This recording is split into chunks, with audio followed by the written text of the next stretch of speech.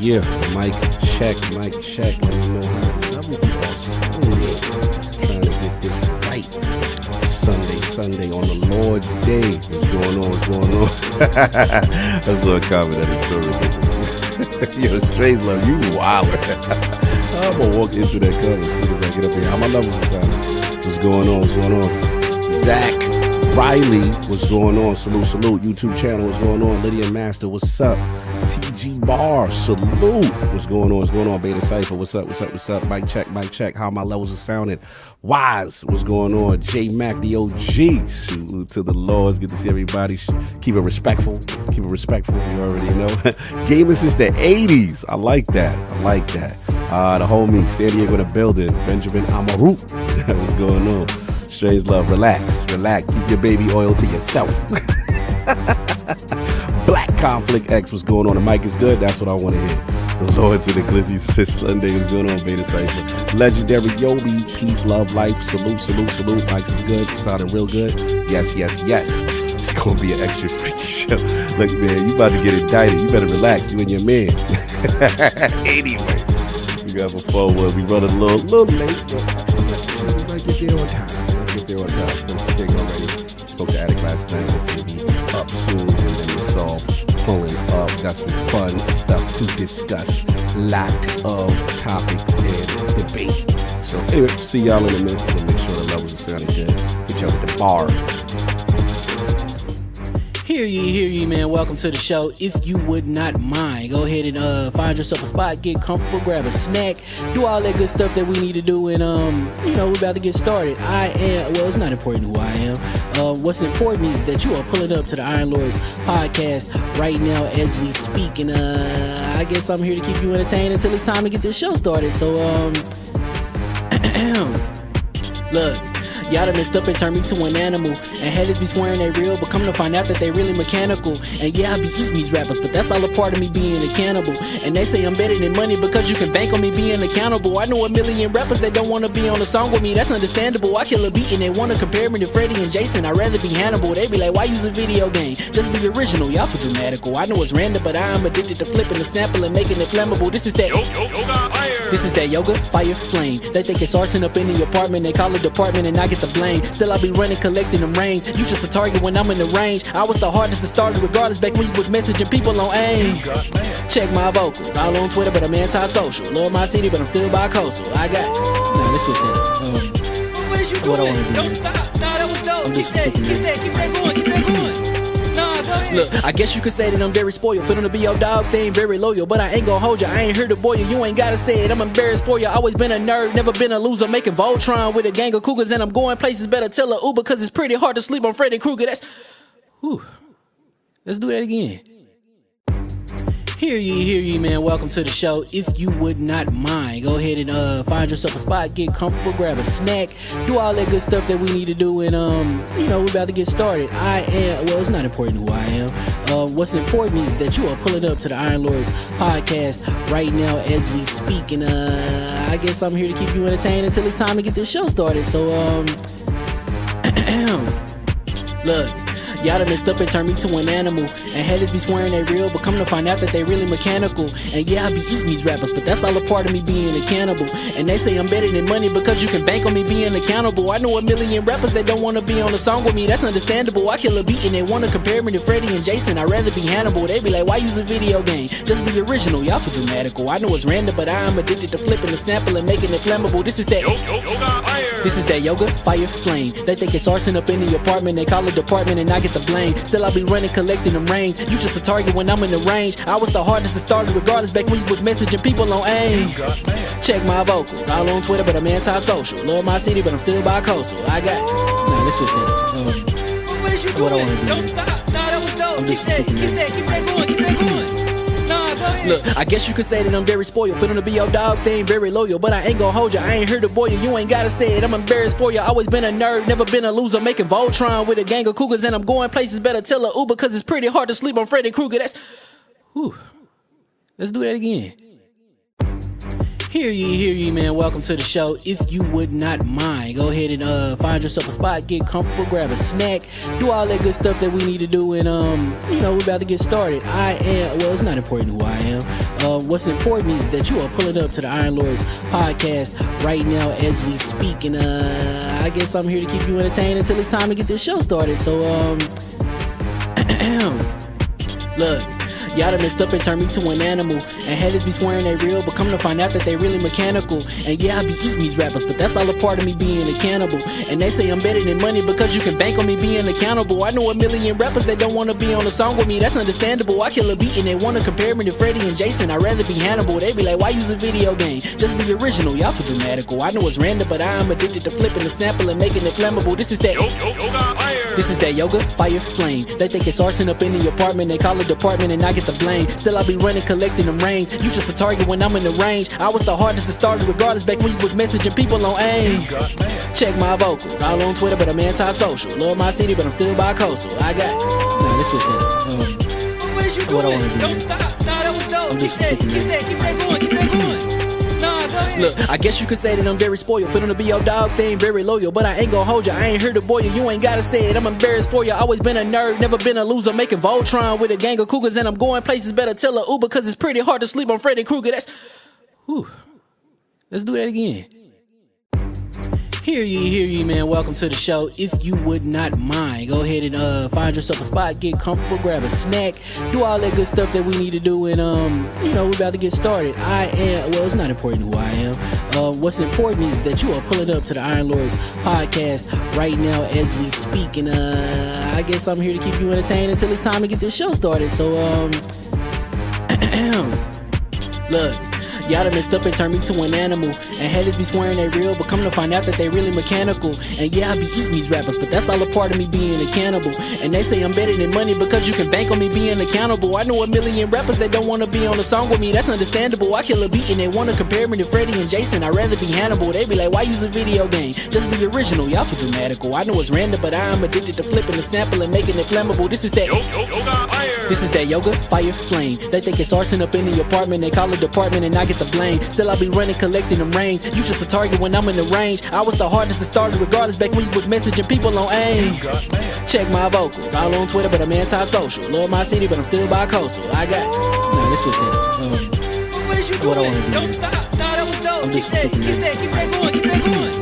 Nah, go ahead. Look, I guess you could say that I'm very spoiled. For them to be your dogs, they ain't very loyal. But I ain't gon' hold ya, I ain't here to boil you. You ain't gotta say it, I'm embarrassed for ya. Always been a nerd, never been a loser. Making Voltron with a gang of cougars. And I'm going places, better tell a Uber. Cause it's pretty hard to sleep on Freddy Krueger. Whew. Let's do that again. Hear ye, man. Welcome to the show. If you would not mind, go ahead and find yourself a spot, get comfortable, grab a snack, do all that good stuff that we need to do, and we're about to get started. It's not important who I am.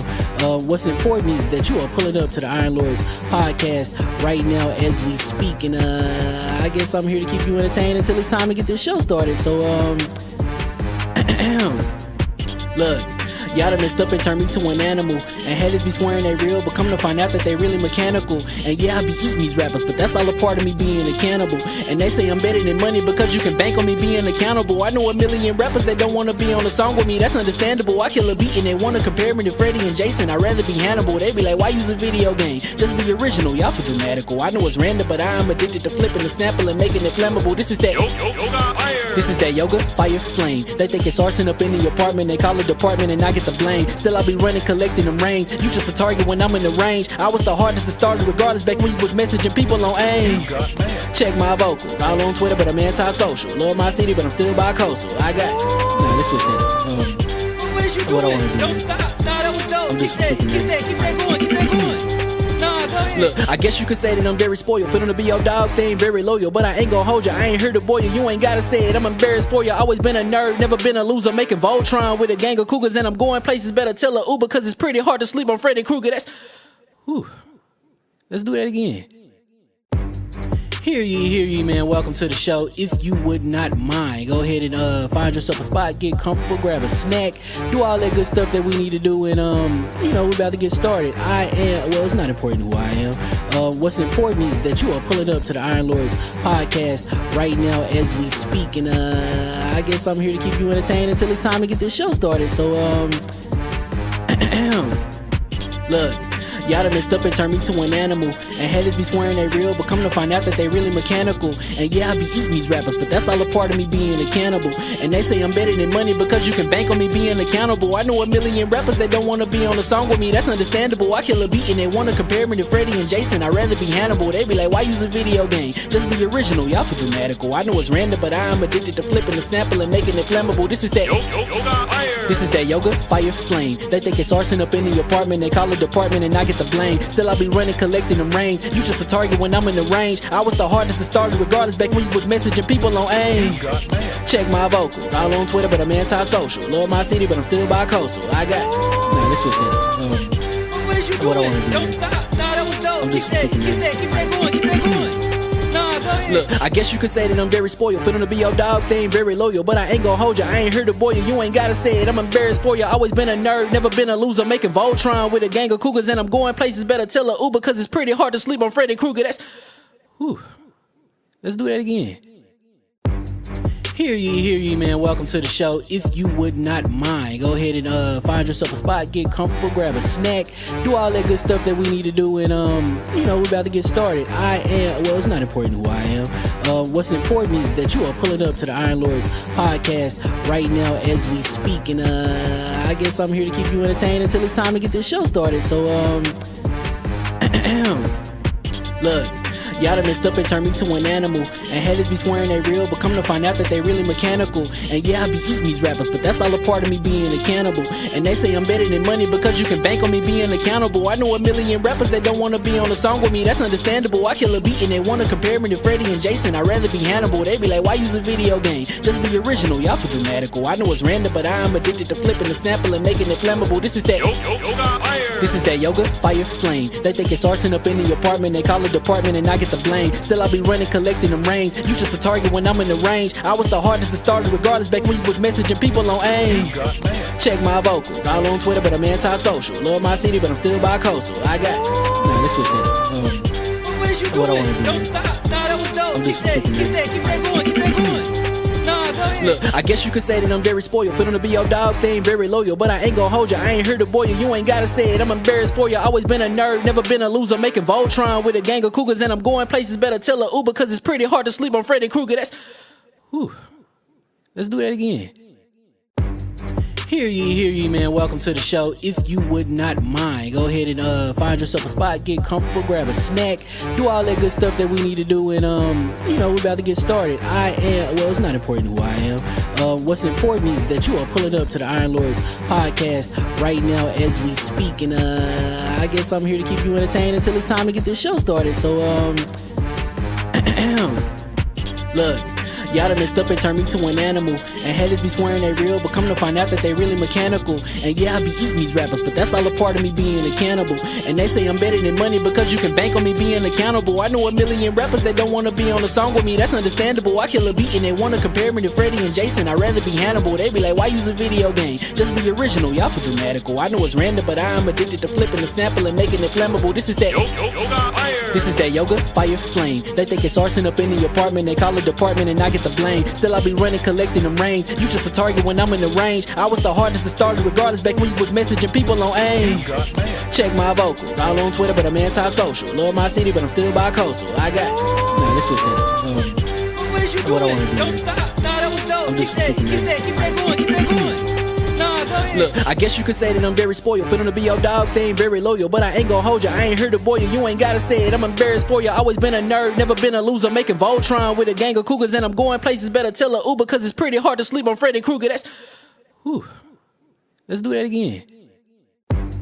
Hear ye, man. Welcome to the show. If you would not mind, go ahead and find yourself a spot, get comfortable, grab a snack, do all that good stuff that we need to do, and we're about to get started. It's not important who I am. What's important is that you are pulling up to the Iron Lords podcast right now as we speak, and I guess I'm here to keep you entertained until it's time to get this show started. So look, y'all done messed up and turned me to an animal. And haters be swearing they real, but come to find out that they really mechanical. And yeah, I be eating these rappers, but that's all a part of me being a cannibal. And they say I'm better than money because you can bank on me being accountable. I know a million rappers that don't want to be on a song with me, that's understandable. I kill a beat and they want to compare me to Freddie and Jason. I'd rather be Hannibal. They be like, why use a video game? Just be original, y'all too dramatical. I know it's random, but I am addicted to flipping the sample and making it flammable. This is that yoga, fire, flame. They think it's arson up in the apartment. They call it department and I get the blame. Still I be running, collecting them rains. You just a target when I'm in the range. I was the hardest to start regardless back when you was messing.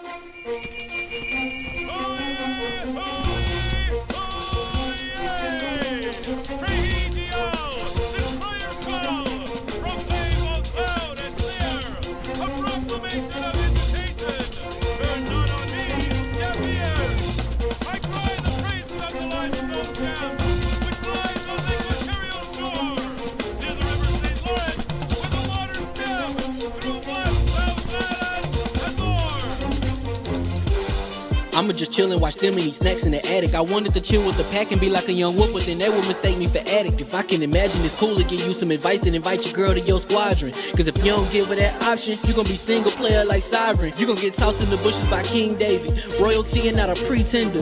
Detrimental to an elemental, what's an avatar to a knee bender. I gotta be me though. I know it's my destiny, word to Cognito. Who cares if you fly, if you still a mosquito? You swear you ain't stuntin', but really be Steve-O. You like to collect stuff and that's cool, but I got bad news.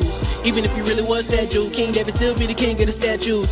Since a juvenile, I've been cursed with a curse to be musical. And if you hate it, we'll meet in the crucible. Other than that, then it's cool and it's beautiful. We let you know that your dreams are pursuable. Whatever you wanna do, then it's doable. If you got work on a Sunday, it's suitable. Cause you can listen to this in your cubicle on the Lord's Day.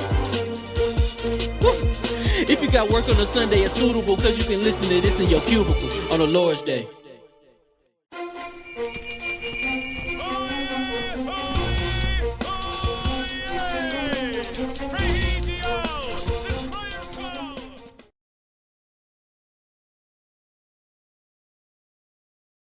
Mics are hot, switching over. Yeah, so it was already an 18-hit combo. Then it popped up into the finisher, and then I dusted him off. Because he had beat my son. So you ain't going to go beating my son. He said he beat my firstborn. No, that's my last. You going to go beating my lastborn like that. But the thing is, he's easy to use. That's the thing. He's a good intro character, and he's flashy. They did him perfectly. And I heard Heihachi is on something. Yeah. I'm gonna talk about that for we did that too, yeah. Right. Mic check. Let me get a mic check from you. Go ahead. I was gonna say, King, we gotta.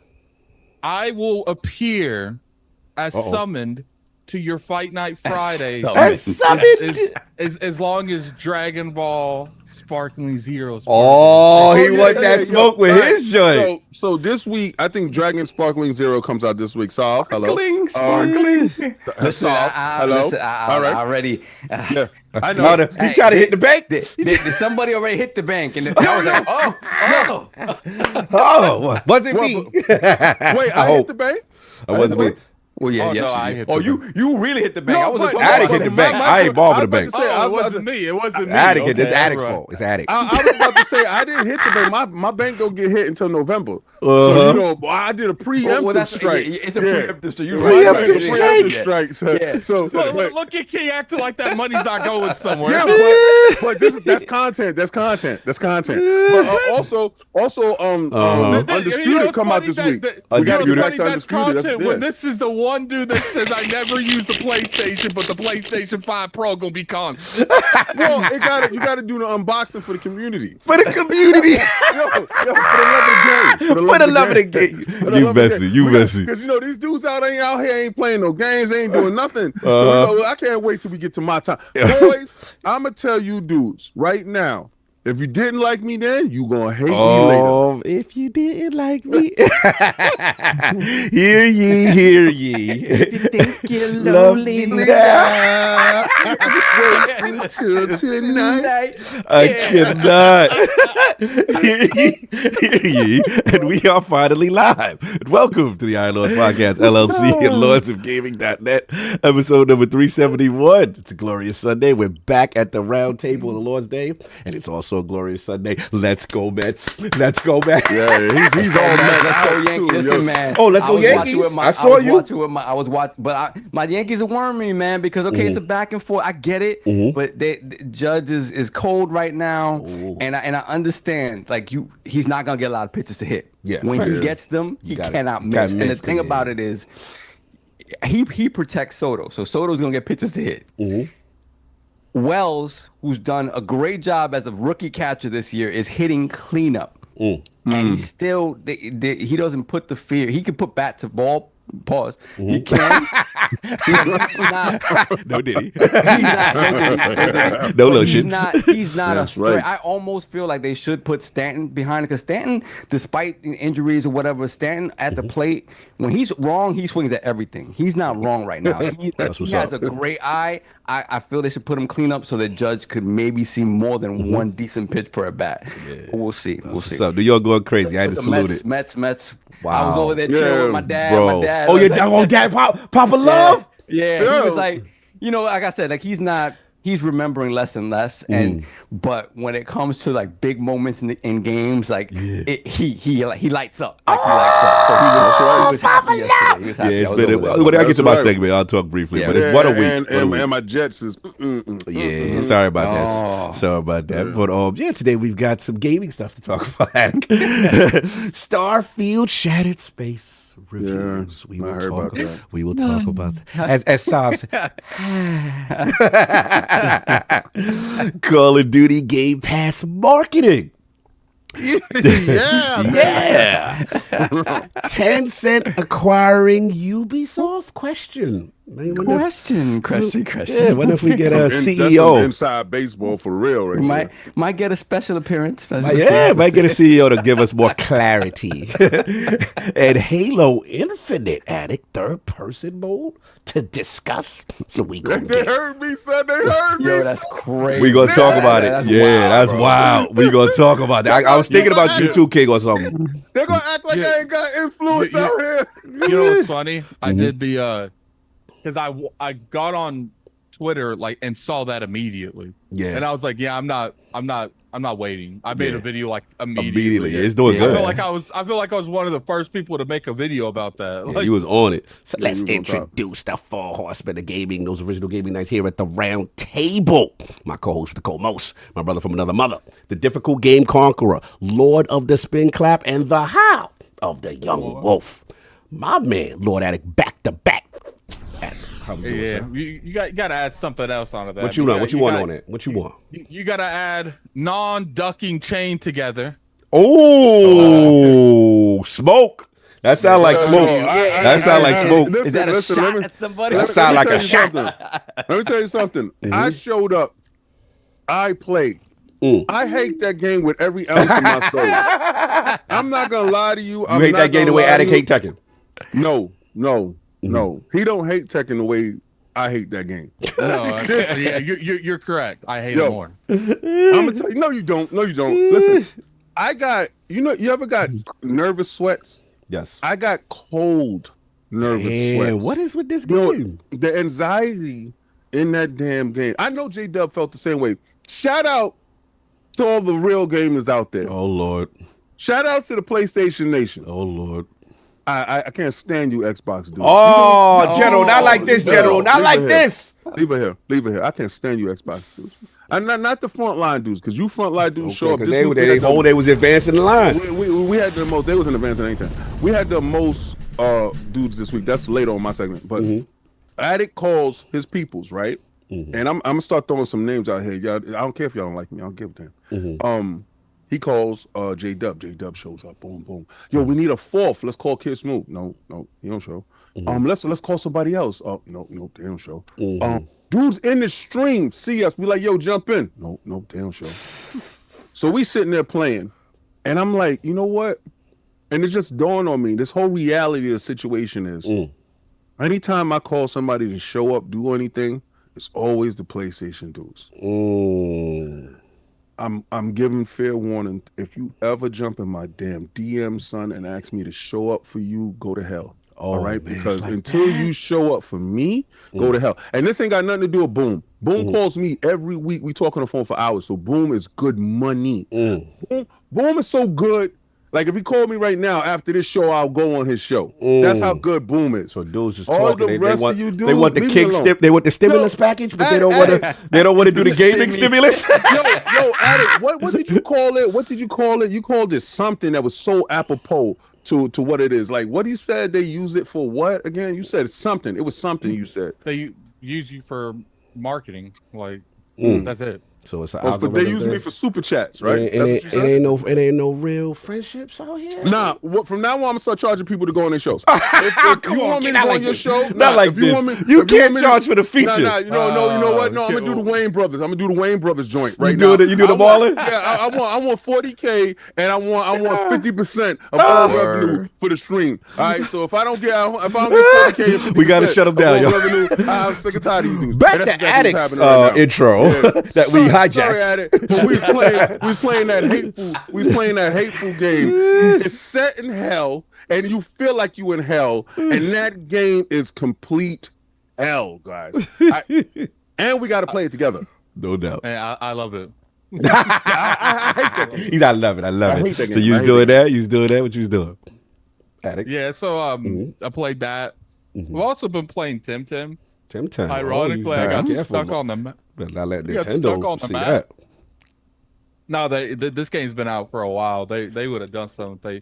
This game was even successful. I think what it was is people just didn't like this game was successful, but not to the degree Power Worlds was successful. And I think Nintendo's like you got a certain threshold once you pop that top off. Like, Isn't Temtem more like Pokemon though? Yeah, Temtem is way. There'll be certain times where you're like listening to the theme that they have, and it sounds almost identical to the themes that's in Pokemon. But they didn't do nothing to this. I think part of me is starting to think that maybe in the background somewhere, Nintendo is working on a concept that was something like Power Worlds, but not to the degree where you do slavery and stuff. And that's one of the reasons that they're going after Power Worlds. Just kidnapping babies and making them fight. They're cool with kidnapping children and making them fight, and making them evolve to the greater self. You should have seen us when we was playing Chain together. There's this time where you have to climb this ladder, and I kept telling them, don't go up. Bam, off. Because when you fall off and you fall to the bottom, you have to start from the bottom. Like that's crazy. It is the most demoralizing feeling ever. Imagine like free falling, seeing what you climb. Oh wow! Pass by you, and you have to try to grab one of it. Like, that's wild. Yeah, it was funny, man. Because I'm like, because after they left, obviously, I don't gotta cooperate with King and J-Dub, I got like halfway through the map. So yeah, and then I saw you fall down and said, "Well, that's it, folks." I watched your whole stream. You know how it is, because I was at the fish place. So I'm sitting there, I'm watching his joint. I got it on blast, and people is walking past like, "What?" And Attic is talking. I'm like, "Yeah, it's my boy's stream right now. He playing right now. Look at him, look at him." And then when he fell, he was like, "All right, that's it, guys." you know what's funny? He wasn't paying attention that much. I jumped off purpose. I did. You said that's it. That's it. This is it. I paid attention. So that's been it, Attic. Yeah. So that was pretty much it. I did almost finish Dead Rising. Oh, okay. I restarted it again. Damn. Really getting into it. I'm trying to get all the survivors, and there's once you like find a survivor, it tells you what time you need to be around that area to get that survivor. Right. So like you kind of need to find them at least one time, so you can like schedule when to get all of them, because it'll be like, okay, this person from 2 to 4 you can only get this, but this one you can only get from like 8 a.m. to 1, so you have to get this survivor first. So you try to do that complete run, kind of like. Yeah, well. And then, there's certain psychos. I will say this is the best Dead Rising. First one. That's what's up. No doubt. My joint is the Dead Rising that launched with the Xbox One. 3. Dead Rising 3. Yeah, that was good. That was a good one, too. See, I like the series. Like, I consider Dead Rising 2 just a parody of Dead Rising 1. Yeah. Dead Rising 3 is definitely the second best one, and I would say Dead Rising 2 is the third. Because Dead Rising 3, if that thing wasn't stuck at 30 on Xbox, I would play it. I might actually play that on PC, because it's just they like do no boost mode or nothing for it. No, that's not one of the ones that got boosted. Yeah, that game would have done. Their framework wasn't good. I actually feel like, it's like I said a couple weeks ago, like Microsoft, like. Hit up Capcom, be like, what do we got to do to money bag another one? Look, man, maybe it's a test bed, because they're bringing out they're doing it. Yeah, to see if it works. See if they're interested. People like y'all really liking it. You can make the argument, if it wasn't for the Xbox platform, Dead Rising would not be where it's at today at all. That's crazy when you broke down the science on that. Yeah, they've had the homework. 3. They've had 3 of the Dead Rising games exclusive at one point or another to Xbox. That's crazy. That was back when they was competing. That's what you're talking about. But you like that they ascended. Yeah, listen, I got to take what they give us. Do your homework on Peter Moore and the team. Do your homework on choking dudes out. Do your homework. Messy. Peter Moore and the team. In the team. Anyway, that's been it, Attic. Yeah, that's pretty much it. As long as it's not Peter North. That's for real. So the other day, I was talking to Cog. We on the phone, and I said something. I was like, wait a second. I hope that ain't a porn star dude. What's funny is tomorrow, I'm going to be streaming Dragon Ball Sparkling Zero for probably a couple days. And I found out, you know how, like, when you look on Twitter, you see, like, these charts that's like, you get a point for this, like, they're like, pick your team, and you get like 8 points, and everyone has a different value. Yeah. They have done that in Dragon Ball Sparkling Zero on the PvP. So, like, because there's certain characters that are just mad broken, but they're like 9 points. You got 15. So, essentially, you can pick that dude, but you're going to run a gauntlet with other people having 5 people, because they didn't pick 9 variable people. Yeah, it's so weird to see him so excited about a fighting game. Like, it shows you when it's something you love. Well, you gonna tie the genre, because I'm sitting there, I'm like, this is a fighting game. You don't like this. Well, it's the anime aspect of it. Yup. It's a they throw bleachy bleach on it. It's over. I don't gotta learn all these frame rates and, and these timing. I ain't trying to do none of that. Like, frame data. I feel that. No doubt. And of course, we have the most technical gaming lord. The solo gamer lives for the single player selfish experience.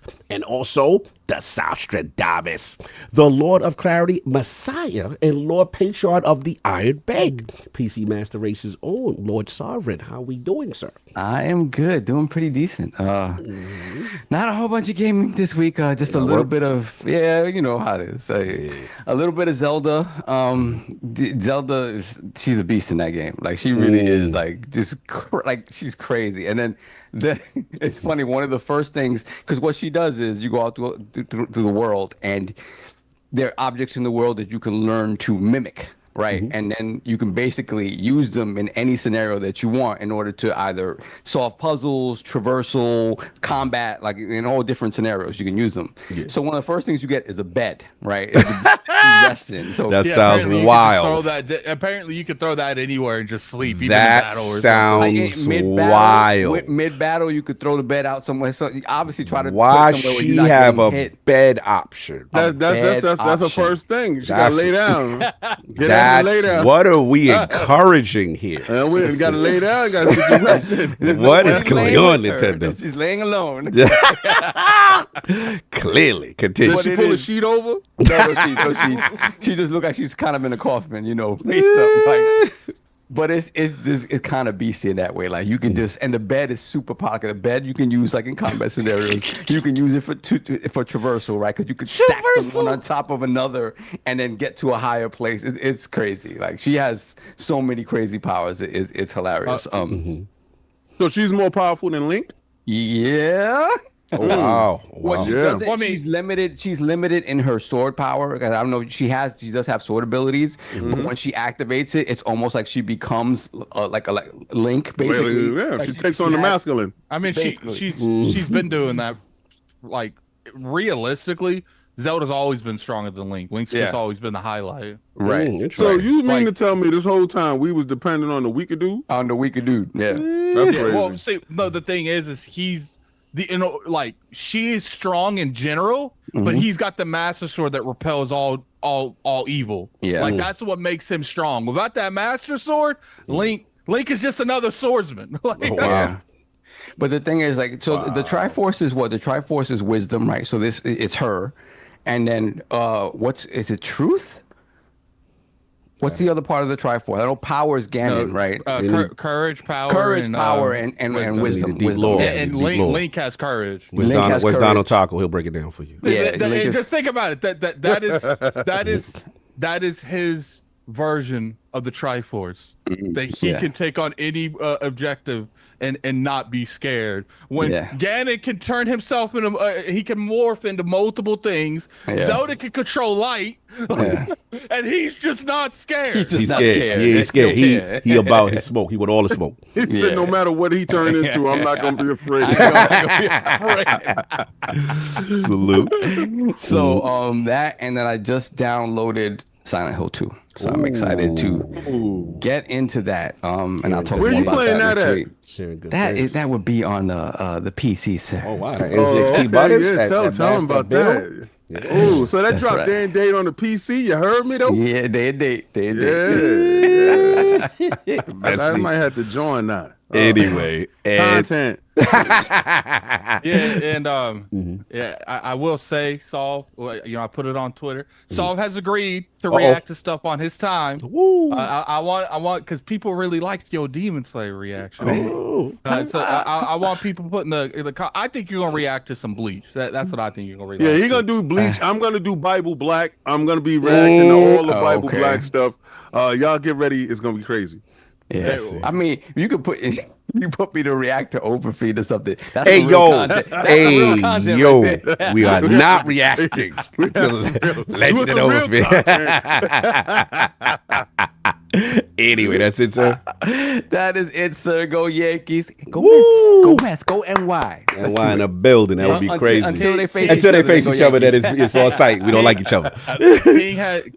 I actually did think about having Saul react to Sukuna versus Magaraga, but I don't that's a crazy fight. Chill.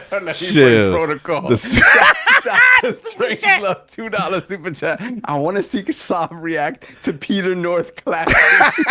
I mean, it's probably on another website, but you know. Yeah, bro. That's ILP OnlyFans. That's wild. ILP after dark. Anyway, and of course we have the Incredible Hulk of this, aka the XS Gamer, the prophet of Xbox, Swami, king of the statues, who demands nothing less than that premium experience, and is the ascendant one of the Xbox platform movement. Beloved Lord King, how we doing? I'm doing fantastic. Other than my Jets, yeah, tough one. Just a tough one. Sorry, peace. I'm telling you right now, Suave is definitely feeling it. Pause. I'm upset with it a little bit, but my thought process when it comes to the Jets is I just want them to make the playoffs. I don't care about anything else. I don't want them to win the Super Bowl. I don't even think they would. I just want them to make the playoffs, and I want them to draft a quarterback to learn under Aaron Rodgers. I feel that. Is that your mentality with Xbox? You just want them to make the playoffs? You don't care about anything else? Well, the thing with the Xbox is they're already in the playoffs, right? That they got to win the championship. Okay. All right. They already cultivated their team. Their squad is already stacked. They're already doing numbers. See, dudes perceive selling consoles as the championship. If you listen to the stream with J-Dub, myself, and Addict, true gamers that were playing games, unlike you damn frauds. Damn. All y'all do is play Twitter. Yeah, all y'all do is play Twitter, man. I noticed that too because we tell people to come out. Y'all not about that. But if it's something talking slanderous about somebody else, y'all about that. Like I've noticed, I put out tweets too. For the people that actually push the tweet with the awareness, mental health awareness, and depression and suicide prevention, and I put out the hotline for all those people that tweeted that out and pushed that out and was actually championing that. Fantastic. But you know what tweet got more than that? I put out a messy tweet on purpose. I do y'all as test studies. I put out a tweet with Diddy and that little puppet. It was like the puppet was at the freak offs. You know that tweet got like 20K views opposed to the other tweet that only got 1,300 So you're implying that negativity and drama? Yes. Is the algorithm better for that? Yeah, I imply that these dudes don't want anything to do with video gaming. Y'all just like the fact that y'all can hold a list over people and talk about who's selling more. You just want to have to go back and forth. You know what's like crazy? Like, look, we can say what we want about Dreamcast guy because he makes some questionable decisions, but no one can tell me that dude don't play games. Like, that part, and I'm starting to realize now the differences between the communities. I can see why y'all are so weak, and prove me wrong. I mean, like, just prove me wrong. Maybe they gonna pull up. Maybe this is the moment of clarity. No, it's not even pull up for me. It's just show your gameplay, bro. Like, just show your gameplay. Don't tell me about look at my gamer score or look at my platinum list. I don't care about that. That stuff don't matter. I want to see you do it in the real time. Pause. Like, get at it, right? Because y'all got to do the homework on you guys. Just all y'all do is just cap all day. And I'm just so tired of it. I see the tweets. I'm looking at y'all on my timeline fighting about who got more T-flops. Your T-flops ain't in action, so I'm just done with you dudes. Really.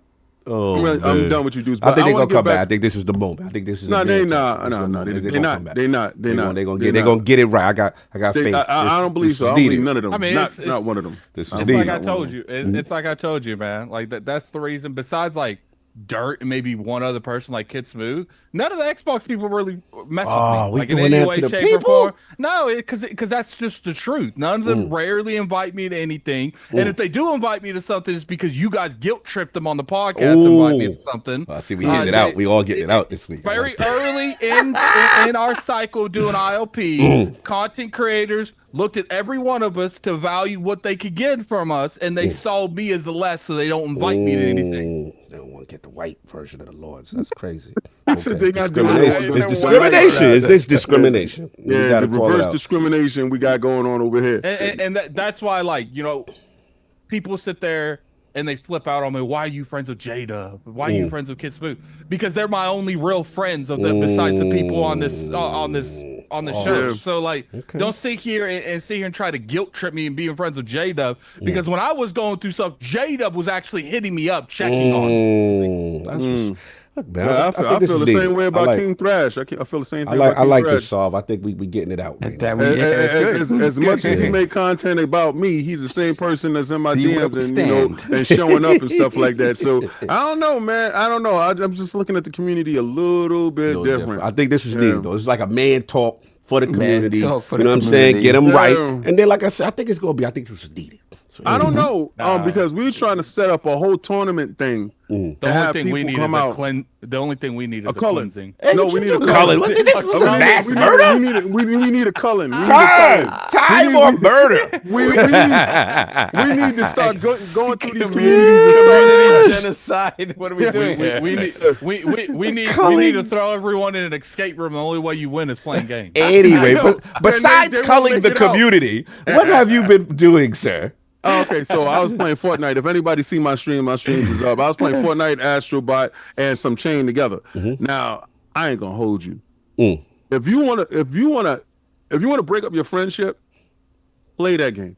Play that Chain together. And don't do it in the same room with somebody because you will snuff somebody, right? This is the reason why that game was online. That's why I respect Speed. And not only did they play this game in the same house, they were physically chained together. Oh my God. Literally, they got too close to the end of the game and Kai messed up and they fell all the way to the bottom. It was like 3 or 4 hours. They had to restart. My God. That's wild. And Speed was so mad. He got up and was like, I can't believe you, Kai. And he grabbed his chain and threw him out.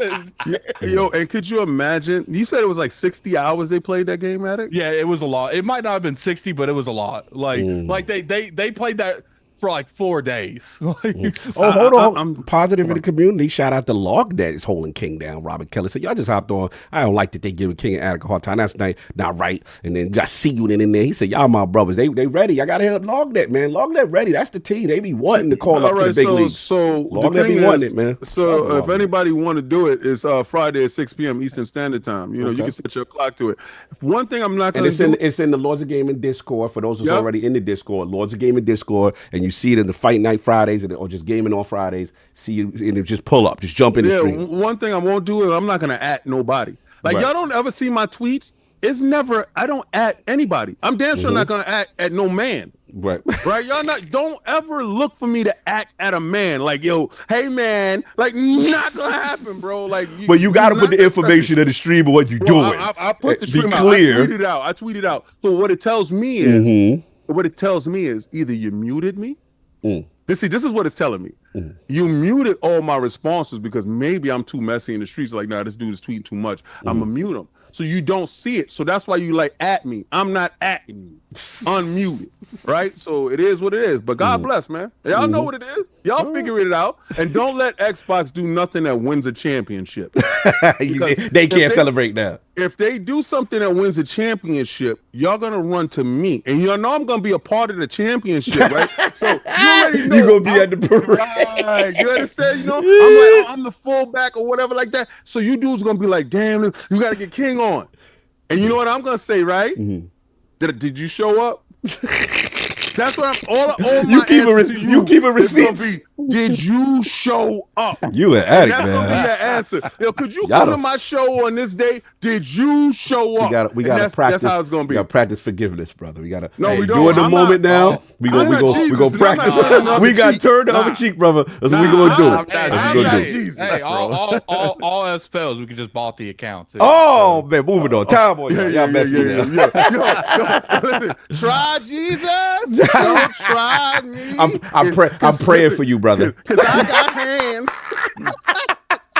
Anyway, that's the Cog literally just tried to get us to practice toxic positivity. Listen, I'm praying for y'all. I'm praying for y'all. Y'all in my prayers. Nah, you out here pushing toxic positivity, my bro. How am pushing toxic positivity? Talk about smile, everything gonna be all right. It's not my fault. Y'all the two hyperbolic of the group. Me and Saul with the chill. How about y'all practice not being hyperbolic on Twitter? Maybe your hyperbolic exactly. No, trying to throw it on the toxic positivity side. Y'all hyperbolic. Maybe guys just a little scared. They don't want to be around that. Why do you gotta go hyperbolic with your neck? What is the? That sounds hyperbolic. Maybe they not comfortable with your hyperbolicness. What is the word these days they use for? Cogs what's He's a positivity merchant. That's I'm what a they call him. positivity merchant. Positivity merchant. Oh, not after a certain topic. Not after a certain topic today, I won't. Y'all gonna learn about that. He's like the Resident Evil 4 salesman. He opened up the club. What are you buying? What you buying? What you selling? Positivity at a fair price. Anyway, that's it, sir. Have you got it out? All right. Some games this week. And of course, we have the gaming ninja himself, the Shinobi, LordCognito. Spread that realness in the rub of the ILP. Not tell you what you want to hear, what you need to Toxic hear. merchant at the end. Realness merchant. Call me the realness. That's what I do. So anyway, yeah, but look, man. Shout out to the Mr. Matty Play. Shout out to Father Duke. Obviously talking Xbox, everything was going on, and some ShatteredSpace talk, which I will also get into. Shout out to the Botis, last word. Ty God Travis getting back together, talking what's going on. All the changes to Destiny. Oh my God, so many good changes. First and foremost, let's go match. I have to do this. Look, we are the forgotten. We are the downtrodden. We are the bad news bears of this. We don't get a lot of these moments. But it's this week, I literally saw two of the most amazing things in 1 week against, a very, very disrespectful rival to us over the years. Starts off with the Braves and, going back and forth in Atlanta, a place we never win. And to see them come back and pull that off, and just to see the town, and you see the people just remembering like, yo, we love this team, and something to clinch to get in. So I'm like, okay, you know what? That was my little World Series. They got in. They gonna face the Brewers. Not really a good matchup. All right. And I'm watching this game soft, and I'm like, damn, this is gonna come to an end. This is, but look, they got nothing to be ashamed of. They wasn't supposed to be here. This team lost so many games in the beginning. Owen, whatever. This is the rebound season with Mendoza. You know what I'm saying? So I'm good. I see Pete Alonso. Last game as a Met. Man, looking terrible out here, boy. Dropping foul balls, tripping over bats. I'm like, damn, Pete, you're the most beloved man. You gonna go out like this? Even during the win streak, everybody contributed except you. I'm like, damn, that in New York, we don't play. Like, we can love you, but you keep messing up in big moments, we don't play with you. You out of here. So to see that moment down bottom, ninth inning, 2 outs or whatever it was, and 3-1 down, down what they was down, and hit a homer in that fashion was just, against that pitcher was just crazy. The electricity just that fashion, that pitcher, the way he worked the count and got to it, wasn't swinging at bad pitches, protecting the plate, and then just got something he could drive. And yeah, man, that's what you like to see. And then yesterday wasn't great, but yeah, man, look, but still. Yeah, it's just dope to see. So salute to the Mets. Got me watching. I haven't watched in a while. I watch WFA and I watch the Bingo.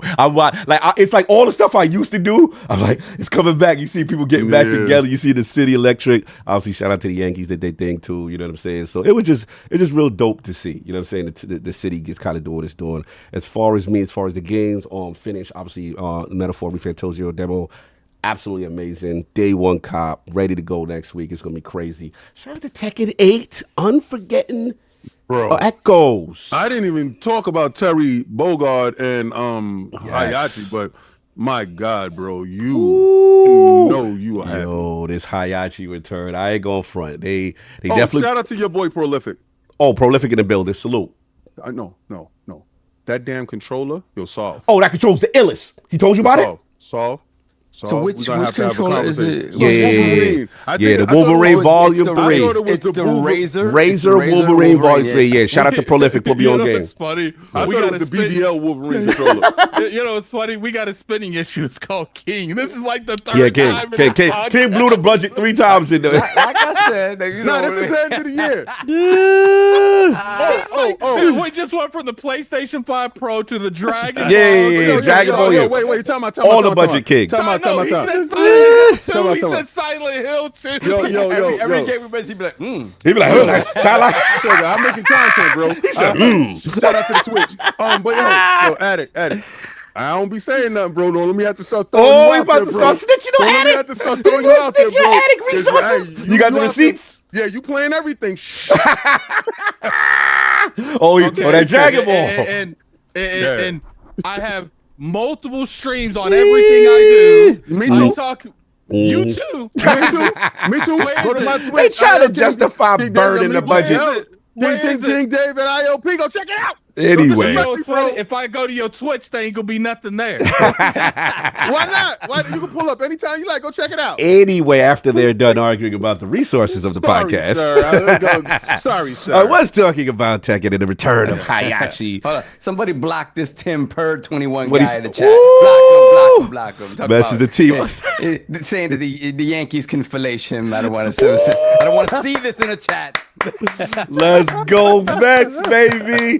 Oh my God. Sing it, song. Oh my God. I already put my vote in for Halloween for you. Kawa Kadalita. All right, so we got to do that after COG is finished. We have to vote. Yes. And then we have to put the polls up for what we want to be for Halloween. Yes, All yes. Yeah, we're gonna do that. All right, so no remember, doubt. we're gonna have the Halloween stream, and we're gonna vote on it. We all gonna get a chance to pick. I got some dope stuff for all of y'all. No doubt. So yeah, so again, rocking that. It's so dope because I wanted to see how they was gonna bring them back. And then what's dope is shout out to them kind of biting the Mortal Kombat format, which is that we're gonna do DLC, but we're gonna actually put a story mode with the DLC characters and Hayachi. So shout out to Liddy, your man Eddie Gordo, and then obviously Hayachi. They do. I was like, how they gonna pull this off? The way Tekken 7 came, your man got thrown off into the joint. So I'm not gonna spoil it, but they did it in a cool way. And I'm like, all right. Then they do something. I'm like, oh, there could be a redemption arc for the character and a dope thing I've never seen them do. I'm like, oh, this is crazy. And then so shout out to I was talking to your brother. You could tell all this Unreal Engine and all this in-time cinema and all, they blew the budget and it got to a point where it's all right, wrap it up, B. Wrap it up, B. We don't got enough time. We got to make this. And they just rushed the end to when he came back. But shout out to the Tekken Monk. Shout out to that. That was super dope. Yeah, man. Like I said, it's still worth picking up. And he's ridiculous now. So you can tell, what they setting up and stuff like that. I like how they doing the fighting games, being that, we do the Fight Night Fridays. I like now, because now I'm getting a chance to see they drop a character 3-4 months out to rebuild it right back up. Yeah.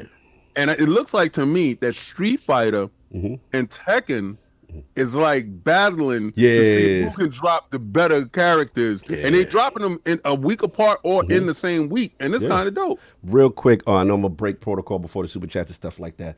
I'm going to do a little promo sponsor segment. So just real quick, you don't have to mute your mics or anything, but I want to shout out Gunnar again. Y'all already know I'll be rocking the Gunnar's MLG joint. I've been rocking. This is a product I've been using, whatever. So shout out to them, what I'm saying, because they have partnered with Blizzard. Shout out to GunnarOptics Plaza with Blizzard, the Overwatch butters. Oh, that's Tracer's glasses. Tracer's glasses. So I just want to let you know, shout out to the good people at Gunnar who sent this over. Glasses are gigantic. Yeah, they crazy, bro. Look at the joint. So, this the Tracer joint, But you know what I'm saying? To be fair, that is Tracer. That's how big her glasses are. Yeah, so keep up and get ready because GunnarOptics and Blizzard are launching their official new license. These are the Overwatch, Ultimate Overwatch. Let's see those on your face. I will put that on 1 second because I got to read the ad first. I need to see. These ain't for the prescription, John. Okay. I got the prescription, John. And then we got the Overwatch DVA Toki editions. These are the gaming glasses. These came up for the summer. So, say for the ladies. Diva. For the ladies, you know what I'm saying? Salute. Oh, this Diva, that's what that is? Yeah. You see the Diva joint? No doubt. So salute to them. Actually, that's one of the characters I use in Overwatch. Yeah, salute to Overwatch with the joints on that.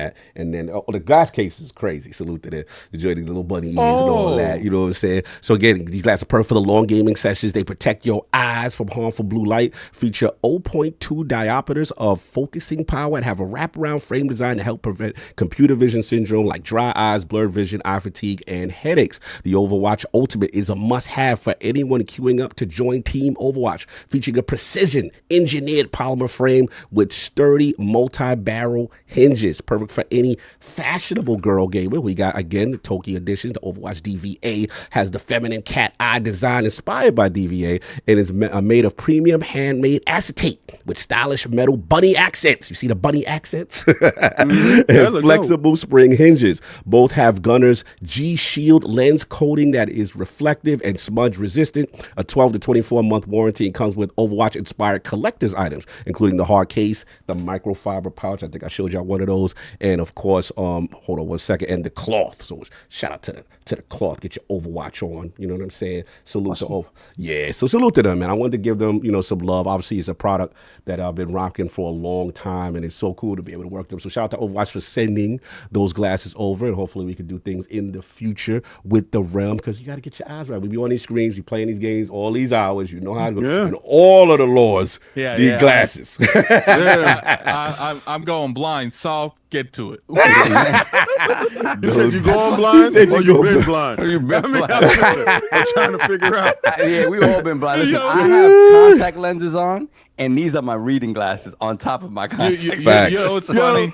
Astro Pair, I don't like that. He said Bunny is just for addict. All right, dip down. Where I get him? He said, all right, boy, I'm going to put the link in the description right there. I'm going to pin those for y'all. It's hilarious. We was reading something and Saul forgot his glasses. What was that? The Game Awards or something like that? Mm-hmm. And Addict had to. Oh my God!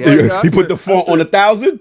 Well, we were someplace, and I gave him my reading glasses. Game Awards. It was the Video Game Awards. It was the New York Video Game Awards. Yeah. And I gave him my reading glasses, and he was like, "Oh, okay, now I'm good." No, when you gave me your reading glasses later, when we went to eat later on, I couldn't read the menu. Yeah. But on stage, shout out to Addict, he was able to take the part that I was reading and make it large enough so I could see, because I left my man. You left these joints off. I had like 15 these are the joints. To do that. They look dope. These are the joints. Wearing those with your gray joints. I know. The problem is these ain't even though the ultimate joints, they ain't the prescription. So literally, your man can't see. But he's got a hide. Tape the old lens on the new lens. Shout out to Old Addict looked over at my phone, right? Because I'm resistant. I don't be wearing glasses outside. The font is crazy. Matt, we getting old because mad people be laughing at our font size on our phone. What font is that? Hold on, like this is my font. That's what kids stuff looks like. That's wild. So real quick, just in case you didn't know, look, you can almost read it back here. One last thing I want to shout Gunnar with their collaborations, man. They're killing the game. They got not only, like I said, you saw the Overwatch joints, you already seen, right? You saw the Overwatch joints, but they also got collaborations with other gaming companies. They got like Diablo, they got the Fallout Vault 33, they got, I can't pronounce this, the Toki Doki. This is some Addict Dre. I think he knew about that. I'm looking at it. Yeah, Guardians of the Galaxy, Loki, Marvel Studios Loki. I'm sharing Diablo. Yep, there you go. Yep, scrolling down. All those collabos is crazy. So they are in World of Warcraft dudes. They got y'all mock Call of Duty, Iron Man, Stark joints. You know what I'm saying? It's crazy, man. So yeah, just adding. If you go to at the top where it says collabs, if you go at the top, Miles Morales joints. Go to where it says collaborations. You know what I'm saying? Yeah, hit that collaborations, the main tab, just the first one, and you'll see all of them. That's just a wild joint. But scroll back up to the top. Scroll back to and just hit collaborate. Up. Just hit the collaborations word. Yeah, hit the word collaborations. And you'll see all the joints. And you just scroll down and all that. But yeah, man, salute to Gunnar, man. Just want to give them some love. They smart. That's smart. That's a smart. We are good. I want to get those. Well, sorry, we got some super chats you want to get to. Oh yeah, those are the collabs right there. Yeah. Diablo joint. Yeah. The Warcraft. The Spidey Miles around the Wakanda. They got. I didn't even know they had the Siege joint. The Vision MLG. Yeah, all serious partnership again. Salute to Gunnar for rocking with us, man. And the round. It was the Chris Sabos. I need the Chris Sabos. How come they ain't got the Destinies? I saw Division. Yo, see, stop it. Anyway, so we got any super chats, sir? Yes, sir. Give me one moment. I had to go. I didn't realize my phone wasn't next to me at 4 o'clock. I got it. I went to get it. I just at 4 o'clock gotta let Mom Dukes to set up the game for Dad. Yeah. You know. All right, we got Forza Legend, member for 57 months, Lord Bronze. Mm-hmm. Well. So the PlayStation is exposed. It's officially the remaster station. Also, I've seen Terminator Zero. That was extremely good. Terminator Zero is what, an anime? I didn't even know about that. Put me on game. I didn't even know. Yeah, I think it's some animated thing, if I'm not mistaken. Yeah, it's in Netflix. It's dope. Okay. And we have Doctor Strangelove $5 super chat. The only thing shattered in the new expansion is my faith in Bethesda to make a good game. We will discuss. I guess we will discuss. You might want to wait around for that one. We will discuss. Then we have Doctor Strangelove once again, $5 super chat. Cog is wearing that hat to try to go incognito after being indicted for his corruption. Don't be associated with me, Adam, sir. He got his own fight to fight. Baby oil. Woo! Then we have TG Bar with the €5 super chat. Go Mets! Yeah. Happy for Cog. Baseball is literally timeless magic. Yes, it is. It is. It's beautiful when it's done right. Yes. We have TG Bar once again, €2 super chat. Forgot. Great hat, Cog. Yes, Cog always has the matching hats, the matching jerseys, matching T-shirts. Day one, you already know, son. Yeah, the curtains match the drapes. Hey, yo. Wow. Okay. That is an analogy I didn't expect. Okay. Surprise. Where? Baby all season. Then this is Dr. I already read this one. Dr. Strangelove and Peter North Classics. Yes, we'll IOP After Dark. We'll be doing that. Then we got Prolific, $2 super chat. Ooh. Morning Lords, sent from my Razer V3 Pro chat GPT. You talking that talk. Listen, I looked at the price of that controller. It's but it is the best. It is. I ain't gonna front for fighting. It is sick. So pause. The D-pad is good. Oh my god, it's amazing. Look, it is. You could the points of articulation. He sent me a video. He's like, Cog, I know how you feel about D-pads with situation. It is amazing. You can hit each click on the diagonals. Yeah, bro, it's a must. It's a must for sure. Yeah. You can tell when he hit the go hard button. Pause.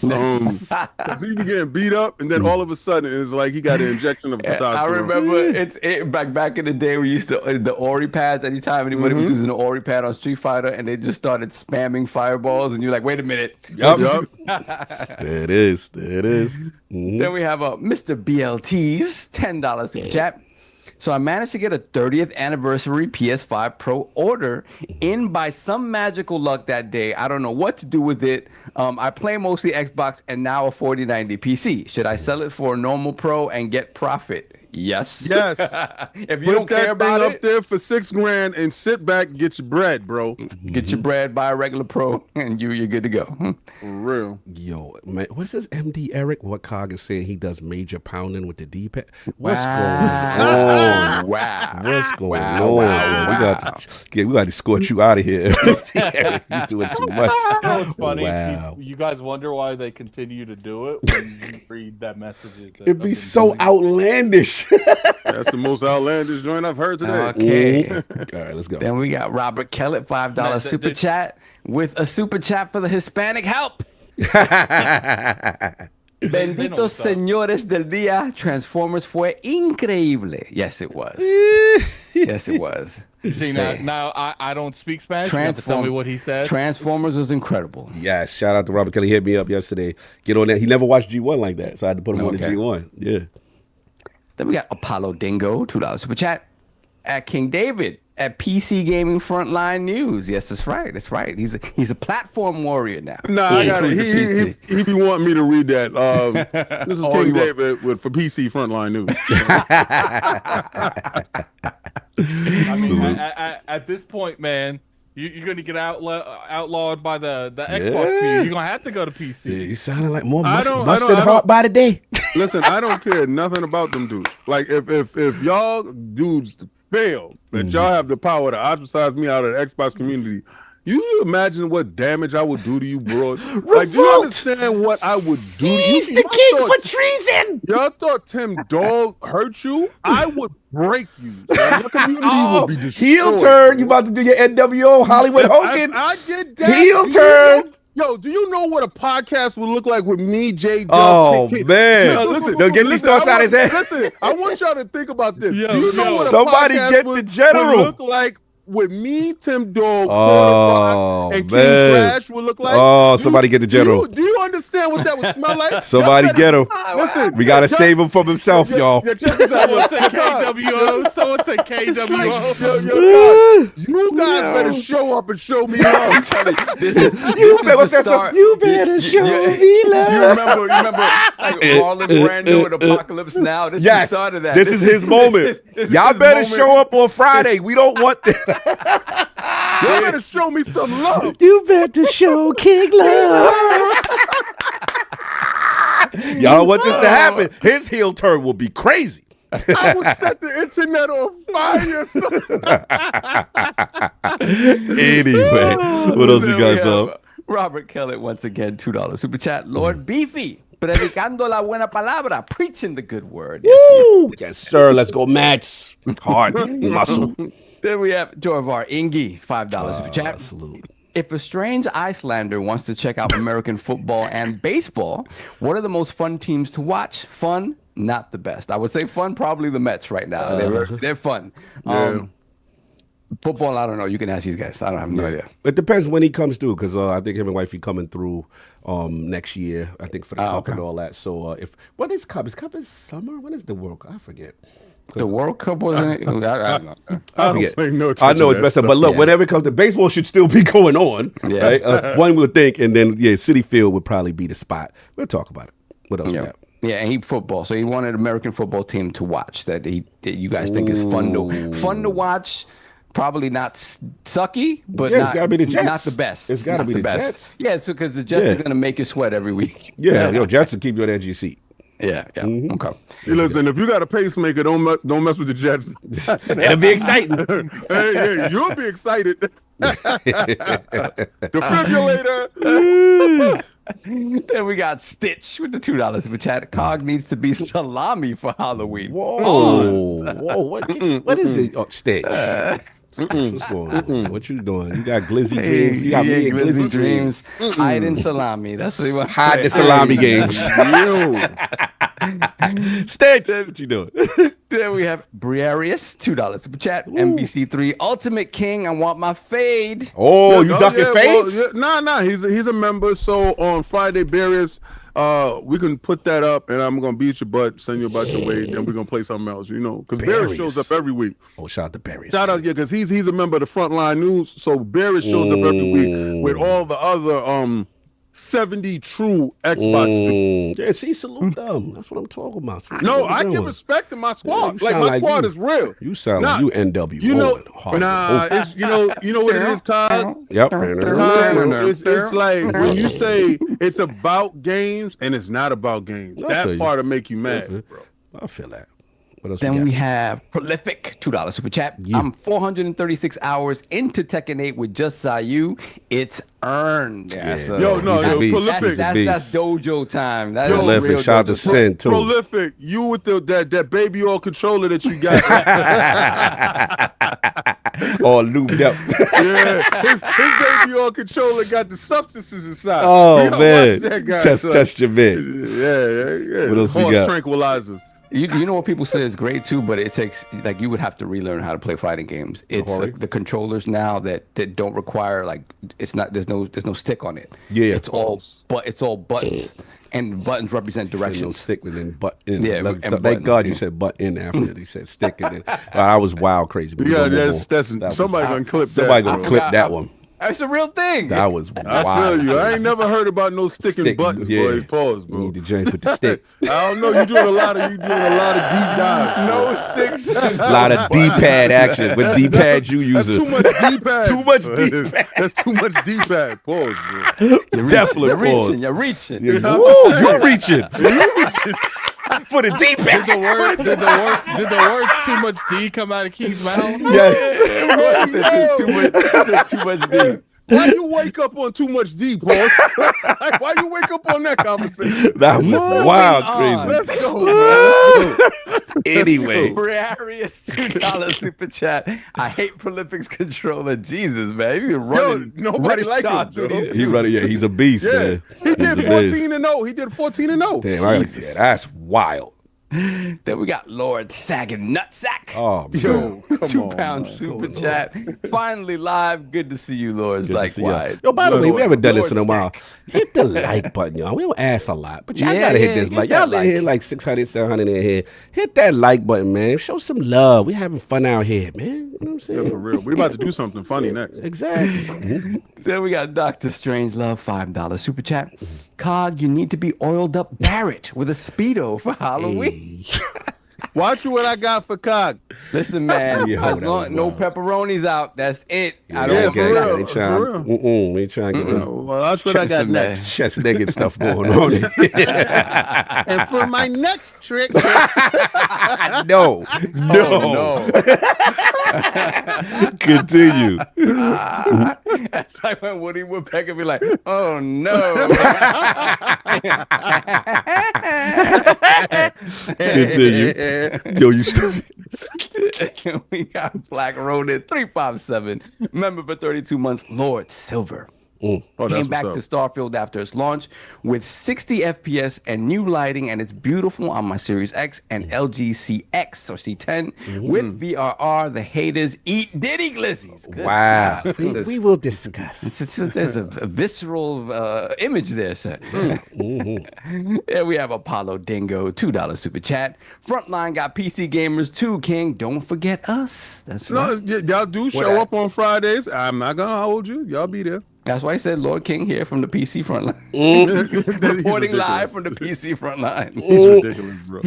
Then we got Stitch once again, member for 58 months, Lord Gold. Better yet, Cog needs to wear the meat dress that Lady Gaga used at the Grammys years ago. Pause on all that meat hanging out. Wow. Wow, Stitch. All right, so we get ready to get to our first topic, right? Not yet, no. We still got bills. We still got something we got to do. I mean, we can do that now, though. No, take that. Let's do that now. I want to do like, well, okay. So, let's do one of us first, right? Okay. So, who's gonna go first? Who we gonna take first? We're gonna take Addict. We're gonna go to the oldest or the youngest? Which one? Go to the youngest. All right, go to the youngest first. So, all right, Addict. All right, so all of us get a chance to pick one character or one thing that we want Addict to be for Halloween. Cog, what do you want Addict to be for Halloween? So, Addict, I would like him to be Nathan's Glizzy. Okay, so all right, so Addict like is Nathan's Glizzy. The whole hot dog in the buzzsuit. Yes. All right, so what do you want him to be, Saul? I would say, I don't know, man.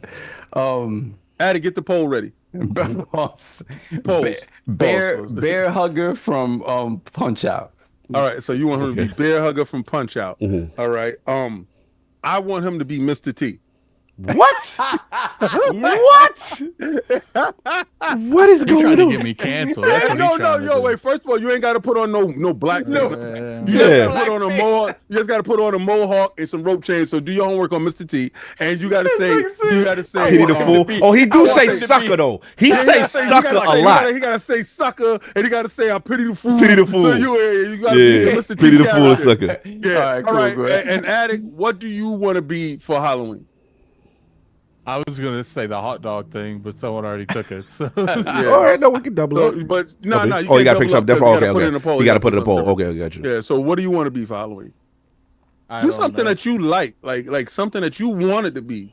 People want me to be that Ken thing. So all right, so then you be Ken from Street Fighter. It's classic Ken. I want classic Ken. I would go for classic Ken with the red gi and the headband and all that because they can sell that in the store. So classic Ken. All right, classic Ken. So you put that poll up. And that's going to be the first poll for the first segment, guys. And it's going to run the first segment. The next one is going to be, who's the next youngest? That's Saul? That's Cog. Cog is the next youngest. All right, so then Cog is next. And then but you told Addict what the choices are for him. The Glizzy.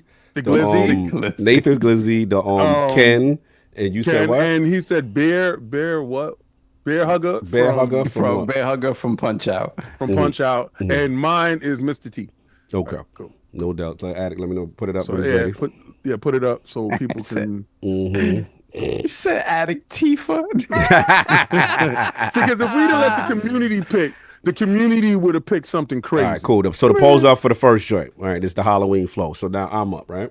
Yeah. So y'all got to pick me. Y'all got to pick for me. Let this rock.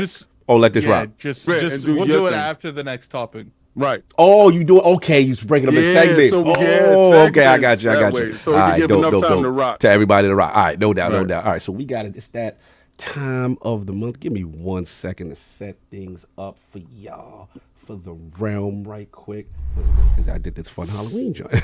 But yeah, salute, man. LogNet in the building. It's that time of the month. We got to talk about what's going on, and some really great contributions from the team. A lot of new faces on the team, you know what I'm saying? I'm really proud to see what everybody is doing. So shout out to everybody for, the competition being every month for this award. And we got to, shout some scribes out, man, to celebrate one who went above and beyond in the month of September. He's been killing it with the Baldur's Gate 3, the top builds and the top classes. His Suikoden coverage has been crazy, and he had his great interview with the Nostalgics, which is a trading card company, and the president Hunter Angel. So I want to present. He's also our community man, so we got to send love to him. So we got to present the winner of the Lord Dizzy Scribe of the Month, Lord Chris Jones, aka C Unit, in the building. Now he couldn't be here, but he did leave us some bars. So we're going to let this rock from C Unit. What's going on, everybody? It's your boy, Lord Chris, a.k.a. Michael Jordan of LogNet, Community Manager at LordsOfGaming.net. You know what it is, Scribe of the Month. We're back again. Just want to say shout out to the amazing team behind LogNet, all the editors, all the writers. We got lots of new people coming in. It's always good to see the new people coming in, putting in the work, throwing down. As you can see, recording this video outside at work in the rain. The work grind never stops. Unfortunately, I won't be able to be there in person. Hopefully next time we will. There will be a next time. Well, I got these couple minutes real quick. I just want to say Udem Chronicle 100 Heroes so far, game of the year.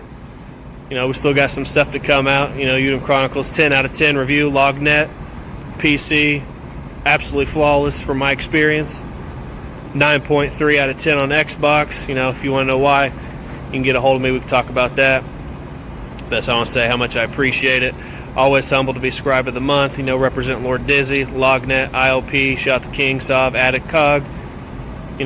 Pillars of positivity within the gaming community.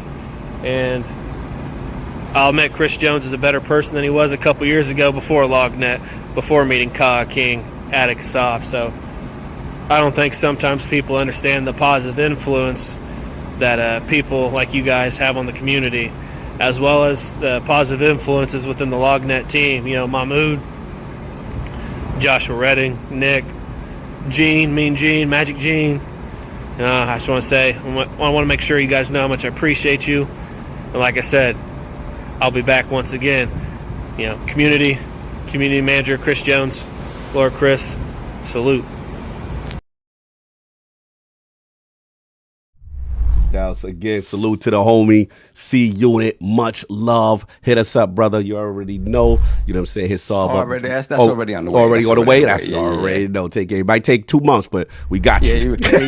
You'll get it by Christmas 2025. Might get 3 months. We're going to send a Raven. We're going to send a Raven and your shirt might come next year. Salute. And then, of course, we got one more award, man. And this is, again, for those who go above and beyond from the editorial team, it's kind of what I respect from Dizzy in terms of like the nurturing and then that really cool, calming presence. And, this Lord has been doing it for a long time. The epitome of reliability and high quality work, and just really, we're very fortunate to have him. And again, I know this a little earlier, even though this wasn't last month. Check out what he did this month, because that Vessel of Hatred review is out. I'm actually going to put that link in the description. Go check this out, man. He's absolutely killing it. Always on one of our day ones, my man, Lord Mahmoud, editor of the month. Lord Wahik, salute. Speech, sir, speech. Appreciate it, Cog. I just want to say shout out to all the team, to the editors, RK, Paul, Joe, everybody, PD. Shout out to the writers, Subeg, Connor, Jacob, everybody. C Una, you guys are great. You guys keep me going. Yeah. So it's been almost 5 years now. It's been great. It feels like just yesterday I submitted to you guys, and I'm honestly I'm just honored to be here and just honored to continue working this to see the platform grow. And check out the LogNet YouTube channel when you guys are here. So please, everyone here, just subscribe to that. We have more content on the way, and shout out to the Mets. The Ghost is back. All the way from Beret, we repping the Mets. Yeah. Let's Mets go. got a global fan base all over the world. So Global solve. You heard that? Yankees ain't got that. Shout out to my Washington Commanders. They're playing right now. And just shout out to the chat. You guys are great. Just keep it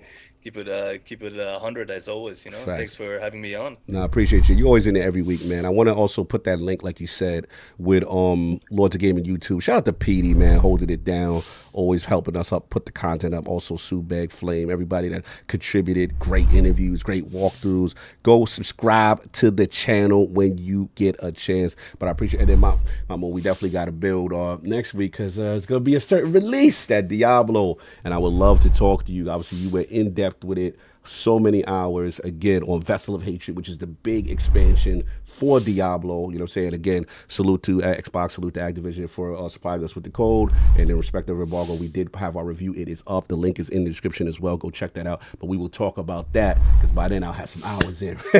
You know what I'm saying? And be able to catch up with you, bro. I appreciate you, brother. Always good to see you, bro. When we gonna get you to come out to a show, man? Come on now. It's been. We got to figure this out, man. For sure. Maybe we can get somebody to babysit my kids. I don't know. Do you want to do that? We'll just let it out. True that. Indeed, man. Enjoy your day, brother. Always a pleasure. Thank you, fellas. You already Take know. care, guys. Marco in the building. Salute. Take care, guys. Much love. You already know. So we got that taken care of. And shout out to PD laughing. Yeah, somebody can take care of both of y'all kids, then we can get them come through. All right, so we got Patreon question, just two. We got a couple more super chats, and we'll jump into Patreon questions. We've got a Truckle Chuckle, £5 super chat. Hello, all. I'm excited to hear your thoughts on third-person Halo. I think it'll be fun to try. Hopefully, it will be available for campaign. That would be interesting. That'd be awesome. No doubt. Then we have Black Cobra, $5 super chat. Have Attic beat Tim Dog for Halloween and bring him to a Best Buy so he can stalk people seeing if they bought an Xbox. Cool. Y'all gotta relax. That's ridiculous. Don't be disrespectful. Relax. Continue. Salute to Tim Dog. Then we got Brett Bingham, $5 super chat. LordCognito. Yo. This is not for you. This is you talking. Welcome to ILP After Dark. Introducing our first guest and friend of the realm, the king of sling, the Riz of Gliz, Mr. Peter No. Don't be having me do intros for porn stars, all right? Y'all don't be trying to use my intro formula for y'all nasty work.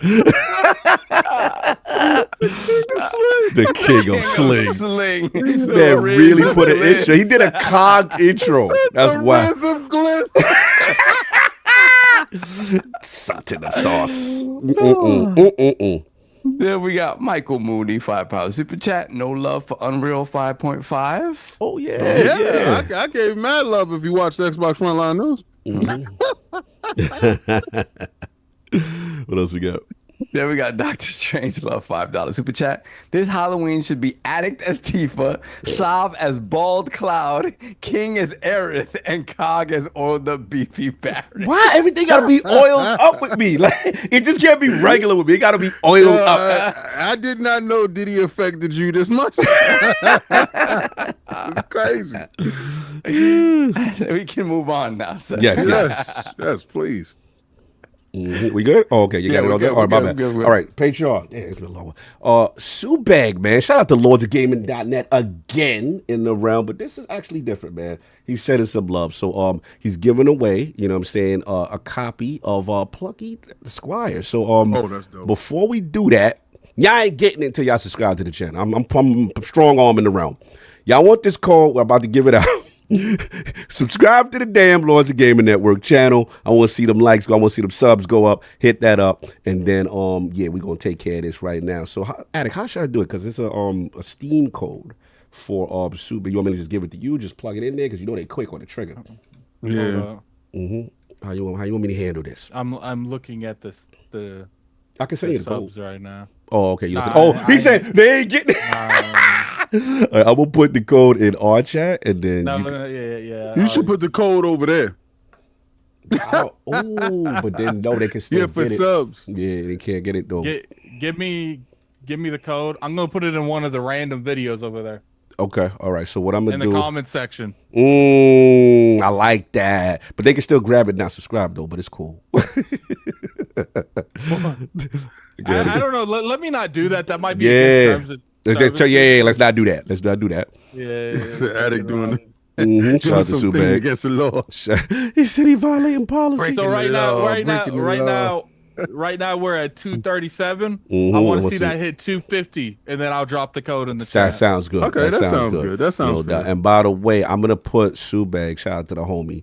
He did a fantastic video review on Lords of Gaming channel. So I'm gonna put that in there. So go check him out because he's giving back. He's like, yo, he loved the game so much. He feels y'all should play it, so go check that out. It's a dope game, so salute to him. So we go, Attic, you'll let us know when it feels like code out, right? What is it? Media Molecule made it. That's what it feels like. It feels like because if you ever played a Super Sackboy, Big Sackboy,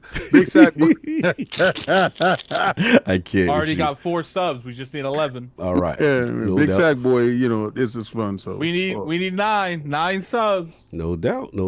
So Attic's gonna let us know, and then we got Dip Down. He's back. Here we go. All right, yo, this might be too late. Yeah, it was late. You're lucky I was up and saw this. But it's okay. The world is in trouble once again, and only the Lords can save it, even though they're not known for doing a good job of that. The timeless Taiwanese tiger shark is going to destroy the world unless you all can agree. The top 4 shooter games of all time. Doesn't matter if it's first or third person. It's time to save the world. Maybe.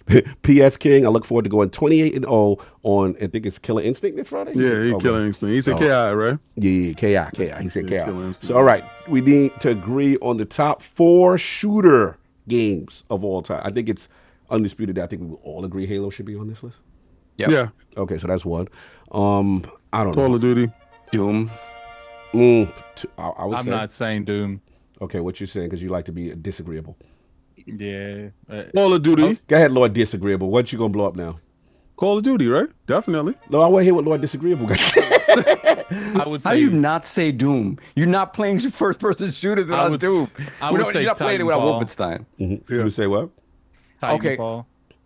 Okay. He said Titanfall. He said top 4 shooters of all time. Yeah, he said Titanfall. Titanfall is lit though. But Titanfall's not on that list. Top 4? But let's establish because Titanfall 2 is better, and then you can make the argument, but you can say the franchise. You can say the franchise. I love Titanfall. So if it's franchise, it has to be Doom.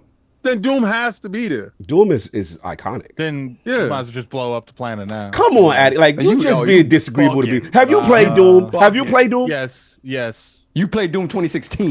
2016. And I played the other one too. Mm-hmm. And Doom is not impressive to you. You can't see, this is the problem. You got 3 guys that are out of time, and you got Addict that's in his time era, right? Mm-hmm. So he doesn't understand how significant Doom is. Right? So everything that he plays now. Okay, right. But he didn't ask the most influential shooters in the world. He did. Yeah, so Addict, what's your top 4? Would be different than what's Addict's top 4? What's his top 4? Well, yeah, what's your top 4? So are we doing franchise or are we doing games? It says games. I would say franchises. Yeah. So is this multiplayer or single player? Like he doesn't really... Yeah, he doesn't specify. He just says the top 4 shooters games of all time. Halo. Yeah. We agree.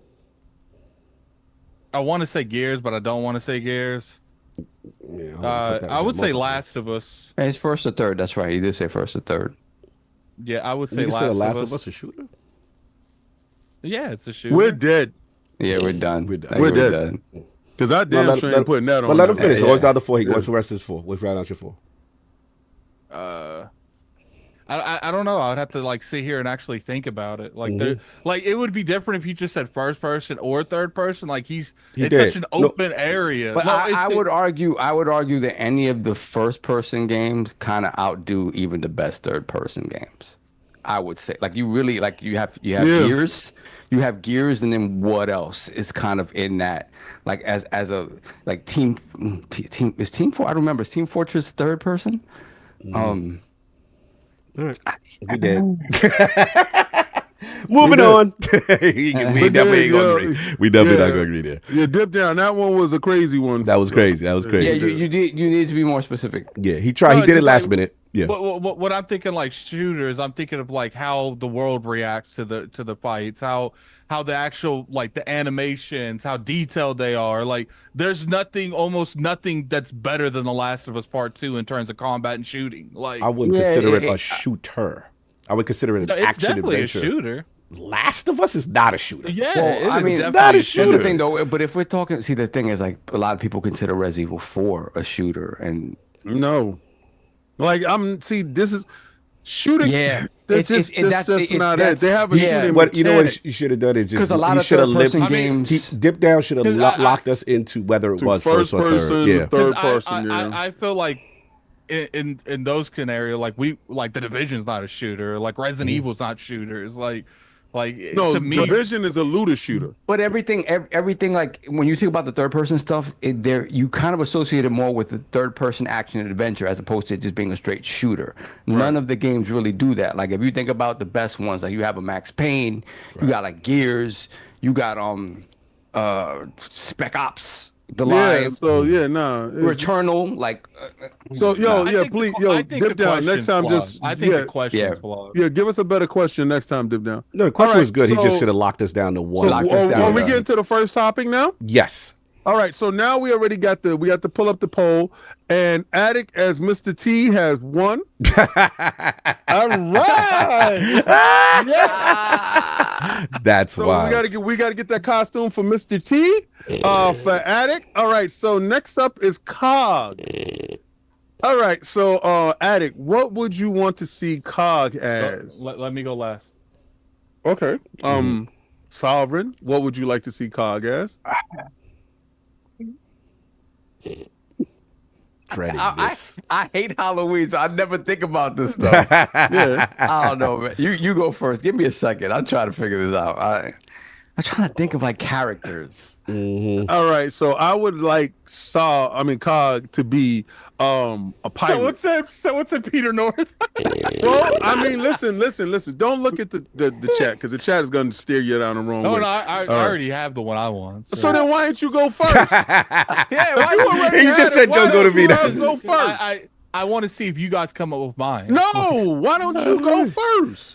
Mm-hmm. I went first last time. Oh my God! Man, could we get this over with? You did not go first last time because get on with the ceremony. So all right, Attic, what would you like to see COG as? Eggman from Sonic. All right, Eggman from Sonic. All right, I would like to see him as a pirate. I'm talking about with a whole patch over his eye. He has to have the nasty teeth in his mouth. I'm talking about a whole pirate with a hook. I want him to be Captain Hook. I want you to be Captain Hook. Yeah. And so Captain Hook has hair. Yeah. So what? He got to wear a wig. So what? So COG for me is Captain Hook. We got to get the picture of COG as Captain Hook for me. Solve. I don't know. Balrog from Street Fighter. Everything gonna be some chest out stuff. I already know what it's going. No, that's it. So one, Eggman doesn't have a chest out. Two, Sovereign just picked Balrog. He just happens to have his muscles out, so he don't really have his chest out. And I just picked the pirate. So who would you like to pick, COG? For myself? Yes. Since everybody keeps saying I look like this person, Mayor Adams. All right, so you that actually might win. Yeah, I was like, I'm surprised y'all ain't say this. I was like, my whole Twitter is me as man. Yo, COG messed up. He got indicted. Yo. So all right. So what was your poll up? Yeah. Balrog from it's the BALROG from Street Fighter. Yeah, mine is Captain Hook, and his is Mayor Adams. Ridiculous. All right, so that poll will run the whole length of the first topic, and then the next one will be solved, and then I'll be last. All right, let's go. Y'all ridiculous. Anyway, let's get this going. All right, so let's see, we got a couple. Okay, let me see. We might have gotten a few more. It's already pretty much confirmed. He's being mayor. Oh, word already?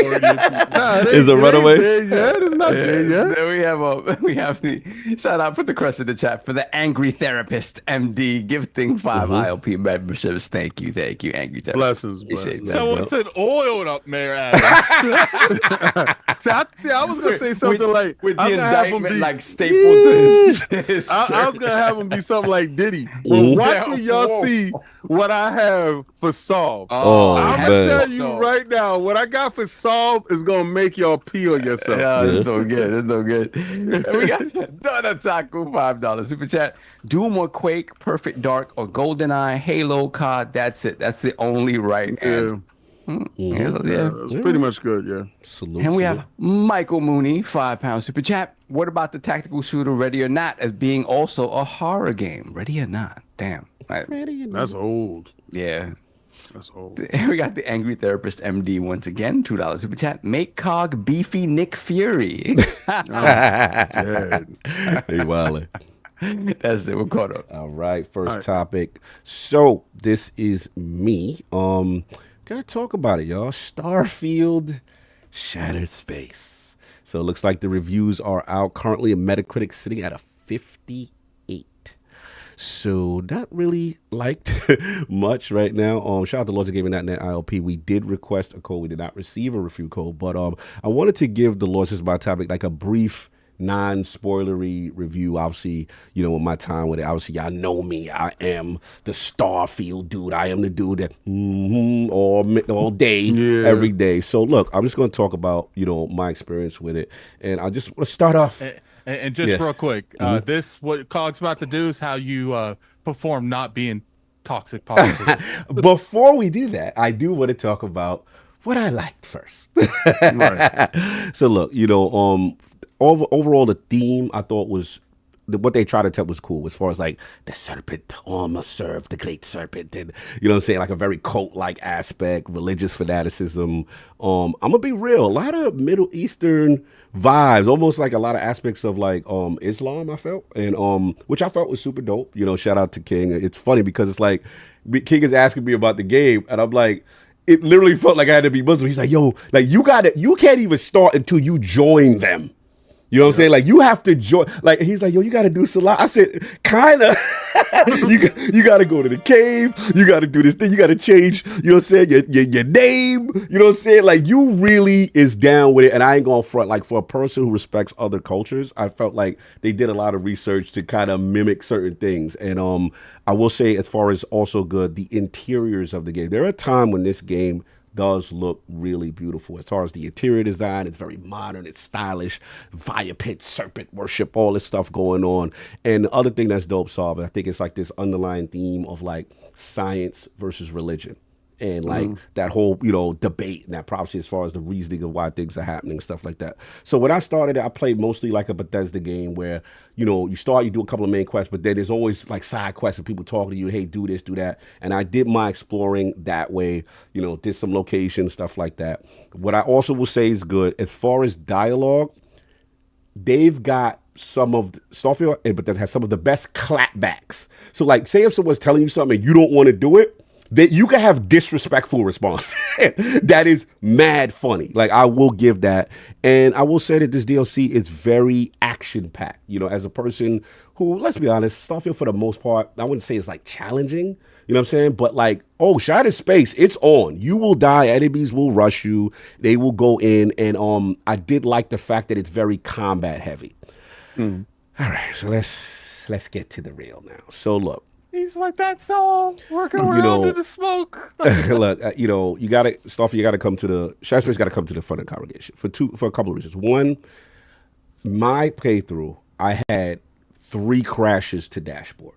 Oh, right? Word? Off rip. Like, yes, I found companions, yes, there are companions in the game, but to the I heard there was no companions. Right. There are companions, but to the people who think they're not, in defense of them, ShatteredSpace does not. Shout out to my man. Yeah, shout out to man. But he cleared it up. He said they are, but he said it in a way that he wouldn't consider them the companions like Andraja is, and like you know what I'm saying, whatever. You know what I'm saying? Like they're not. They're like a step above the people you meet in the bar that be like, you know, ship technician or whatever it is. So yeah, get at it.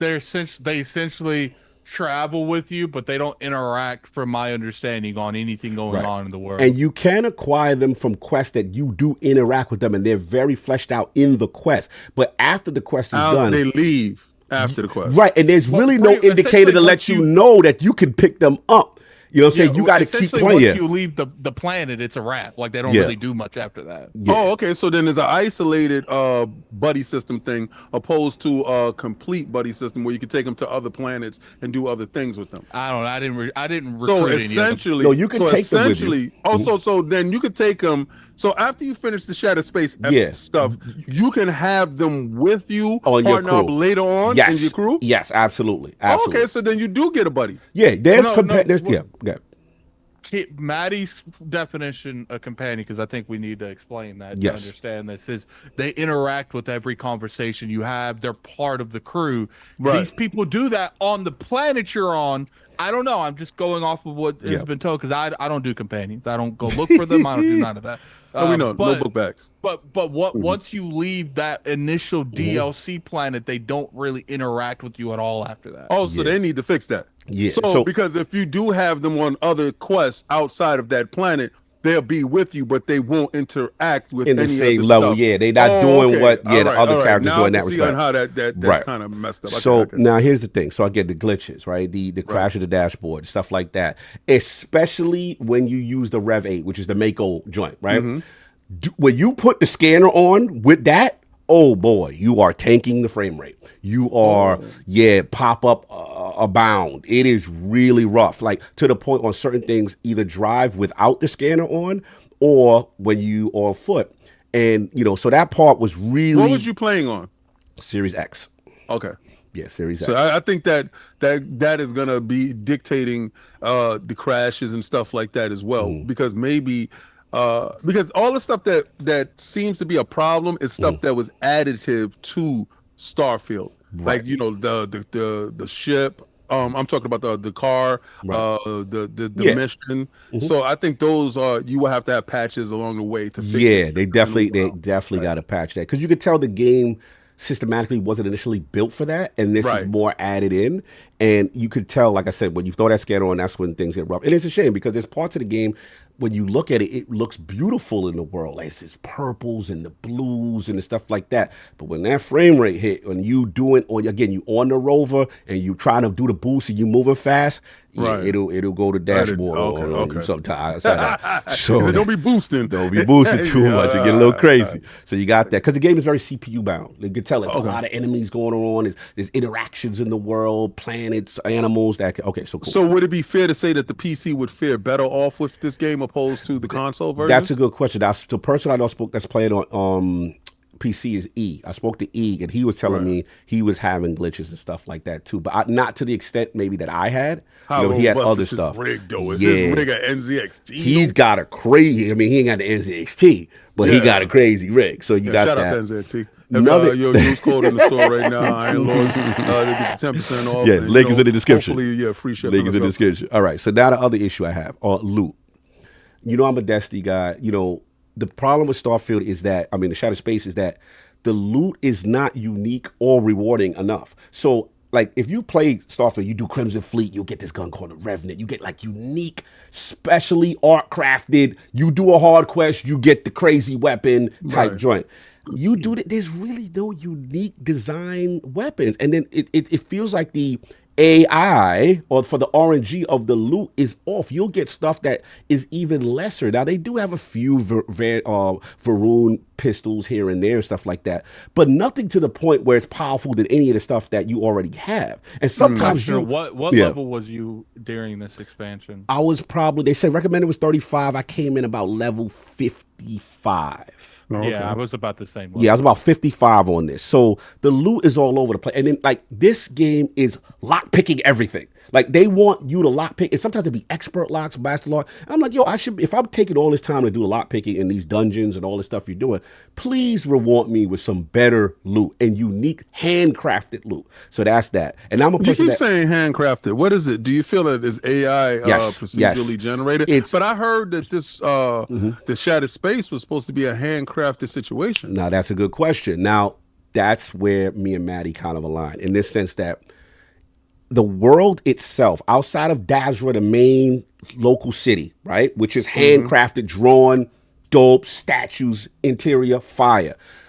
Outside of it, there's only a few structures that are uniquely that you've never seen anywhere else in Starfield. Other times it's like warehouse, abandoned tower, things that you, so it's like they still use the procedural generation sprinkled in with a lot of this on the map. And that's what feels off from a Bethesda game in the sense that like we're so used to like everything very, very unique, you know what I'm saying, kind of thing. So that part, I do understand when people have an issue with that, you know what I'm saying. Now the other thing is the controversy in reference to Andreja. Now look, Andreja, this is where she from. This is a whole play. You heard all this about House Varun, this, that, and the third. My thing is, it's not that she doesn't talk at all. It's that on the major quests, the things with the most impact, she's mostly mute. She doesn't have a lot of emotional impact on these major things outside of a few boss here. Now, here's the weird stuff, King. You take her to side quests. Oh, she's chatty patty. Oh, she's giving you more of the stuff that you would think you would hear in the main quest. In the main quest. Yeah, this is my home. This is this, that, and the third. Like there was a thing I was with this botanist quest, and she was like, "Look, y'all guys talking too much. You know, y'all just want to send us out there back again. Tell us what the hell we got to do." Or she's more of a persuasion check. Like if your persuasion skill is whack and you got a major decision, it'll say Andreja, and she'll jump in like, "Look, for House Varun, we need to do this, this, that, and the third." You know what I'm saying? So my Midnight Drew Cog, how often do you use unique weapon? It's the fact of the matter is, don't make me go through a long dungeon, long quest, get to the bottom, and there is nothing unique or powerful that I already have.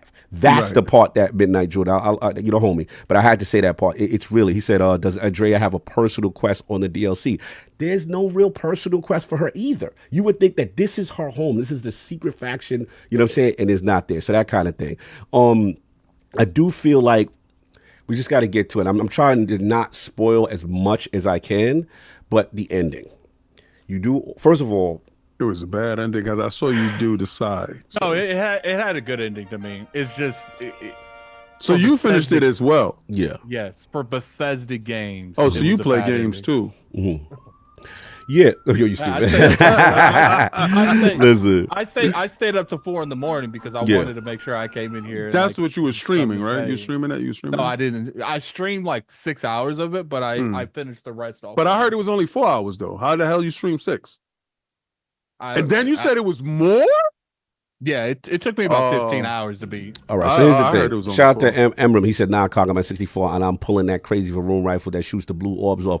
Yeah, that joint is cool. The little mini gun. That's like one joint, you know what I'm saying? I would give it, but they keep giving you that gun over and over again. You know what I'm saying? And it's like, again, for as much content that they're trying and quests that they're trying to put in it, there should be more distinct loot that is more powerful than the stuff I have. This thing's free. Yeah, it's like.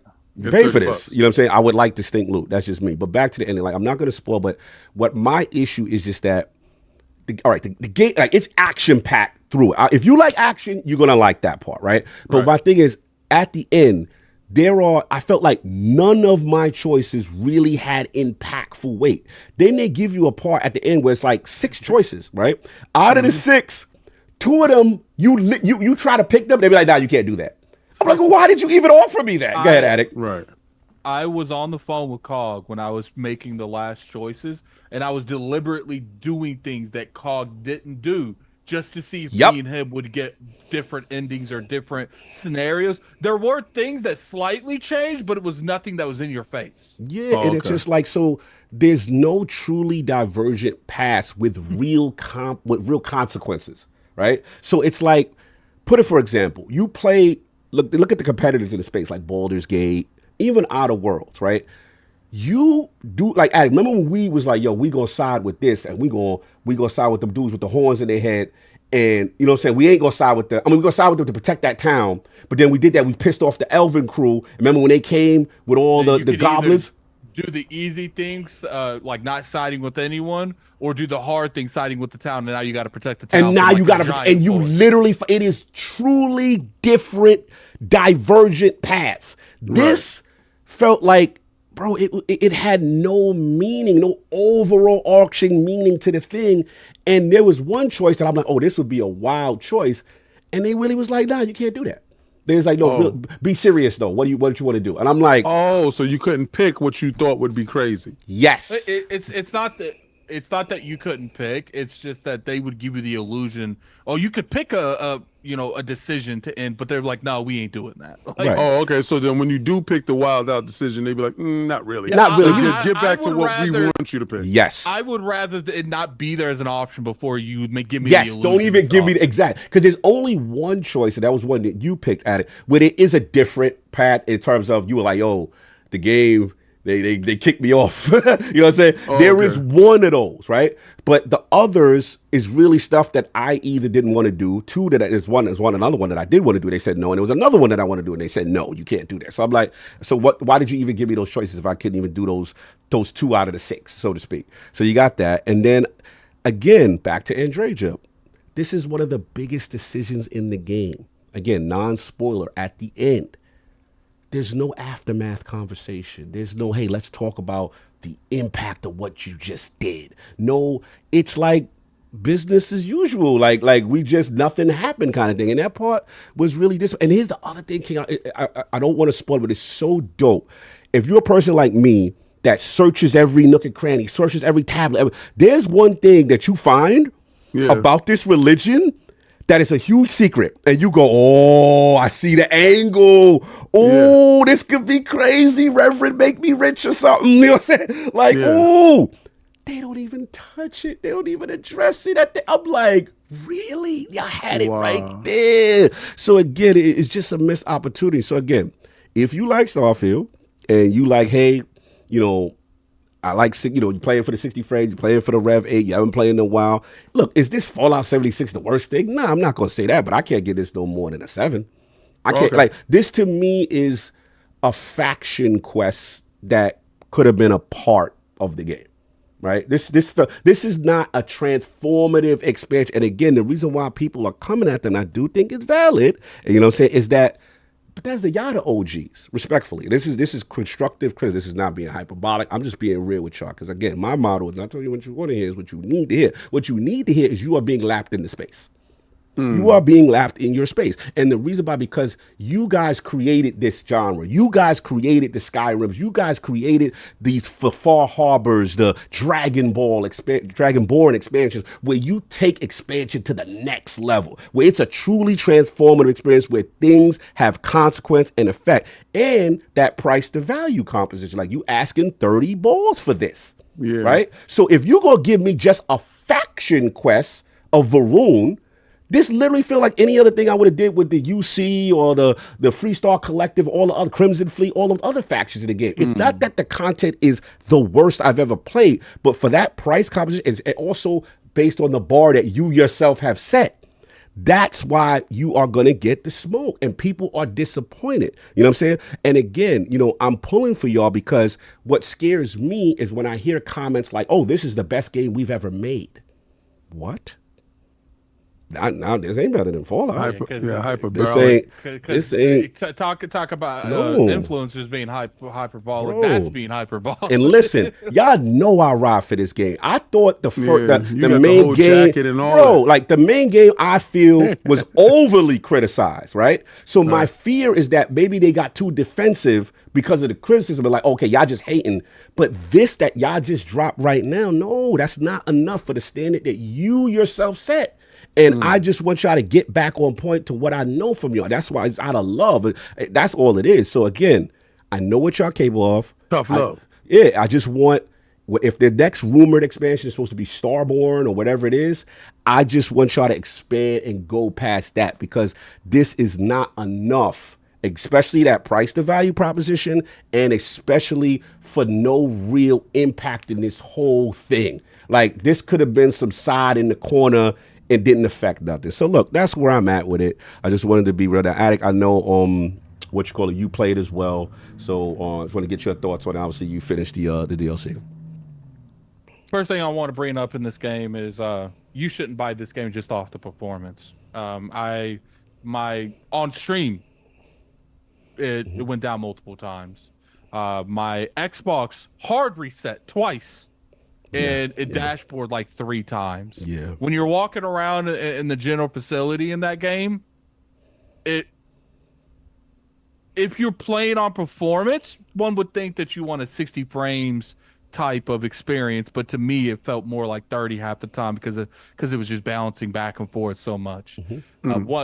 So I'm not going to spoil the ending. I don't have an issue with the ending. Okay. I actually felt like the ending was an ending. Okay, cool. A good ending. But the problem is in most Bethesda games, the ending would have been one side of an ending. Right.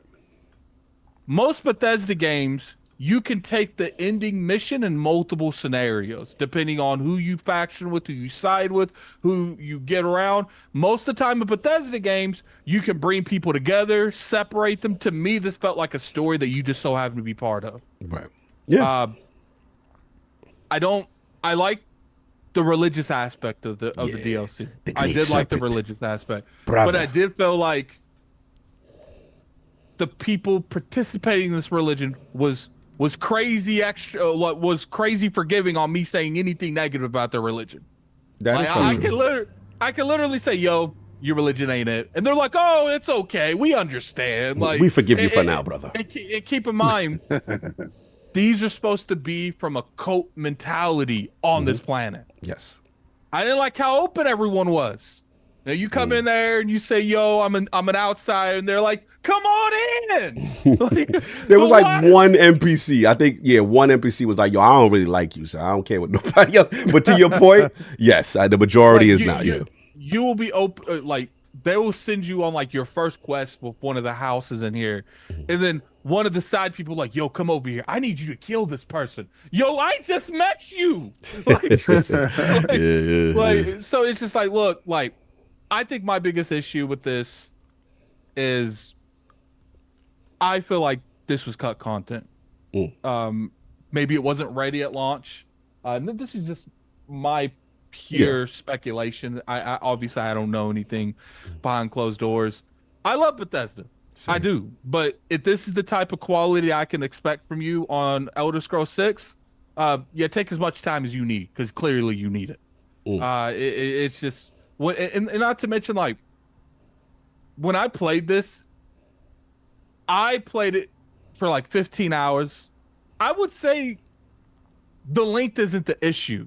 The issue is there's not enough branching paths from your initial start. Most of the time, these expansions aren't that long if you just mainline the story. True. But the problem is most Bethesda games and most RPGs of modern era, they have like 6 branching paths from the original path that lead to the same thing. And I don't feel like most of the time, like you have an evil side where it's like you can team up with the antagonist. I didn't feel that was in here. Now keep in mind, I didn't go through here and do everything. All I'm telling you is my perspective. There could have been 80% of the side quest too. Yeah. There could have been more stuff that I missed that led to these choices. But from the way I'm feeling on COG, he did most of it that I didn't do. Right. Like I said, I was literally at the end of this game, guys. And I called COG. I'm like, okay, I think I'm at the end. First off, the final battle, that's what I'll call it. I won't go into much detail. Some of the best set pieces Bethesda's ever made. Yes. If you like action combat, I will say the action is intense. The game pushes you in that respect. And they do some cool things. I don't want to spoil, but like we'll just say the battle, right? That part's cool. Like, you know what I'm saying? But if you're here for what we know Bethesda for, you may be disappointed as far as the RPG stuff. But let me Black Rowan. Uh-oh. Wanting more isn't a bad thing, but thinking you're supposed to get it more is. I'm not wanting more because I think I should get more. I'm wanting more because this isn't the Bethesda that I've played in the past. Like I said, I come from a Fallout 4 Pearl Harbor. Yeah, the Fall Harbor's sick. Fallout 3. Fallout, Elder Scrolls Skyrim. Skyrim Dragonborn expansion. Morrowind. Oblivion. I come from that, and you would expect some of the same concepts to carry on between games, but this, and the core, this doesn't feel like a Bethesda game. Oh, okay. Like this particular DLC. There's so not like much is AI run? I will say, procedure generation may be a factor here. But they did tell me it was handcrafted though. I'm just saying though. Well, see, here's the thing. I mean, I found out some truth about this game. I feel like the city was handcrafted. That was it. Yeah, that's what I heard. Yeah. When the scale of a game improves and expands, you expect more from the scale of the game.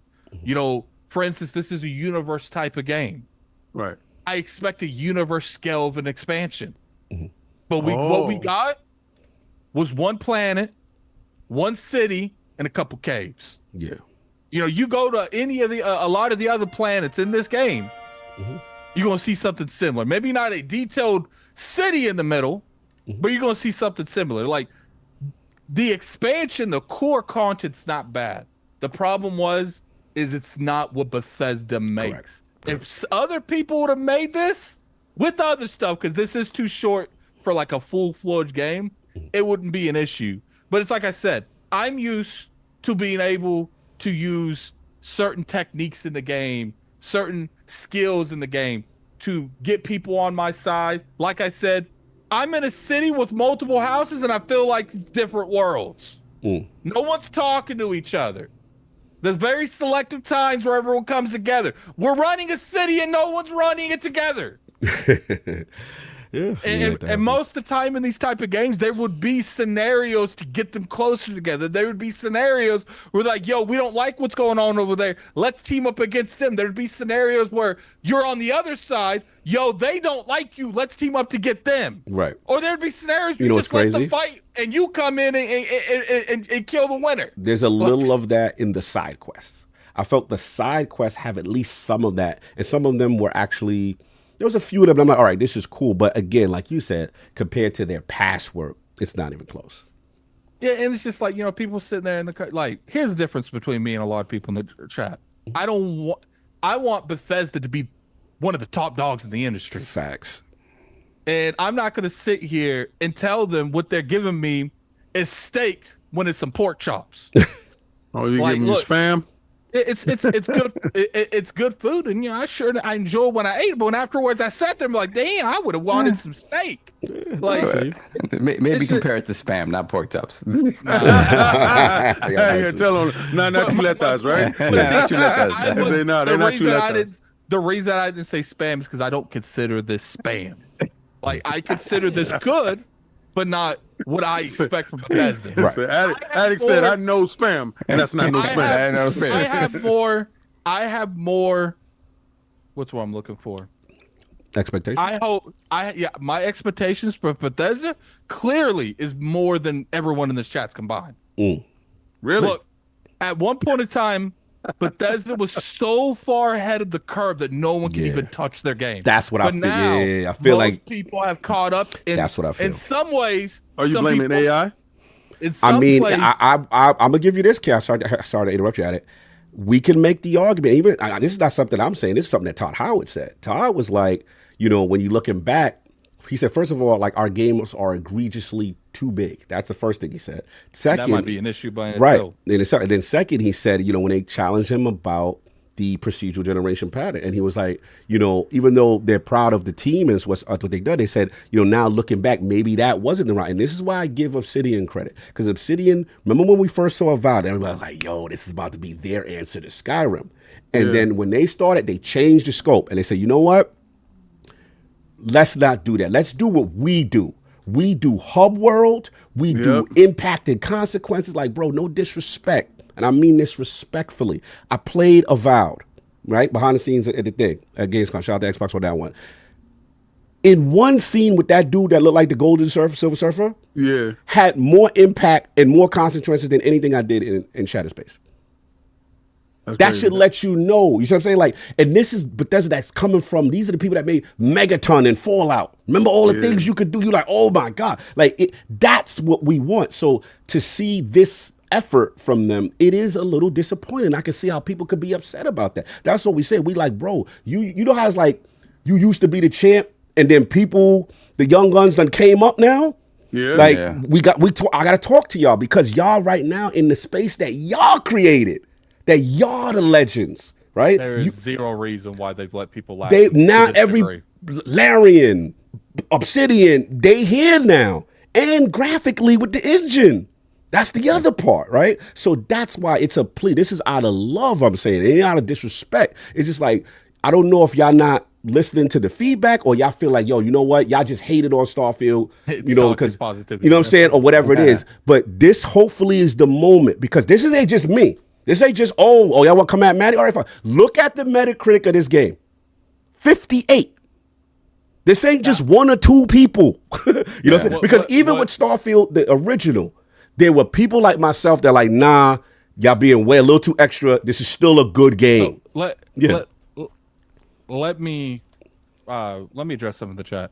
Bethesda's terrible. No, Bethesda is by far still one of the best talent in the industry. Oh, for sure. The problem is they're not improving on their weaknesses and they're forgetting where their roots are to some degree. Yeah, in the open world Starfield, even though Starfield disappointed me to a huge degree on some of the choice decisions. I remember years ago, I was saying, I don't know about this 1,000 planet idea, but I guess we'll see. I still enjoyed Starfield in that year more than I enjoyed most of the games that came out and that year. Still the best ship combat in the game. Still one of the best mainline Bethesda games they got. Don't get me wrong. We're not going to sit there and say that Starfield was a terrible game. But my concern is the people that did give them pushback, and there was an algorithm tied to it, and there were some people that because it wasn't on their platform, they had issue all of a sudden. We know that part.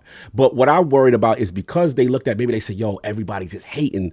And with this ain't the case that everybody's just hating. That's what I'm trying to say. There are some fundamental issues here. That's all I'm saying. But I'm sorry, get off. I think to the point that you made about comparing it, the Obsidian comparison, how they were like, no, we're not going to do that. We're just going to stick to what we're good at. I think and this was some of the concern we had before Starfield came out, was like, hey, this 1,000 planet thing, it may be too much because it's going to take away from the parts that are crafted, the parts that are. And when you think about it, the leap that they made in terms of scope from even a Skyrim to Starfield is considerable. So even in doing that, I think it was hard for them to apply what they're good at, making these open worlds feel alive and sort of lived into the scope of a Starfield, right? So I almost think they have to kind of think the same way and be like, okay, are we ready to take on a game of the scope of a Starfield and all these galaxies, right? Yeah. Right. And or should we, and looking forward to the next Elder Scrolls, should we go back to, hey, okay, it's going to be a smaller world, but it's going to be denser. It's going to feel more alive. Is exactly what Sweet Baby Inc. saying. I can't believe your name is that, but okay, we'll go with it. He's saying we don't need bigger games. We need better games. Better, denser. Do what you're good at now with the technology to make that even better, as opposed to, again, giving you the ocean that's only 2 inches deep, as opposed to giving me a lake that's that's giving me all kinds of So it's like I kind of think that might be the issue, where it's like they kind of overreach in an overall scope, and in doing that they had to take resources away from doing the smaller bespoke stuff that we love. And I think the hope with this was that they'd be able to give us that and it just add it to what Starfield is already. And it kind of feels like they didn't learn that lesson, or it's just they're not able to do it within the confines of what Starfield needs as a game. Right. And I mean, I haven't played it, so I can't say, but it's always felt that way just from the beginning. It's like maybe Starfield was a leap too far. Right. I'm not really necessarily too much into the density when it comes to Starfield, because I've always been, if you're not going to be populated, make it make sense. And I do feel like if in the universe we live in now, the bulk of that sucker's empty. Yeah. So that made sense. Sucker. But he ready for Mr. T. He's ready for Mr. T. That's so Mr. T. I love it. So Mr. T. Yes, sucker. But the places that are populated, make that populated, make that dense, make that glow. Yeah. I want to think of something like Night City and Cyberpunk. Well, that's the thing. Like at least once in the game, like something where you walk in, you tell this is a human settlement. Yeah. But I think that's the thing though. When you're trying to make, you're saying, okay, half of the real galaxy is probably empty. That doesn't work for a game, right? I can understand having some planets that are empty and you find something mysterious there, whatever, but not much beyond that. When you're trying to create something of that level of that scope, and so much of it is empty, I don't vibe with the argument that it's supposed to be that way. Like, AKW, man, if you want me to say that, you got to put it in color. If I said that in no color, they get on to me. You got nah, you good. But let's get King. I know you didn't play it. I know you see the discourse, from the outside looking in. Where you at with it, man? Well, I just watched everybody go at Matty, and I'm like, damn. He loves Bethesda. He gave his opinion on what he felt was the ShatteredSpace experience, and then I looked at everybody else's experience on ShatteredSpace, and it kind of mirrored what he said. Yeah, and he took a lot of arrows. Yeah, he did, because you know what? This is what happens when you have a different opinion of people, and I've learned this very quickly, very recently. If you're not hive mind, and if you're not Bawi Grana, we Mr. Tokyo Geisha, how dare you don't like it? Yeah, exactly. How dare you not have an opinion about something that you love, right? How dare you? And it's usually the people that don't love it as much as you. That part. Right? So it's usually the people that, to go on, to be on, to get on. And I just felt that Matty took too many slings and arrows for being honest in a space where toxic positivity is the way. That's how you go when people go in already having, you already know that people are going in wanting to either give it more props than it deserves, or crap on it. And I'm guilty of that, because when I heard, I was like, man, I'm gonna play this. I'm gonna prove Matty.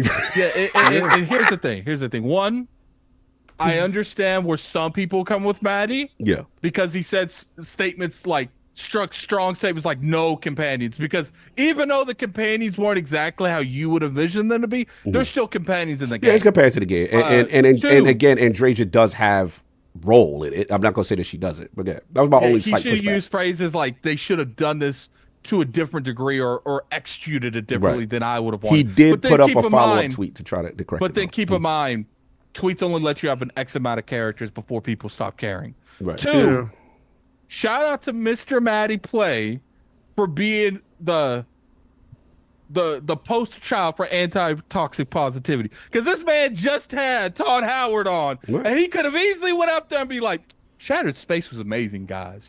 I understand where people are coming from, but I'm here to tell you they lied.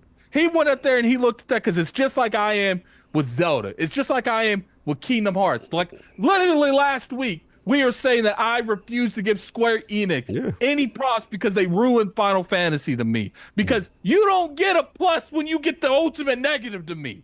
They ruined Kingdom Hearts 3 to me. And most people, you need to be harder on the things you love the most. And me and Matty have always shared that. And with the biggest thing, so you say you are Matty Plays? Huh? You're ridiculous.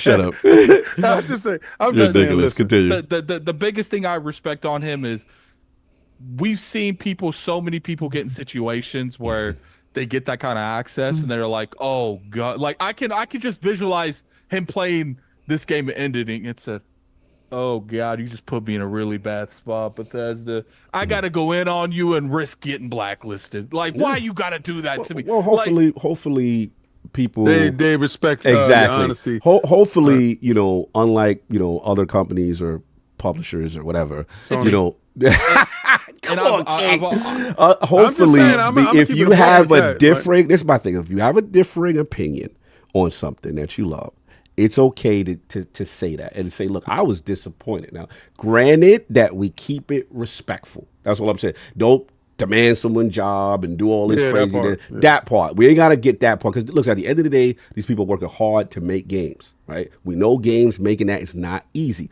But if one would hope, King, that because you say something you love ain't it and you giving constructive freedom, that shouldn't preclude you from getting access or sending people things. Because another, criticism, and we just got to talk about it, was that a lot of people didn't receive copies to this thing. Right. That was already a bad right. sign So from the some start. people said to me, "Hey, Cog, like, did you get it?" I'm like, "No," or whatever. And I'm like, "Okay, cool." Obviously I saw guides and stuff like that, which is fine. And that's, they could choose to do what they want to do. But again, one would hope this type of behavior this is for all companies. Doesn't put you in some light just because you didn't like something. You know what I'm saying? And you give your constructive criticism. And that's what I hope in the industry that improves. I think the industry. Well, I just never got a chance to talk about it, but go ahead. Oh, sorry. Okay. I'm sorry. Go ahead. No, I'm just watching. No, King, go. My bad. It's just the fact that I saw all the negative stuff about it, and I do have it because we do have like the consolation edition of it. Mm-hmm. So I said I didn't have enough time to put into it to give a deeper assessment of it. So I left it to the other two that actually did have enough time in it. But I also did my research around it, and I got the talking points of everyone. Now, I did find the length of time that was being reported was disingenuous. I felt that was wrong because I hear the upper end of it is 20 hours. I hear the lower end of it is 4 hours. If you beeline it, right, it's 4 hours. If you actually expound on the DLC and what it gives you, then it's 20 hours. So you would say the in-between for the average gamer would be somewhere between 8 to 9 hours of playtime, right? Mm-hmm. And then I looked at, did it have characters that you can pick up as far as companions? Because I thought Starfield's biggest win was finding the different companions throughout the galaxy that you could add to your roster. Yeah. So my thing was, did they have companions? At least the DLC should have at least 2 to 3 companions, if not just one main companion that you could take with it. So when I first heard it, it was no companions. Then I understood there was like at least 1 or 2 companions. All right, cool. So now that you got the companion aspects, now I'm finding out more that those companions do have conversation on that world, but outside of that world, and this lends to the tacked on effect to the DLC, does it do they have conversation off the planet? Now that we're finding out real quick, King, I just want to add on to what you just said. I do want to point that, and I'm pretty sure me and Cog have not went back and replayed the original expansion, so we can't 100% confirm if these people don't talk the entire original campaign. Right. But the little things I did do outside of that planet, I didn't really. What's what I'm looking for? When the other people that there was active? Well, see, I didn't get them. But what I'm saying is, like, when the other people are with me outside of the campaign, they give a lot of input on a lot of stuff. Yeah, different like scenarios. The robot. Yeah, right. I haven't been told that the other people have even spoke outside of that planet. Right. It might happen. I haven't seen it. And what I agree to this is all the problems that I'm hearing is, let's say, the rover.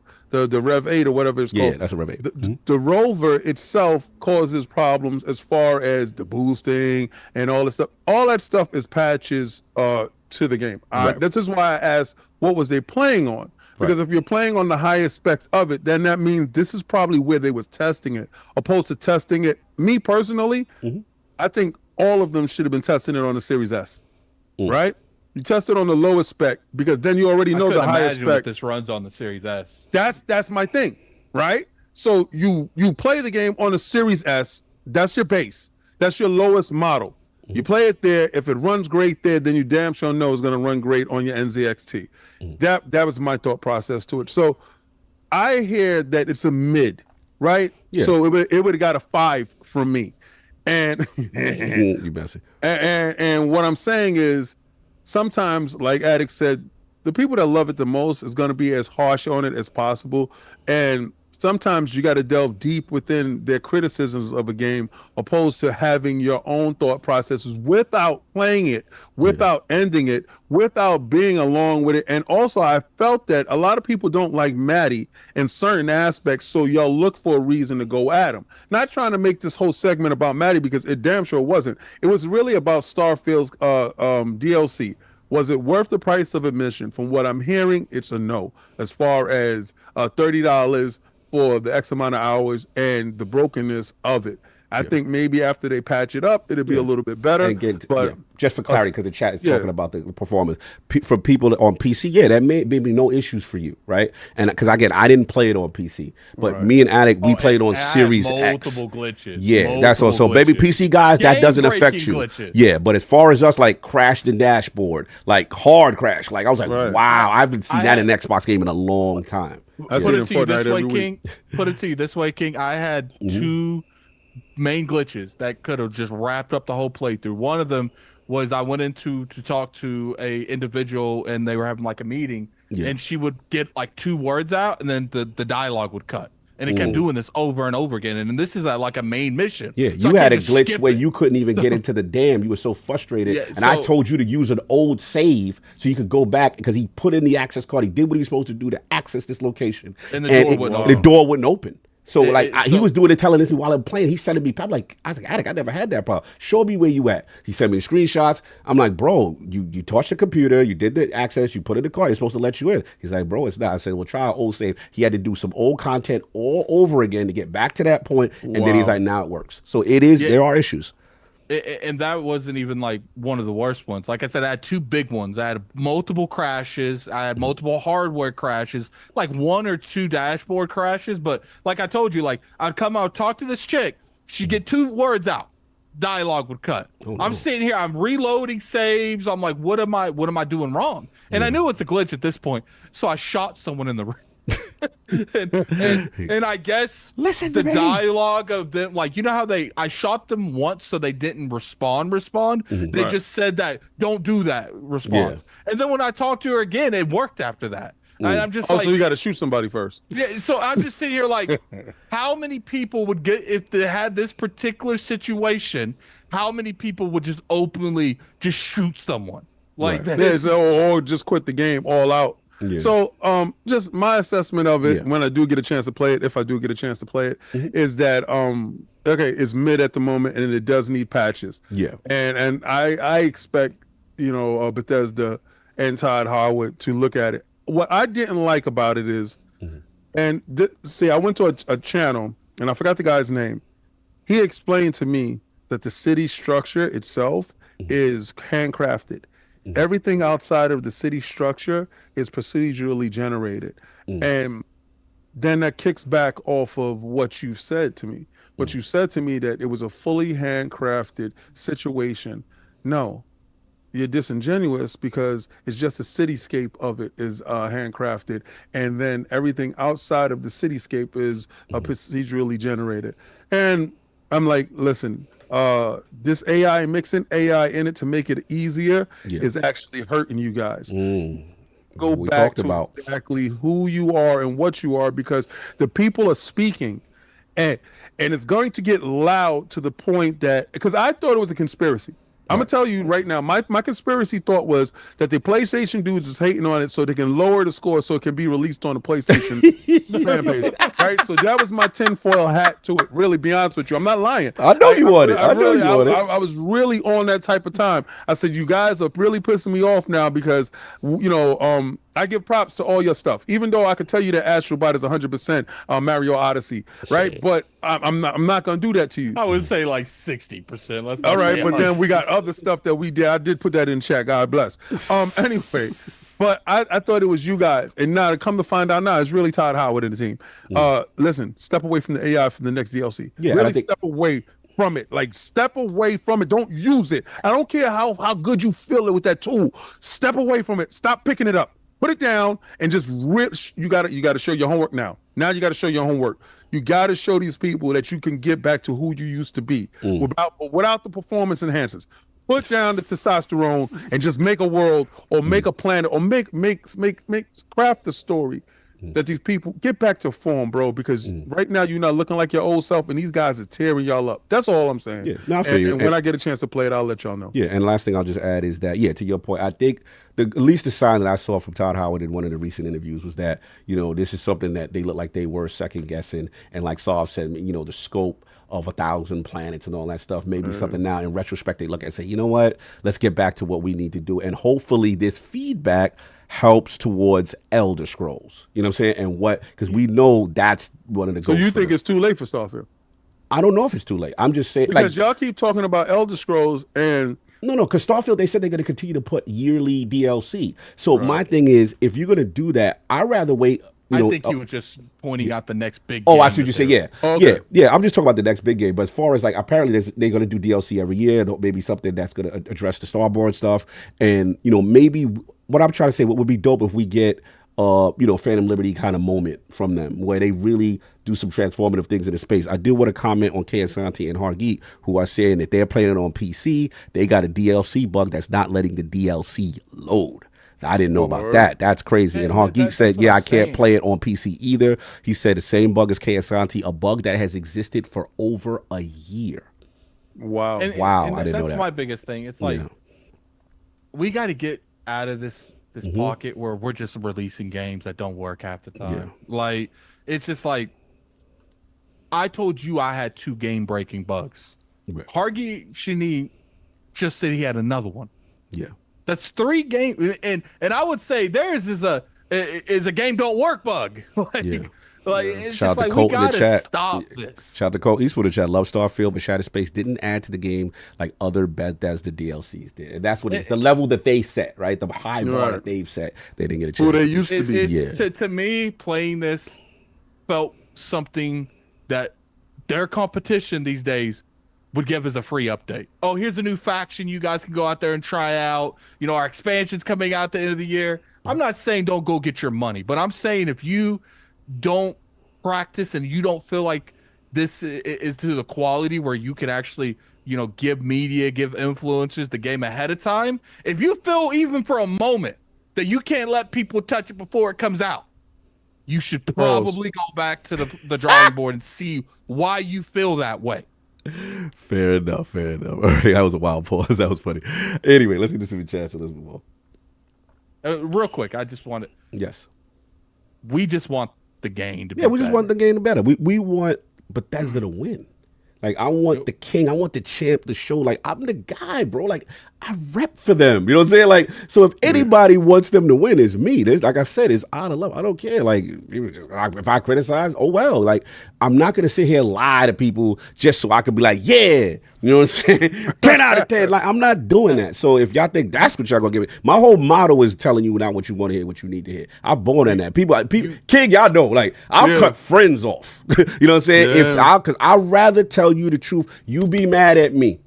You know what I'm saying? But I'm not going to let you run around like the emperor with no clothes thinking that you fly out here. I'm not going to do that. With the baby I'm going to tell you, bro, they laughing at you. You know what I'm saying? I want to get you back right. I want to give you that honest feedback. And that's all.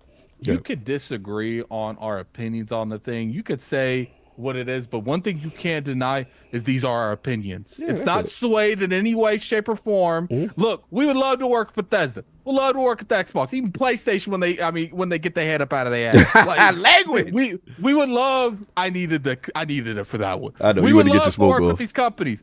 But one thing we will not do is tell companies that would hurt them in the long run from having bad feedback that hurt the industry in the long run. We will not tell them something just to continue to work with them. And respectfully to the companies that do work with us, whatever, there are companies that say, you know what, we really respect the Lords and we respect y'all because it's like, we know at the end of the day, y'all gonna give it real. You say, what happened?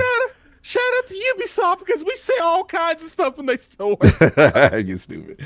Anyway, we good. We got the balls off. They really are good though. Ubisoft, regardless we could say about what they went, like they've always been, give us your solid feedback and we won't take it to heart and we'll still work with you in the future. No doubt. All right, hold on before we get to the super chats. I don't see the COG's results up there. Could we have what was COG's results? Was it Mayor Adams? Ending poll. You're about to see it in the chat. What is it? Mayor Adams? Oh, it's a tie. I see 28%. Balrog, Cog, and Mayor Adams Cog. Okay, Cog, you pick it then. They voted. Mayor Adams. All right, so wow. I'm coming with the suit. You got a 3-way tie? Two-way. Two-way tie? It was actually the Captain Hook was the worst one, but mine was 2% off, and Balrog, Cog, and Adams was all the right, top. so Mayor Adams. Hold up. Whoever super chats right now, which one? That's the one we do. Nah, we ain't doing that. We can't do that. He gets picked. I get to pick now. Yeah, Mayor Adams. They voted. You going with Mayor Adams? I'm going to indictment. I'm in my indictment suit. All right, so cool. So, all right, so yeah, all right. We can have jokes with that. We can have fun with that. So you're gonna do Mayor Adams with the bags under his eyes because he didn't sleep. All right, so you got hey, you might as well just wear a jumpsuit. We know you where are it's ridiculous. No. We'll come with the suit. I'm gonna come with the full suit. That's crazy. You could do the orange jumpsuit. You are ridiculous. You could do Princess Sue Adams. Yo, remember when Cody he is not locked up yet? Remember when Cody from Final Fight? Yes, I remember. Wait, remember he got locked up in his joint? Yo, you could do indicted Adams, son. No parole, Adams. What is a relative number to put as your inmate number? What number should it be? Or he can have the suit on with his inmate number on the side. Like, ridiculous. 5676451. All right, 5 6 7 Y'all trying to get me a prison outfit? No. You put New York zip code. Yeah, y'all trying to get me the orange jumpsuit with the cuffs. New York's finest. You can put New York's finest on your jumpsuit. You're ridiculous. Anyway, we gotta have some fun with this. God bless. This is late. All right, so hold on. Before we do this, let's get Solve's joint up for the next topic because we don't want to push ourselves out. Pause. All right, so Sovereign's costume. We're gonna start off with Cog. What would you like to see Sovereign as for Halloween? I already got mine. What's yours? Oh my God. Candalita. I want him to be the Latin sensation, the Hispanic help of the podcast. Oh, so you want him to dress up like oh my God, the Candalita. I want him to be Iglesias. Julio Iglesias? With the glasses, the shades, and the fit, and the chain. So Papi Chulo. So Papi Chulo joint. Julio Iglesias. Julio Iglesias, yes. All right, Attic, what do you want Sovereign to be for Halloween? I want Saul dressed up as Kratos. As Kratos. Ain't no pepperonis out. No. Stop. You can wear sash. I'll change it. I'll change it to Wesker from Resident Evil. Wesker from Resident Evil? A mustached Wesker. Okay, fine. All right. I want Solve as Andrew Tate. Hey yo. Yeah. So my joy for Solve, because I sat there and I worked it. I said, yo, he will be a crazy dope Andrew Tate. You know what? I'm changing mine again. I actually want him to be Eggman. Robbie Kelly put up again. Mine's Eggman. Mm-hmm. All right, so then you want Solve to be Eggman. All right, okay. I want him to be Andrew Tate. I'm going with Andrew Tate for the win. So I want him to be the misogynistic, egotistical, the jet setting. I cannot. The jet setting flying. Okay. Dude, what was Cogs? Cog was Julio Iglesias. It's what you call it, Iglesias. Just put. Well, they don't know who Candalita is, but Let me see. How you spell his name? Candalita. Jose Iglesias. So has he dressed up? Yeah, the video. You ain't see the Oh My God video? That's the sweeping Venetian. Someone spell it. Oh, but his name, Candalita? Yeah. I'm going to send you the link so you got all the information. Okay. Yeah. So, he's the Mets outfielder. That's right. He did it live. But he's got the video. He the hottest thing moving. They're calling you Bad Bunny Sovereign. What's yours, Saul? It's just one of the baseball furies from the Warriors. That's it. Okay. I remember that. Be the Warrior Furies. Fury. Furies from the... From the Warriors. Let me give Cog his reference. That's dope, right? The Yankee suit on with the face paint. Yeah. The main guy, he's lit. Yeah, which one? The one with the, I gotta see which one because a couple different. The patches under the eyes. That joint. That dude. Yeah. Is this? Okay, I'm gonna put the video in there so you can see. So he has the chance to dress up as 2 baseball players. No, the Candelita, he's dressed different. He's not dressed in a baseball uniform necessarily. Yeah. As long as he got any of that fit on right there, so you can see from Candelita. I think Andrew Tate gonna win. All right, so you got all the choices? Yeah, I'm right now. No doubt, no doubt. Oh. Oh, I see the video right now. He got the Bret Hart glasses. Yeah, with the Bret Hart glasses. Oh my God. Yeah. Bailar. Yeah, y'all gotta see Candelita. A lot of y'all don't know. I'm put the video in there so y'all can see. I think he's gonna be a ball Candelita. Ball Candelita. That's what I need. Yeah, you gotta have a wig. You gotta have a wig. You gotta have a wig.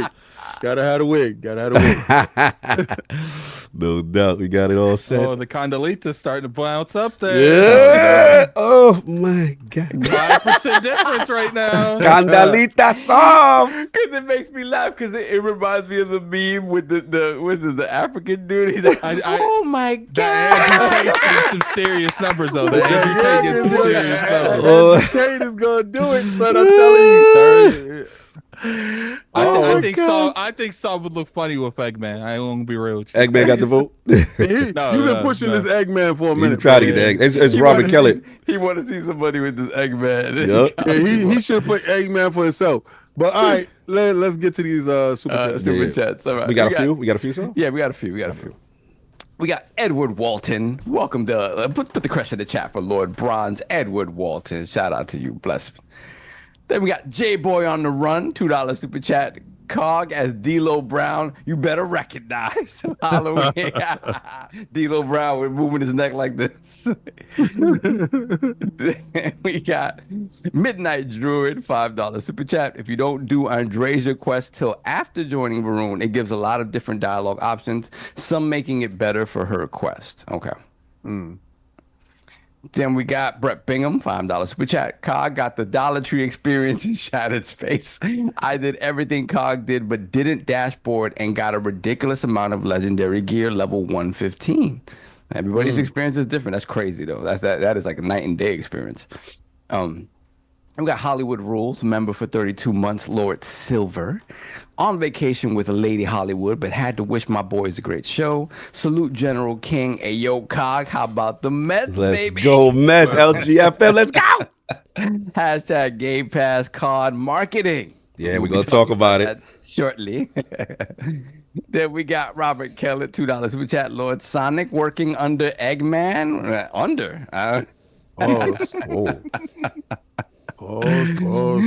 Then we got Bounty, member for 38 months, Lord Bronze. I agree with you, Cog, and never experienced another B game. And I never experienced another Bethesda game, I'm assuming.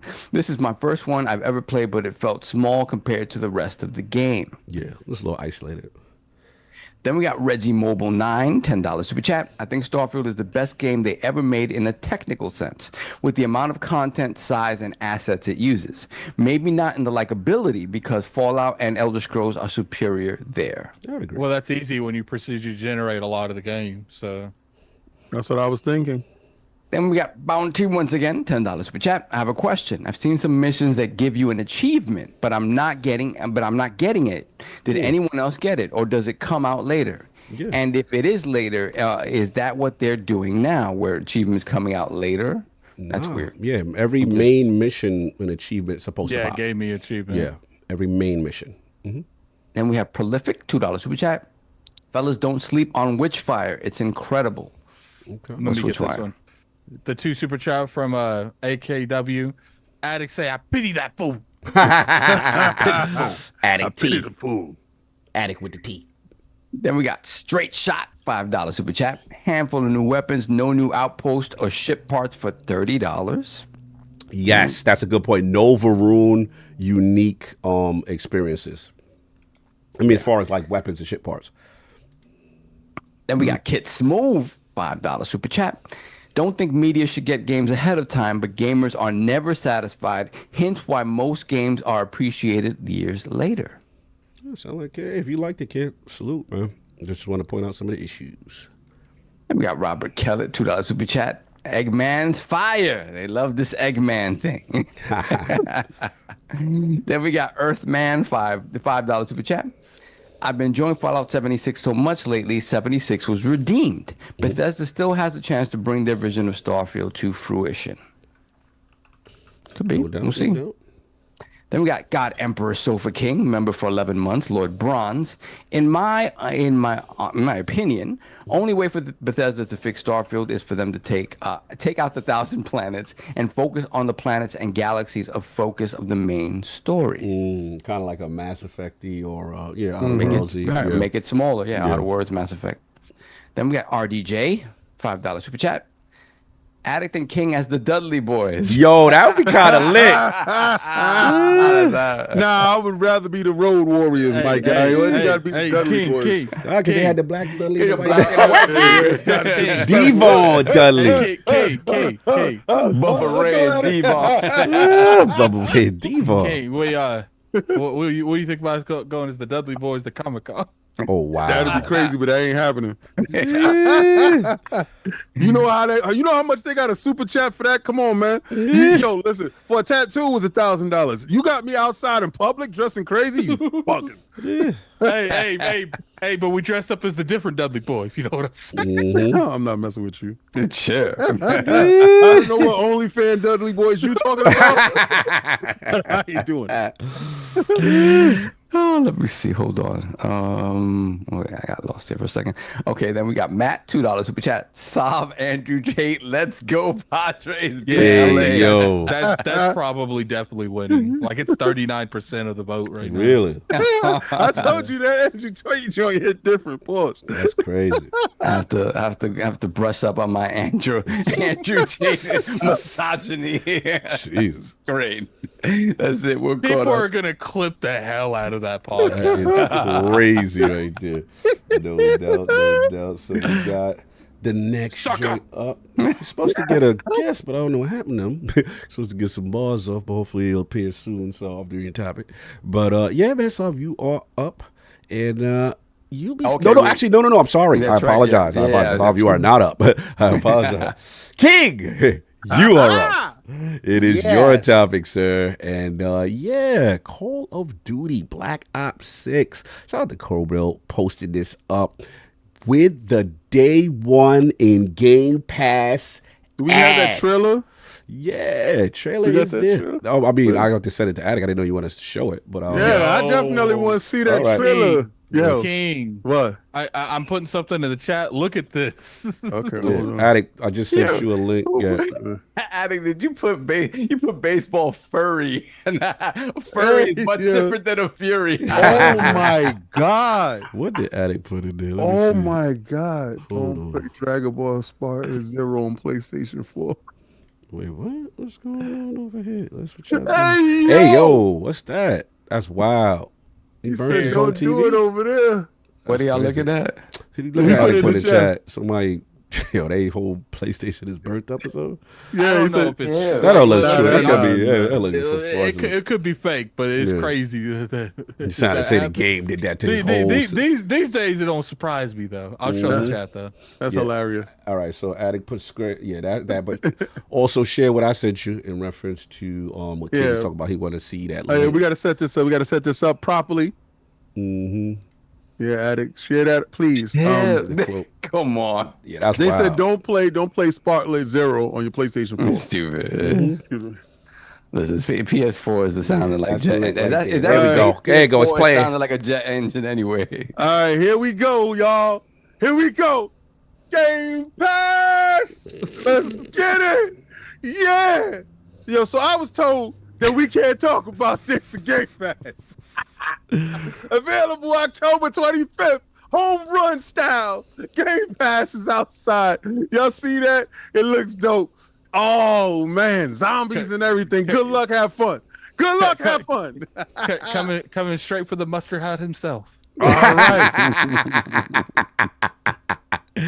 Yeah, Kicks. So it look like there's a marketing, huh? So I heard Xbox don't market, and I heard they had the biggest, best, brightest this year, and they wasn't able to market it because the language in the contract prevented them from talking. And my man Phil Dominus Maximus Aurelius Spencer said, "I'm gonna do what I want to. Meat on the table season. Good luck, have fun."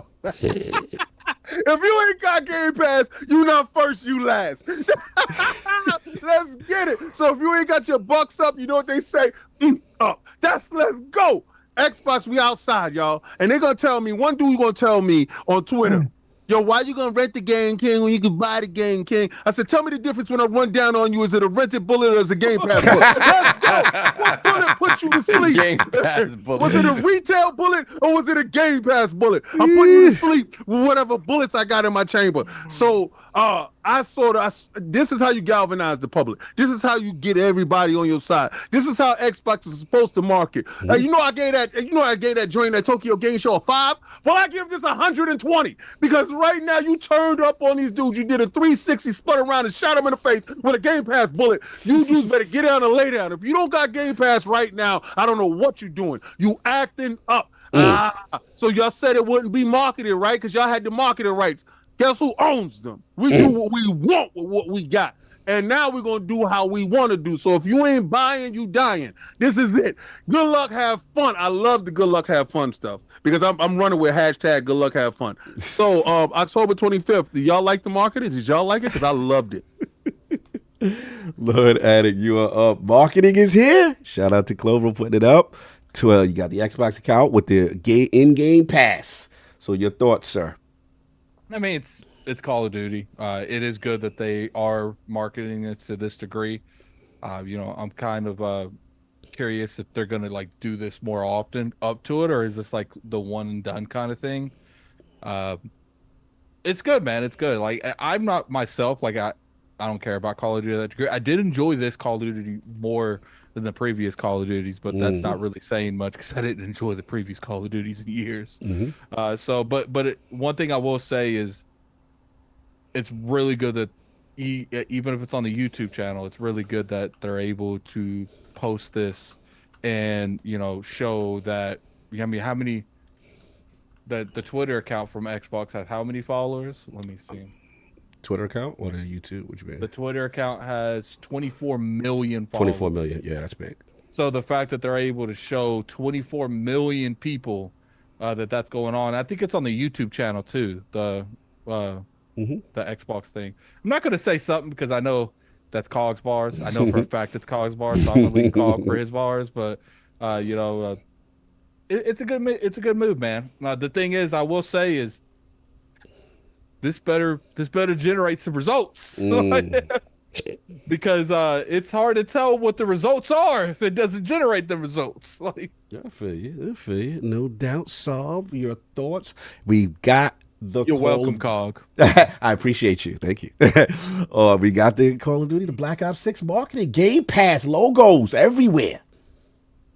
Yeah, it's about time. It's about time. It's crazy how you just can't run with the thing that you own because of reasons.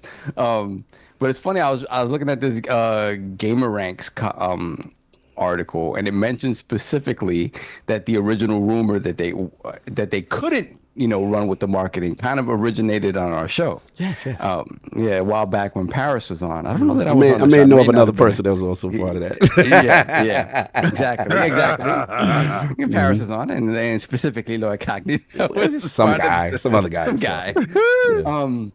So yeah, obviously that has been debunked. Although it is kind of interesting that they wait this long to do it. I mean, look, it's COD. COD's going to sell no matter what. It's just going to sell. Doesn't matter. But I think the Game Pass thing is important because, to Addict's point, it's going to be very interesting to see how that moves the Game Pass needle, having this game in Game Pass. Obviously, past couple, for basically the entire last generation, you have the marketing rights with PlayStation.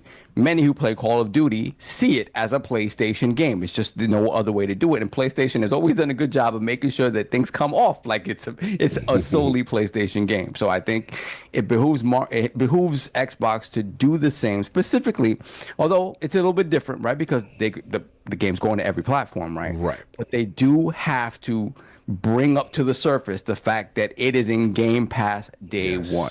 If they really, if the game plan is Game Pass, as we've been hearing for the past, almost decade, you have to really show out with this. And you really have to let people know, hey, if you're interested in paying $70 for this game or $100 whatever for whatever version of it, this is an alternative game.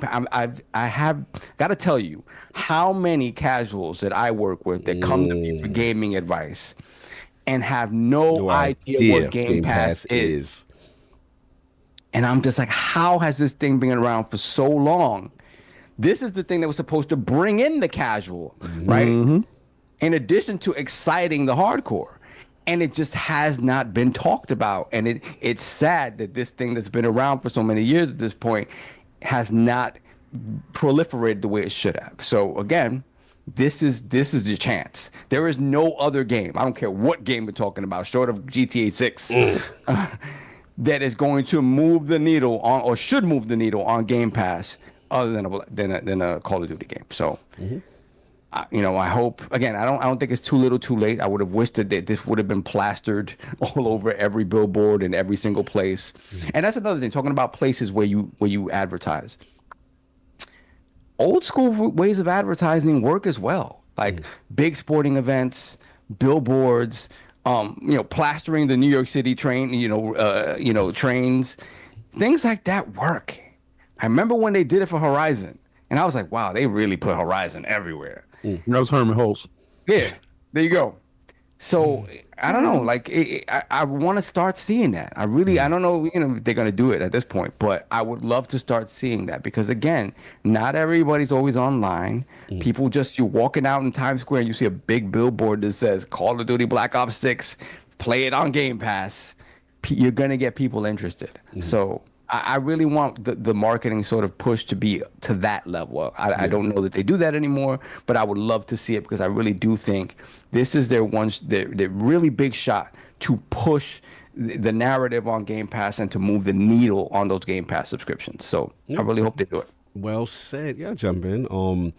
Look, obviously I was part of this discussion, of what things I heard. And I definitely, have no problem taking the L if that is the case. What I've heard is obviously not true or things have changed. But look, this is a great thing. At the end of the day, Xbox marketing the hell out of this. I have no problem with that. And I'm with you, Sov. Like, if they want COD to succeed in Game Pass, this is the biggest bet they are taking on themselves on the biggest service in gaming. Right? It behooves them to yell this from the rooftops and to see the Xbox account do that. And now you're seeing it, in game, huge. Not going to dispute that. However, I do have some things that I want to point out from what I heard that I still need clarity on, and I'm not willing to completely concede on what I heard. And what I'm saying is, if you go to the CallOfDuty.com website, right? You go there, great, right? You see Game Pass, you got column, you got a widget, dope. Black Ops Play, I hear it, y'all. Fair enough. However, if you go to the YouTube channel, right? And I noticed this thing, Xbox YouTube channel, almost 6 million subscribers, right? It's there, right? At the end of the marketing, it's there, Game Pass, Xbox, whatever. But if you go to the Call of Duty YouTube channel and you look at they got a Canelo, they got some replacer, they got the zombies. In all of those trailers, no mention of platform, no mention of Game Pass. And that's my problem. If you go to the Call of Duty Twitter account, they don't even retweet the Xbox Game Pass not thing. At all. They don't even retweet it. So I think it's very interesting to me that they own the game. And let's be real, we got to, like Saul made a good point.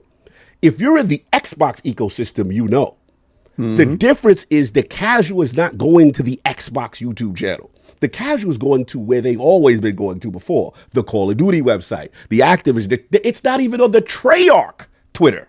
That makes the game. So again, not saying that this could not change. They don't want to mess up the bag, bro. Exactly. So that's what I'm saying. It still doesn't dispute what I've heard, because at the end of the day, Activision and those, for whatever reason, they still are not promoting that aspect on the main and the biggest platforms where people go get it. And there's a part of it that says, well, maybe that's part of the logistics aspect of it. Maybe that's part of some still deal in place with FTC place. I don't know. That's what if you want to keep the dumb, deaf, and blind, and allow them to continue to purchase how they've been purchasing, right? And it would behoove you, right, to let them dudes know, yo, over there they got it for that. Now give me your $120 for the Prestige edition that you wanted to buy, and then you find out later on. And here's the thing too, where I got to push back a little bit too, is that, remember, one of the biggest things they also had with the open beta, right? It was like, yo, play it in Game Pass early. Again, if you go to Xbox, if you go to the Call of Duty website, when that there's a what you need to know as far as like everything you need to do to play the beta. Right. All of it is just pre-order the game. None of it is Game Pass, Ultimate, which is where you can do it. So again, it is interesting to me that the main sources of knowledge on Call of Duty and the company themselves don't have it there. So that's why there's a part of me that still think there's something there that they. I think is the marketing. The CFO is like, yo, don't mess up my bag. Yeah. Part of me feels like Activision just wants to do that, and it seems like they buy these companies and just walk away. Oh, you want Doom on multiplat? Okay, it's multiplat. And part of me feels like Activision doesn't want to market it on Game Pass.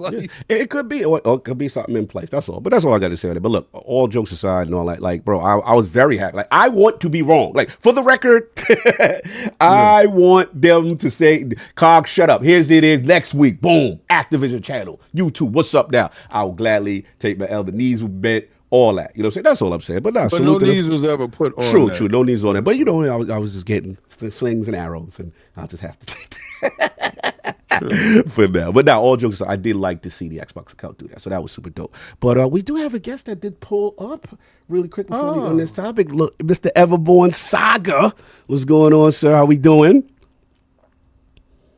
Can't hear his mic. His mic is muted. I don't know what's going on. So we're on to the next topic now? No question. So he got to talk about something. Give his bars. Yeah, he got to get his bars, and then he got to talk about something else that's going on as soon as he get his mic situated. All right. So the reason why I'm saying that is because we need to have the results on the results. Yeah, you can do the results now while he get his mic together. What's the results on Solve? Let's wait for him to finish his conversation. But we could do that while he while he's fixing because he's trying to fix it out right now. Yeah. So what's the results on Solve? Super chats too. Yeah. It's Andrew Tate. Andrew Tate. Wow. So far today, King has been right on two parts. Yeah. So we got Mr. T. We got my man Andrew Tate. There we go. Woo. There we go. Salute, EverbornSaga. What's going on, bro? I wanted to give a suggestion for Saab, and I don't know. Chill. Turn your mic up a little bit. Turn your mic. You sound low. Turn your mic up a little. Cool. Hold on. Oh no. Going on. Yeah. How we doing? Yeah. There we go. So, there we go. How did nobody come up with I'll Be Sure for Saab? Too late. It's too late. I don't know, like, especially now with I'll Be like, I'll Be Sure. We're not trying to do I'll Be Sure. Night and day. But after we found out with the baby what's going on, we ain't putting my man in that spot. I need that night and day. So I'll Be Sure up in the hospital, man. It's not good. If you read the book, then you don't want him to be I'll Be Sure. If you read the book, we good. Listen, wait a minute, but I wasn't even done yet. I think Mayor Adams or Indicted Adams is good for COD. Y'all hilarious. It is funny. What about Mac and Blaine? Yo. For Attic and King. Nah, we already got who we going. So he, come on here and change why don't the gaming circle do they thing, right? We gonna let the gaming circle get the gaming circle joint do Ren and Stimpy and all that other stuff. But like Mac can blame Predator. Like This is what I'm saying. It's kind of fire. Too late already. Addict is Mr. T. Nipples out. We're doing mine next, and you don't have a vote. You ain't doing it. And I don't want you to tank the pool. Because you out here pool tanking. Pool tanking. Oh, man. What else we got, son? We doing the vote. What we doing? Oh, that's okay. So, wait. Everyone's here. Sorry. Apologies. Before we do all that. Y'all can do that. I'm here as long as y'all got me. I'm going to read these three. It's like 3 super chats we got. Okay. Or four. We got Golden Arms PR, $5 super chat. The COD Game Pass vid is only on the Xbox YouTube and Twitter, but not the official COD channel or the COD Twitter. Don't come for me unless I send you. I heard that. Then we got Richie Torres MMA, $5. Yeah, very specific. Imagine COD marketing in baseball postseason games when you have your main demographics attention. That is what I'm saying. That's what I'm saying. That's crazy. You know what I'm saying? Then we got Hargeet Chani, $10 super chat. Marketing thing is about Xbox versus Activision. Xbox has and continues to market COD, Xbox, and Game Pass. Yes. Activision isn't. Yes. Wish it was both, but they aren't doing that. Yep. Xbox marketing has been better this year, and it's just, I think to Addict's point, Activision wants to be able to just sell this game. And they honestly, the leadership and within Activision proper is probably hoping the Game Pass thing fails. We need to get rid of the rest of the bad actors that's over there. Yeah, we already got rid of Pete Hines. I want to find out who's over there. We already got rid of one bad actor. You got Activision. You got Activision over there, man. We got a good thing going, man. Like why we gotta rock the boat? Like, I mean, they do need it to sell, and they do need it to sell. If y'all did have a good thing going, y'all wouldn't be where y'all at now. But here's the thing. We can't agree that what's good for Xbox is not necessarily what's good for Activision. Well, what was good for Activision, they should have had their stuff together. They wouldn't be here. Now sit down and shut up before you go where Pete Hines went. Savagery. Continue. Then we have Dr. Scott C, member for 4 months, Lord Bronze. Addict as Zangief. Cog as 1987 LL Cool J. You gotta be licking the lips. Oh man, that's wild. King as Don King. Yo, made in America with the money would be lit. Saab as Mahatma Gandhi. Hey yo, I'm not gonna lie. All of those is dope. God, thank God that none of y'all got that. And then as a bonus, we have Everborn as Loaded Lux. Wow, they got him as Lux. Yo, for real. What was Loaded Lux? You gonna get this work. You gonna get this work. You gonna get this work. Facts. All right, no, that's Everborn, man. He pulled up in the... Wait a minute. King as Don King and Cog as 80s. It does work. 80s cool J. 80s cool. I can get the K gold. That would be lit. I'm just saying. Cog, you could do a Tyson. That's all I'm saying.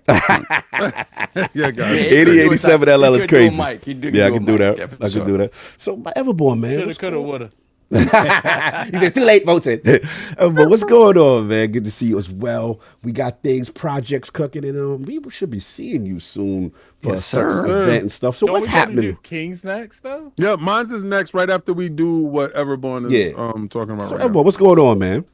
I'm going to tell you what's going on. We have less than 48 hours for this right here. All right, let me put that on the screen. Right, hold on. Put it. There you go. There we go. Let's see that. This is the custom packaging everybody's going to be getting. You low again. You got to turn your mic up, though, because he's blocking his mic. Yeah. Okay. How we doing? Yeah, there you go. They got to hear you. Yeah. So I think Zoom is doing something with the auto volume. Yeah. I tried to turn it off, but I don't know what's going on. You good now? Listen, okay, cool. This right here is in KickStarter right now, right? This is the whole collection, and we got 48 hours left. We hit the goal already, but we got a stretch goal going on. Stretch goal going on. We have another book. a new fighter has entered. See, the Kickstarter is for Ariel's Adventure Chapter 1. That's done, and as a matter of fact, that is printed, and the books will be here on Tuesday when the campaign ends. And so we will literally be shipping the books out immediately. Right now, the Remnant, which is the next new Everborn series that is launching at the end of 2025, is going to come in a 2-part series in a hardcover like this joint here. Part 1 is already done, so anyone that has backed the campaign, if we hit this stretch goal, will get part 1 for free. We're gonna do a print run, and you don't have to do anything. It's just gonna come. So Bethesda need to learn from you. Ooh, excuse me. So yeah, the Remnant is the new series we're launching next year, and I'm giving all the backers here early access to it if we hit that goal, because that goal is literally just to do a limited print run for that, because it's really supposed to be released as in 2 parts as a hardcover. But since part 1 is done, I don't want to hold it back from people that support it. So that's what we set up for the stretch goal. But this is it, last chance. Last chance. We have 2 variant covers for Ariel's Adventure Chapter 2 that is also only being printed as a part of this campaign. Right, so we're only printing 50 of them. So after this is gone, and they will definitely be gone if not from this campaign, from Comic-Con in 2 weeks. This is the last chance you're gonna be able to get it. So check it out. You can do an add-on for the variant covers, which I don't know if it's possible for me to share my screen. Yes, you can. I can show that real quick. Share that screen, baby. Share that screen. Because I'm And blast your mic, because they all over your mic. They are like, what is going on? They said you got the team move mic. They said you got the team move mic. I got the same mic as you guys. Yeah, but they said that you got the team move version. Oh man. All right, hold on. Let me get this real quick. Okay. Yeah, take care of that. All right, so share screen should be option for you to share it. There we go. All right, so let me share this screen somewhere. Hitting that link in the chat, y'all, while Everborn is doing that. No doubt. Hoggy said he sound good now. Nice. Salute to y'all supporting. Hitting. There we go. I see the screen sharing. All right, there cool, we go. Cool. Yeah. So now, let's get now it. that we sharing that, we're gonna go here, and then we're gonna go here, and then we're gonna go here. Let's play that. All right, boom. So see what we work. Boom. This is the variant cover. You will never get this again. There's only 50 of these being printed. Now, you guys may know Pixelbit G from the community. Yes, absolutely. He made the cover here because he supported one of the top tiers, like the Everborn or the Immortal tier. So he made this variant cover. Who your man holding the thing up there? Like your man's up there holding the thing. Damn. Oh, listen, this is another person who in the middle here. This is Ken Mari. You may know him from the community. He also was a backer of the Everborn tier in the previous campaign. That's fine. So like we didn't just make them walk-ons. Like they got actual powers here, which I will show you in a minute. Sick. This is the other joint. Okay. I'm feeling very, you know what I'm saying? What's your man from Thor with the joint? You know what I'm saying? Yeah. Milner. I'm getting a lot of Milner energy. So this is the thing. These covers, they're not. This is why I'm just stressing. Your man at the top they will not be printed again. So this is the main cover, which is dope. Nah, but that other joint, that limited is lit. What we got? So the link for the limit, that's what I want. All right, so hold on, but hold on. Give me a little, backstory. Throw back that other one. And your man up top, though, go back to the one you just showed, the other limited one. Yeah, your man up top is mad dominant, bro. What's going on? He got all the energy. Okay, so check this out. If you know about Prince of Arcadia, right? That's following this guy here, Baltimore Blackwind. He is the Prince of Arcadia. But the Ariel's Adventure series takes place about 20 years later. Okay. And so now he's an older man living and hiding in the woods, trying to keep Ariel safe, right? Because he's been training them up for something that's about to happen. Now, if you see this dude here, whoa, my bad. The dude from the cover, he is a wind whisperer. Okay. And That's him right here. So if you read Prince of Arcadia, you would know, if I could get my light right, that's this dude here. So he's showing up 20 years later because he found out where Baltimore has been in hiding. And there's an ambush in the village where Baltimore has been in hiding with Ariel. Okay. And now they gotta, and this is the other thing. This is somebody said spoilers, my bad. Yeah. It's not I'm trying to act ignorant. I'm trying to act ignorant. So we gotta act, you know what I'm saying, like we don't know. But go ahead. But yeah, it's like the main players, this is why this issue is so dope, or this chapter is so dope. All the main players are separated. So Baltimore is dealing with his issue from the past. Riley and Ariel, they're dealing with Pixel's character and Can Mari's character, who are there for something which I will not tell you. Yes. And then Rhaegal, who leads the village, he's trying to keep everybody safe.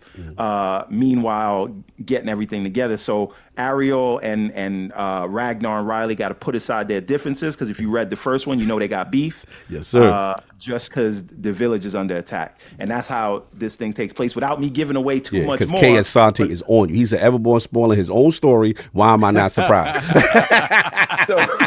Listen, get the book. But listen, the book. Link in the description. I will spoil. Listen, let me tell you what we're doing here. Can you technically tell the creator your like spoiler alert? It's like it's true. Attic is right. Yep. But check this out. Because we believe in this book so much, because we believe in part 2, this is chapter 1, which some of you guys have. Yes, sir. If you don't have it, go hit that link in the Kickstarter. We giving it away for free. Oh, free 99. Y'all gotta hit this link now. Come on now. Go get it, because we don't want anybody to come in like not knowing where the Lord. Hit the link, y'all. And it is a way to give you a signal of how confident we are, because this is the quality that you're gonna get. So you doing like a metaphor demo, like you like, yo, okay, you doing a refantasio. You like, bro, we so confident in the product. You hit the link right now. We gonna give you that PDF, get you caught up before you get the new. Fire. Now you know, Sav, we got to talk about metaphor, because you know that's a signal of knees that's about to be given up. Oh, he know. Don't worry, I got his knees prepped. Don't worry about it. We were just discussing how there's a lot of talk in the community and not any action. He said people ain't gonna buy. So I firmly believe Xbox, beyond Xbox engagement with metaphor, sales will be a deciding factor on when, because I'm not saying it's not happening, when. You said it wasn't happening, though, but now you're not saying it's not happening. You said day and day. You said day and day. I said day and day. Okay. The D-list one. You know, I will say I don't own a pair of soft knees, but I'm not confident enough to try to get a pair of soft knees right now. So real quick before you head out, Everborn, what's this video playing? Get educated. Oh, this is because we believe in the product. We put a whole animation together. Oh, that's fire. So Everborn, like so you said before that there was going to be some stuff available like live when you're at Comic-Con. Am I getting my stuff shipped, or can I just pick my stuff because up? I heard you're going to be at New York Comic-Con. Right now, I saw some stuff and I need to get this pledge done, so I just called for my wallet. So I just yelled out, "Hammer!" and it's showing up, because I can't let this go by. But I know when I do see you, the stuff that I do receive is something totally different. But I need to make sure that I back this. Thank you, T. Hammer. So this is the thing. Any books will be available to be picked up and signed. Nice. At Comic-Con. So as soon as Tuesday comes, when the campaign is over, Tuesday at 2 p.m. Okay. Right. A survey is going out to everybody that backed the campaign. Yes. It's going to say, okay, do you want your stuff shipped to you, or will you be at Comic-Con to come pick it up? And then we'll get it there. The only thing is, if your pledge includes some of the Adidas joints and the apparel, Adidas might take some time to send that to me, so that we will ship to you. But books, I'm in control of. So everything, any books, you will be able to pick up right there at Comic-Con. By the way, speaking of Comic-Con, did you know that we are giving? This is the biggest thing when you go to a convention: a bag, right? Because you going around picking books up. So we are giving away these durable. This holds 30 pounds, by the way. So you get 30 pounds worth of goods, and we are giving these away for free to everybody who comes to the booth. Oh, I got to post on the Lords. You know the Lords will be at New York Comic-Con. So Hit that. I'm about that yeah, life. we will If we will y'all pull ain't up. know, I think your joint should have just hit. You should see what I did. I'm down for that right there. You know, Ariel's Adventure Chapter 2. Yes, sir. I'm in on that. Let's go. See, We in. Hammer. Yeah, make sure. Let me shake. I'm in. I'll make sure my joint is in too. Now, check this out. You also get custom packaging when you order from us. We don't play around. That's what I'm talking about. Right. I gotta get with you because we trying to do our projects, but I want to see how your successful project goes through because you have always reached your goals and you're on to stretch goals now. It's a different thing when you pass regular goals and you on to stretch goals and he's giving so much more. Bethesda, please listen to Everborn. All right. So I'm looking at the promise. If I do the adventurer, you get the signed physical. Okay. You get the loyalty. We got that. Okay. I see the ears. Now, the last thing I want to tell y'all about. Let's go. Y'all still see my screen, right? Yes. By the way, look at these pages. Look at these. Look at this. Yeah, sick. Look at this. Sick. I'm sometimes embarrassed about how good this is. Like, shout out to Mike Banting, who does the lines, and Albert De La Cruz, who does the colors, because he put his foot in it. Right? You might get toenails in your box when you get the book. But listen, Talk to him. Check this out. When I say you can be a character in the Everborn universe, I am not joking. This right here is Pixelbit G. We don't just say you are extra. You're not like an NPC in a Starfield DLC. You have significant impact here on the story. Oh, right? That's fine. So the thing is, these tiers are limited. We only have one Everborn tier left, right? So now Hargeet backed one of them, and then somebody else backed one. Salute. So they're getting their own covers. I ain't got $1,000, but God bless. but then you got the Everborn tier, which takes you below that, which you'll still get the same treatment. You'll get the character, you just won't get that one-of-one cover. Gotcha. Why don't we get the friends and family tier? Listen, let's talk. Why brothers always trying to get the hookup or other brothers? Listen, Let's man. support that man and stop trying to get the hookup. I supported as much as I could, bro. Listen, we appreciate it. Check this out. Now, see, this is the thing. What I would like to get to one day, if we do enough of these campaigns and enough people back these Everborn tiers, that we got members of the community that are characters in the universe, and then we do a tournament arc. Oh, so you gonna have members that play games and stuff, though? Oh, you got to, of course. So Gamer MD is already a character. He's about to show up in the Redlands Chapter 2.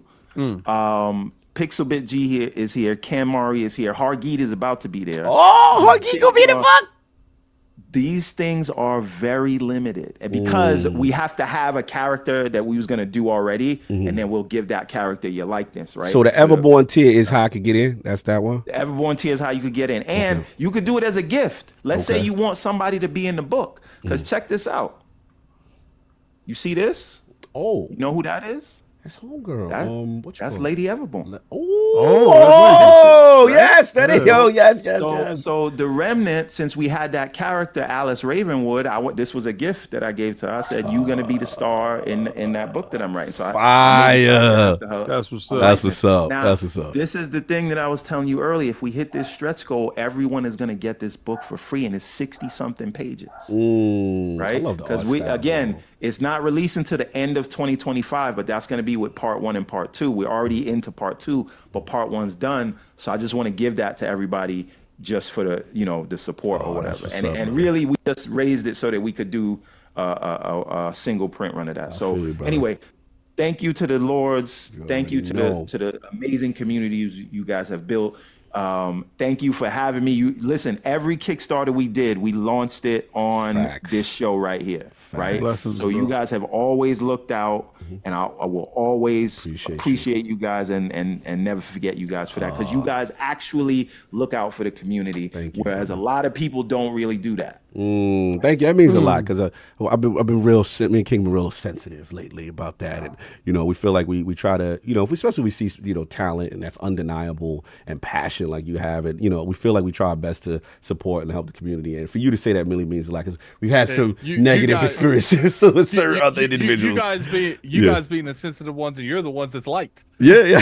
Right? But just see your passion, to see you get the goals, and like King said, like you're hitting your goals. sales. You know what I'm saying? And it's so dope to see it, to see you have a booth. And you know what I like? You know, proof of concept. You're so confident in your product and showing people, look, here's transparency here. You want to see who you're going to get the PDF. You don't believe it. I'm going to give you this hands-on and then let you see where we are, where we're going to it. And that's one thing I could always respect. Brother, it's going to be super lit. We got, go ahead. When we come up there, man, we're going to need that goodie bag when we leave your You already know. Go ahead. And you want to talk about confidence. This is something that I make sure we do for every campaign. Mm-hmm. I pay for these things out of my pocket, and then I do the campaigns really for the print run and other little things. But when you back a Everborn campaign, because we don't want anybody to be waiting too long, or we don't want any of that, we do the books first out of pockets, and then we come to the people to kind of launch it here, right? So this is what I'm saying, like, not only did we do the book out of pocket, which was whatever it was, we also did the print run out of pocket. That's why it will be here on the day that the campaigns ends. So you got to think of this as more as a pre-order than anything else. Nah, that's love, brother. And again, last thing before you head out, I wanted to ask, because again, I don't know if the information is out now. You will be at New York Comic Con. You will have a booth situation or an area situation, I'm assuming. And if not, you know, where can people who are in the New York area, you know, can they come, or will that information be given at a later time as we get closer? No. That will be given right now. It is booth on the main floor, booth 2039. Okay. Right? 2039. That is in the middle. As soon as you walk in, you walk in and you got the two doors to the left and the right, and then you go into the main hall. If anybody's ever been in the Comic Con, we are right in the middle of that. Yeah. So I don't even know how I got that placement, to be honest. Right? Yep. But we in there right in the middle of everything. Not Artist Alley. The last time we was there, it was Artist Alley. We are on the main floor in the middle of everything. Booth 2039. Yep. The books will be here. The books from this campaign will be there. If you will be there, you can pick up your book there. We're doing giveaways there. We're going to have a bunch of some of the apparel, so you will be able to get T-shirts and posters and things like that. This is really a coming out party for the Everborn IP. We did a lot in terms of marketing, and on Tuesday, we are doing the relaunch of the EverbornSaga website. You do not want to miss this. So EverbornSaga.com, go there on Tuesday. The moment the campaign ends, that's when the new site goes live. Nice. It's going to have a bunch of new, like we're doing basically a fall clothing line, which is all going to be there. Again, all the people who make the clothes and stuff for it, it's all like name brands that you know, with our designs on it. And you'll be able to order all of this stuff right there. So Tuesday, go to everbornsaga.com. On October 17th through the 20th, we will be at New York Comic Con, booth 2039, and you can pick up your pledge right there because, again, the books are done. And thank you so much, everybody that backed the campaign. Salute. Much love, Everborn. Again, Addict King, Solve with Realm. The Lords will be in the realm, and maybe we have something special pulling up. You know what I'm saying? We're Everborn. So if you're in the area, go check that out. And if not, you still will be able to get that on our content. Everborn, brother, enjoy your Sunday. Much love, brother. Always good to see you so and much. see you doing your thing, bro. Much love. I want you to be bigger than Black Sands, bro. I feel that.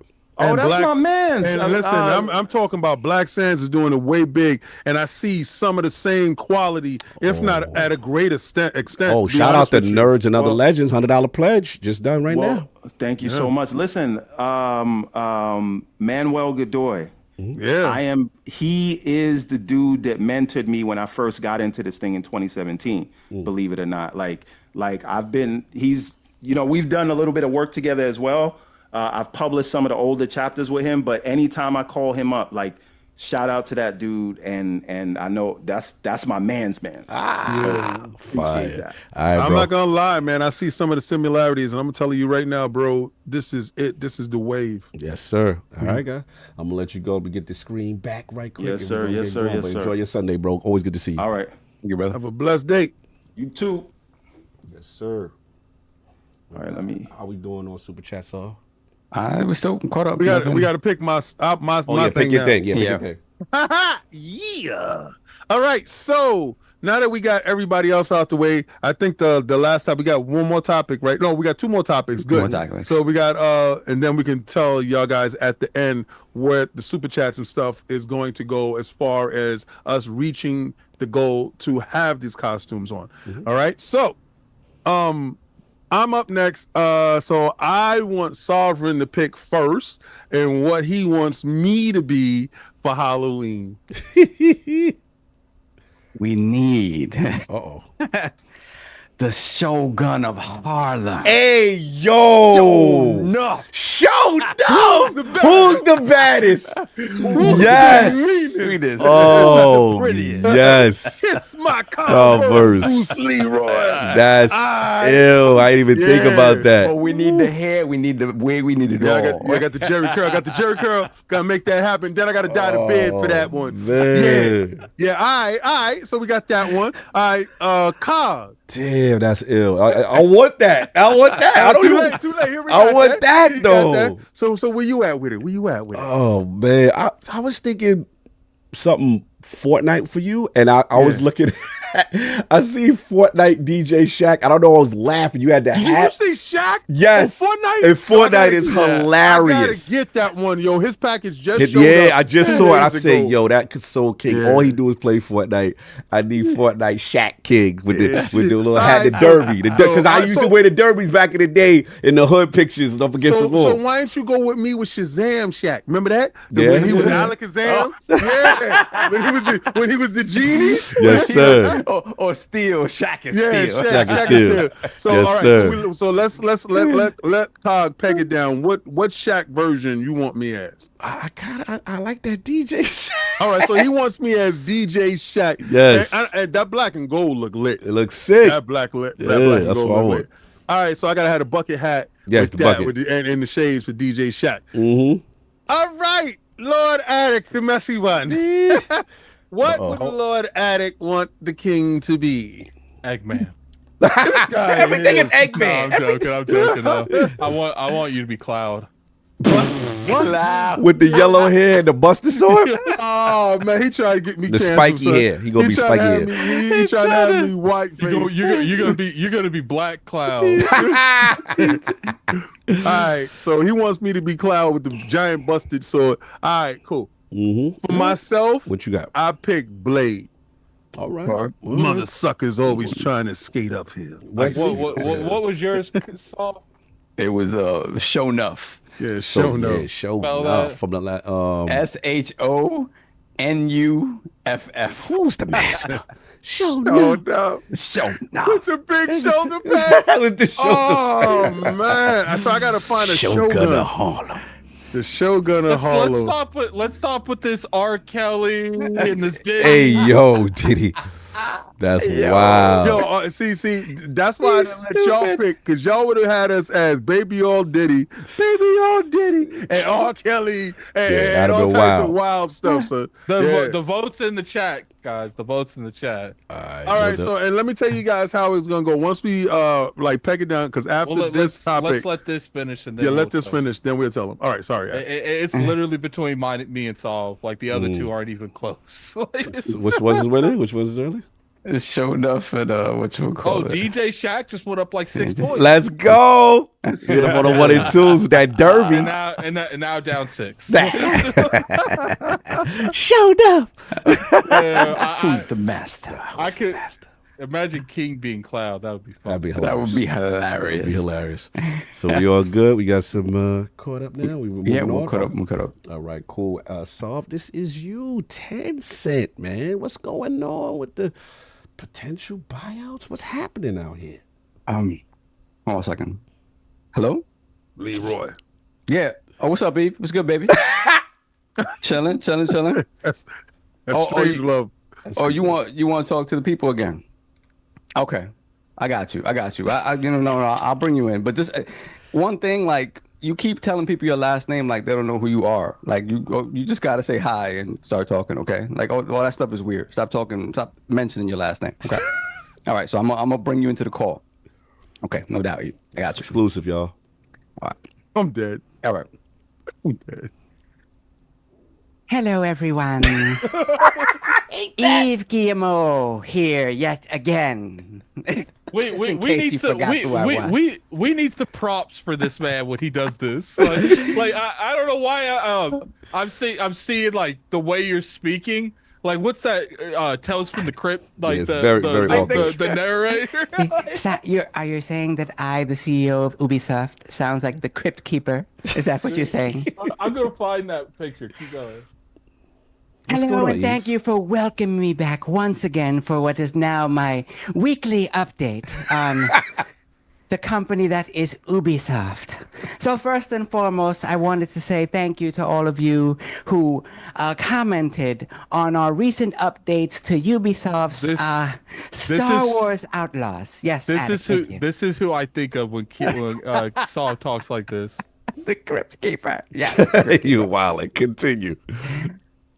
So I just wanted to say that with our recent updates to Star Wars Outlaws, the game is now running at a ripping 30 FPS with all kinds of everything turned off.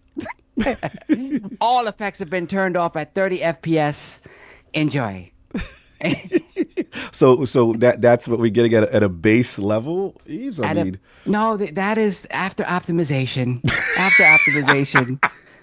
So please look forward to our continued updates to our game, and I'll say more about it later on. Okay, I mean, because a lot of people had issues with the AI and about the faction system that not really factioning. We are working on it. Just know. As I said last week, day and night, night and day. Blood coming out of our eyeballs, we will get it fixed for you. But for now, play it at 30 FPS locked. I appreciate the hard work that's going on over there to get us that 30 FPS lock. Absolutely. Appreciate you. This is what we do. So no ray tracing, no reflections, no shadows whatsoever. But it runs beautifully at 30 FPS. So please enjoy. Much appreciated, man. Thank you for dropping in and always giving us the updated situation. Of course. It's really appreciated. And now to speak on recent speculation that Ubisoft has been in conversations with. I need you to say, but wait, Cog, there's more in that voice. But wait, Cognito, there's more. Oh, Tom Edison in the chat. Can I hire Solve to voice Eves in an upcoming documentary about the fall of Ubi? Tom Edison, but put a lot of your business out there, by the way. I'll be waiting. Thank you. I pity that fool.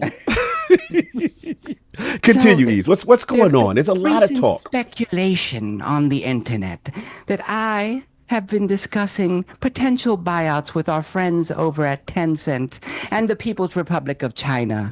And I'm here to tell you all that they are all 100% true.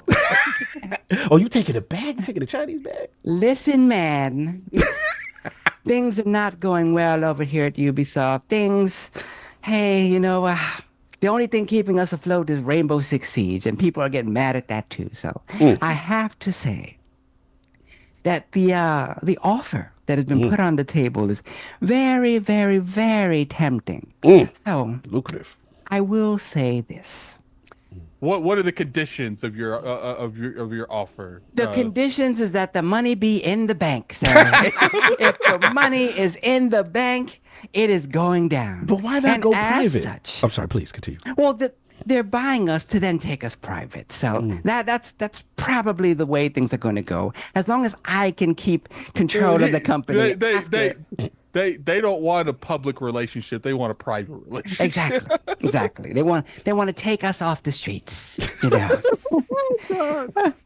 So, as a result of this, I'd like to let you know in advance of some of the changes that will be coming to Ubisoft specifically with Assassin's Creed Shadows. I'm nervous. Launching in 2025. What's going to happen?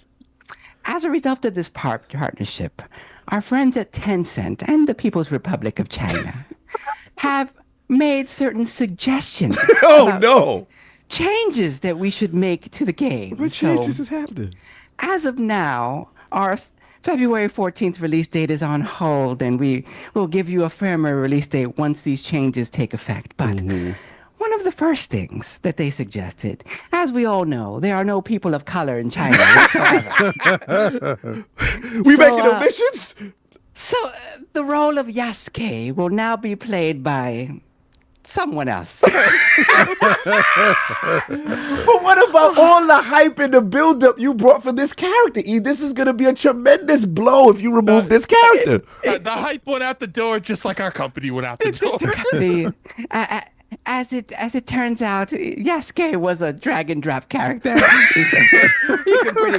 We could put Sam Fisher there if we wanted to. Oh, man. Oh, Black History Month at that too? Well, all I have to say is just wait and see. It'll be fine. It'll be fine. Damn. In addition to that, there's more. Our more traditional Japanese character of Naue. Gotta say, but wait, Cog, there's more. But wait, Cognito. There is more. They're ridiculous. Very spicy. In addition to our traditional, to the changes coming to Yasuke. Omission. Our traditional Japanese character of Naue, a ninja. Yes. Will now be the first ever Chinese ninja in the history. We getting Tencent involved, right? So Naue's origins will now be different than they normally are. Okay. I'm assuming this is going to affect the co-op mode as well that you've announced. The co-op mode will still move forward as planned, but obviously, once we determine who will be playing Yasuke, we're currently in talks with Jackie Chan. Damn. Oh, man. Please look forward to our new release date for Assassin's Creed Shadows later on in 2025 as we go head-to-head with that imposter game. What is it called? Ghost of Yoda? Imposter game? Yoda. But there are arguments that they did this better than you. Ghost of Yoda DLC coming to Star Wars Outlaws in 2025. So our chat wants to know, what is your thoughts and what is your plans with like stuff like Splinter Cell?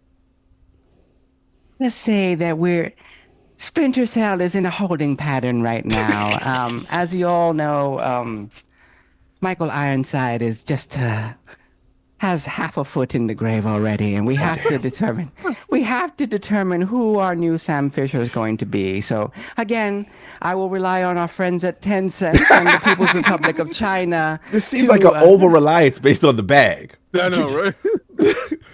No, that's not true. I'm in full control. But needless to say, but you can't tell us right now. You need their sign off. That's what we're kind of getting from this. No, it's in flux, shall we say, Lord Addicts. things are happening, and I can't pinpoint it yet. I don't want to say something and then it'd be different when the game finally comes out in 2035. Your new potential overlords that seem to have you compromised potentially. Partners, LordCognito. Partners. Fair enough. I'm sorry. Please continue. With all of those things said, unless you have any questions, EGMO out.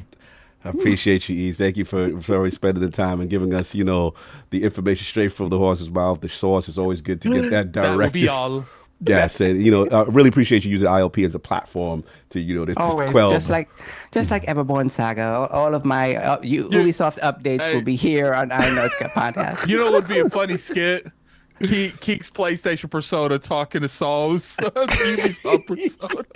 Well, there you have it. So, Saul, man, I appreciate your man coming through. Eve got the bars. Yeah, you got the bars. And, so what's your take on Eves and everything that's going on over there?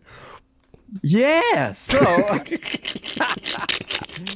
there's different people. Everybody is saying, Ubisoft circling the drain, like it's really like not looking good over there. Yeah.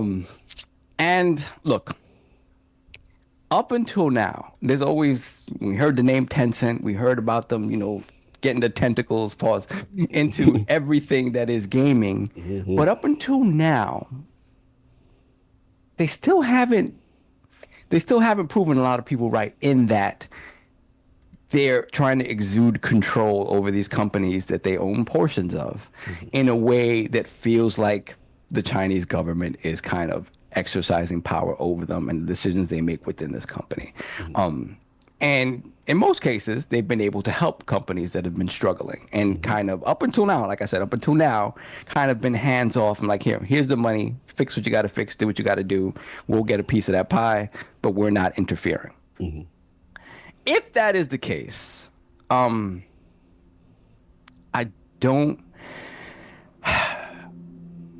can see a scenario where they come into Ubisoft, partner with them, buy them out, whatever the case may be, and then make considerable changes to the obvious bloat that exists at Ubisoft. There are way too many games, way too many teams, resources spread across I don't know how many thousands of employees, something like nearly 20,000 employees, something like that. And the fact of the matter is that, post-COVID, they cannot be the Ubisoft that they were before. They have to sort of whittle down a little bit and focus on what they know they're good at and work on that. Get away from this yearly cadences with some of these games, which they have gotten. They did it with Assassin's Creed to great success. People were appreciative of the fact that the games weren't coming out yearly anymore. But now they have to sort of reinvent Assassin's Creed again because, people got tired of the big, huge, bloated RPGs, especially with Valhalla being like the most bloated of them all. And they just have to figure out who they are moving forward. But I think they have to do that as a smaller company to be successful. They just have way too many things going on, and it's just not working for them. And again, they made that big service games bet like a lot of companies did. And a lot of those games are just not hitting. The only thing in that regard that's kind of been, keeping them afloat is Rainbow Six Siege. And that has been a huge success after that game did not launch to the greatest reception. And you remember the original game, it was Patriots, and it was supposed to have a single player campaign and all this other stuff. And they nixed that completely to go the route of Rainbow Six Siege. And in addition to that, we've heard X Defiant is not doing great. The other stuff that they have that is sort of in that vein, we have For Honor that kind of keeps trucking along, but it's not a significant player base where they're making money like that off of it. So the bets that they've made in that space have not hit. So they have to rely on what they've been good at till this point. And the fact of the matter is that, again, people are getting tired of those formulas because they're running them into the ground. We have to see what the next Far Cry looks like. We have to see what the next Division looks like. And then we've already seen the early reception to what Shadows is. So they have a lot of things to figure out. And I think if they should partner with Tencent, it will be helpful. But I do think Tencent will exude some pressure on them to kind of whittle down and become smaller than what they are now, which means sadly people will lose jobs, studios will close. It's something that I kind of see in the future. But if it is as bad as people are speculating it is, and wanting to take the company private once again, I think by necessity it has to become smaller to do that. And I think, hey, if it means that the focus of the company is going to be stronger and the games moving forward are going to be stronger, I'm all for it, because ultimately seeing Ubisoft go away is not something I want to do, because we talk about a lot like, Ubisoft, this formula's tired, whatever. But the basis for what the open world game is today is largely built upon what Ubisoft kind of started. In addition to obviously GTA and things like that. But nobody can do something similar to GTA except for Rockstar. So every other open world game takes most of its kind of influence from the Ubisoft model. So yeah, I want to see that work, but they have to figure it out moving forward. And this might be, again, a lot of people say you're getting in bed with the devil, but I don't know. If things are that dire, what are you going to do? And who's going to pay for them? Step up. Yeah, no, but good point. Lord Addict. Tencent, maybe potential considering, a buyout of Ubisoft. There's talks going on, deliberations. What are your thoughts about this thing, man? How, is anyone of like relevancy said this? Yeah, that's from Bloomberg. It's from Bloomberg. Bloomberg. Yeah. Oh yeah, it's kind of everybody's Bloomberg, and the thing is, non-gaming publications are talking about it. Like, so it's out there. Yeah. Yeah. Like this is a classic example of F around and find out. Like, you know, for a long time they haven't taken criticism very well, and you know, I would say too they invested too much into games as a service, and in the industry itself is pushing back against games as a service. Like, unless you're like an Apex Legends or a Fortnite, you're not surviving as a games as a service anymore. So it's just like there was only Ubisoft for a long time didn't do sales in terms of money. They did sales in terms of people's times because of like Rainbow Six Siege engagement. You know, they went after engagement. For Honor, defining whatever that's called, Definity X or whatever it's called. What's that thing called that you were saying? Which one? The Call of Duty thing, Saul? Was Defiance, and then what was the other one? Oh, X Defiance, Defiance. For Honor, and then Siege. How many games did they shut down? Didn't they shut down like a they shut down like a mobile game or something like that? Like they dipped their toes too much into the games as a service, and then the single player stuff that they did now, they don't listen to community feedback. So it's just like, what did you expect? You know, this is one of those times where you know, Cog says it with the AI thing. If you won't listen to your community will thrash you. They'll make their choice. Like I said last week, you know, I tell people all the time, you know, if you stand by something, stand your ground. And like I said last week, you guys did. Unfortunately, you guys stood your ground to the bankrupt of a company almost, it looks like. But at the end of the day, like, companies got to learn. You know, if Ubisoft goes down, which I hope they don't, you know, regardless, I would prefer them not to sell. But if they did, it is what it is. You know, it's like what we said about Bethesda. Bethesda was about to shut down multiple studios. We don't know what the consequences to them not selling if they don't sell are. I would prefer them not to sell. But at the end of the day, if that's the only way to keep the lights on, that's the only way to keep the lights on, because I would say the Star Wars thing has cost them a lot of money. And it doesn't look like Assassin's Creed Shadow is going to make it back. And that's usually the Assassin's Creed franchise is usually there. Even if everything flops, we made so much money off Assassin's Creed, we good. But that's not the case this year. Mirage, I don't think sold that well last year. So it's just like, look, like, what did you expect? You invested all this money, and it's like Christopher Hart said, Immortal Phoenix Rising, fantastic game. Really enjoyed the first one. They canceled the second one, but they kept something like Outlaws up, and it's just like, I still think Ubisoft has a place, but the thing is you can't overinvest in one market and then not listen to your fans in the others. And that's what I think happened here throughout years and years. Imagine the amount of money that Ubisoft had to pay from year to year to keep all their games as a service active. Yeah, they had a big run too. I remember they were trying to do a bunch of that. King, your thoughts? One of your favorites, Ubisoft. Now the news coming out, potential buyouts, Tencent involvement, discussing the future. Well, this is where you looking at the marketplace, actually studying the markets and looking at numbers actually pays off. So I knew they were downward trending a long time ago when they had their COVID money and they were funding all of these projects. Regardless to what projects they were funding, their market cap kept reducing, right? So it didn't show, there wasn't any faith in growth in their stock market. What happens when Tencent comes in and has a significant portion of your stock portfolio, that keeps you afloat to an extent, but that also hampers you when you're in the dire straits. And I saw a lot of people like myself say, I want Microsoft to buy them. Well, you can't.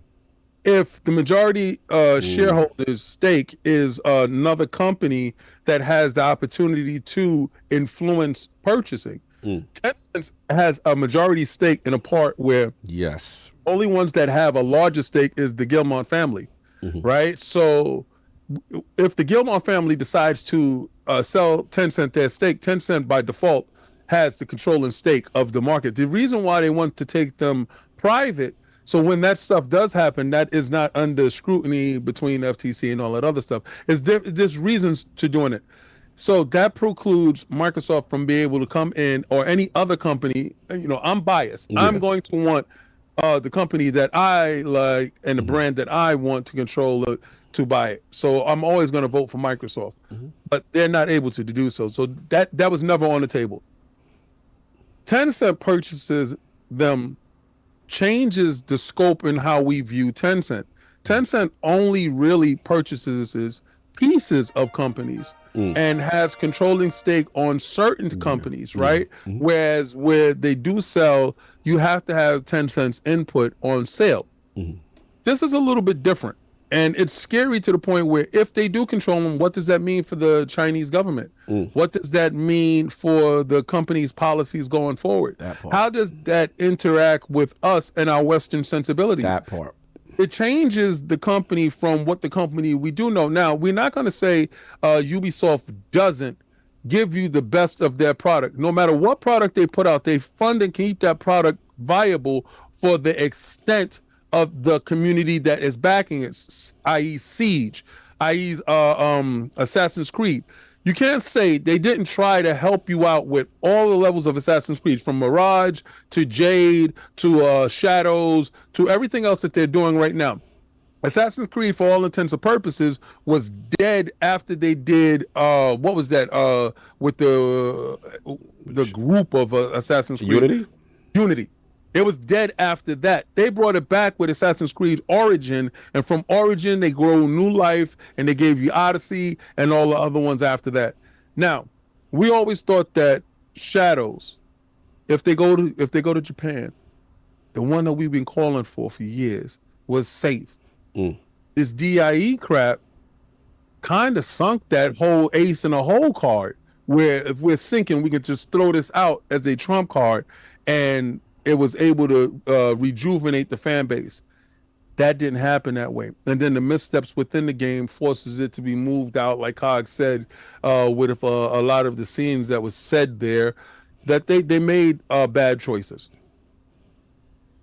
I pray. Oh, I forgot about that King Skull and Bones. I forgot. That cost them a lot of money, too. Yeah, because they thought Skull and Bones was going. People don't understand what makes games hot. Right, they saw Sea of Thieves and they was like, "Yo, we've been doing pirate games. We can do a pirate game." You don't understand what actually makes Sea of Thieves hot, so you felt that you can come into that space and do it. Your game was too realistic. Attic and I played the game, we streamed the game, and it was out there.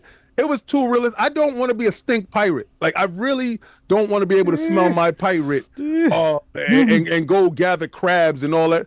Y'all made it too serious. Y'all was too serious with it, where Sea of Thieves is fun. It's light. I'm doing a slave dance. I'm having a good time. You know, it's fun. That's my best time with that. I don't care. That's my best. Y'all can cancel me off of that.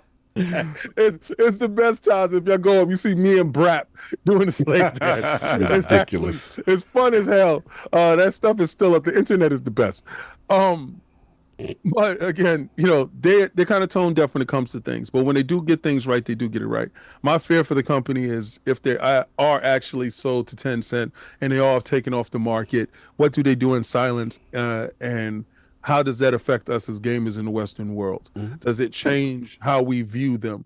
You know, Assassin's Creed Mirage was a good callback to the beginning to give people that old feel of Assassin's Creed, when it was stealthy, when it was about assassinations, when it was about what they built their pillars on. Opposed to this fetch and quest missions of Odyssey and of Origins. I don't know what this leads to them, but is it a dark day in Ubisoft? Yes, because now your stock price, your portfolio dictates your sale. You got to the point where, at the same thing that I tell you guys with ABK, their stocks fell so low that it was a bargain deal for Microsoft. Right. They go in and purchase. And we're seeing these companies not being able to fix themselves or right themselves. And these are very large companies that they do have shareholders, and these shareholders are losing millions of dollars per minute when their stocks fall to a certain extent. So this by no means is just their choices. This is a market that was fixing itself and they no longer found a place in it. Now they're forced to sell to a company. The same way with ABK. Now I understand how you guys felt with ABK being sold to Microsoft. What would that look like? Would that look like the same company that you loved? We're having those questions now. And once this sale does happen, well, it's not going to be a sale. It's going to be a transference of power under the scrutiny of no one, because they will take it private. Then it will happen, and you won't really understand what's happening. You will just see changes in the marketplace when it comes to their game. So that's the fear. ABK wasn't able to do that. These guys are able to do that because of the family-owned stake of it. So it's just strange to see, but we're living in a different time, and this time will dictate exactly what these games look like later. I don't know. Yeah, not too much to add. Obviously we knew about them partnering, in the past. They bought 49% of Guillermo Brothers holding company in addition to the direct sale. And they said it was seen at that time to keep suitors at bay, allowing the brothers to remain in control of Ubisoft's governance with Tencent stake capped below 10% with no operational veto rights. Under the deal, Tencent also couldn't sell its shares at Ubisoft for 5 years, after which the Guillermo family has the right of first refusal. The pact still allows the brothers to talk and work with whoever they want, chairman and obviously who we had on the show, Yves Guillemot, as far as I said in the last interview. But look, they're in trouble, I just look at it different in the sense of, like, if it does happen, how the extreme irony in the fact of Tencent's policies and based on what we know from Ubisoft, you know what I'm saying, from a, political and social ideology standpoint.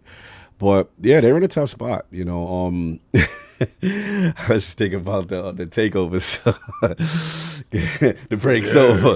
God MC, Tencent over. Hey, little Eves, you ain't ready for war. Tencent holding too strong for y'all. I don't know why that song is in my Tencent is looming. The takeover, man. Let's see. But it is interesting. The stock price spiked with that Tencent news. They look like they ready to be snatched. They look like they're in consolidation mode. I want to shout out Xbox. Oh, you said the stock price spiked after the news? So that means that the market is in favor of them getting out of the hand of the Guillemot family. Stakeholders, it's about money at that point, right? And they want their money before it goes even worse. And the thing about it is now, what's going to be funny is to see the hypocrisy within the game, within the gaming media, because it's like, okay, you ain't gonna buy it. Media in general, and like just like the community in general, just because.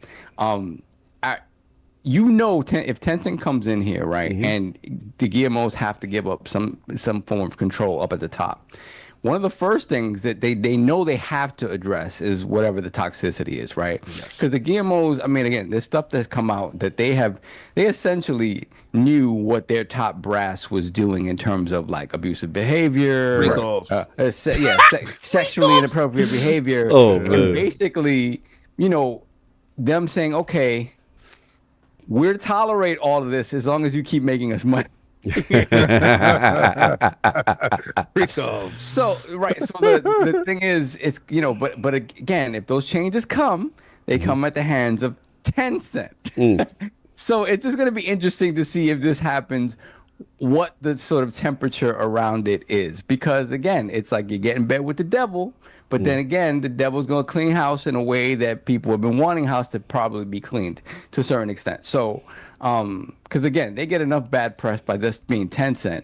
They don't want to have to deal with all this other stuff, that kind of this baggage that comes along with the sort of the Guillermo regime. So I don't know. It's just going to be interesting to see how this is kind of talked about in this space, because it's going to be. You have to, we have to accept certain things. Yeah. And the last thing I wanted to say is I wanted to shout out to Xbox 2, the homies Rand and Jazz. I was listening to them, and they talked about it, and it was something I completely forgot about.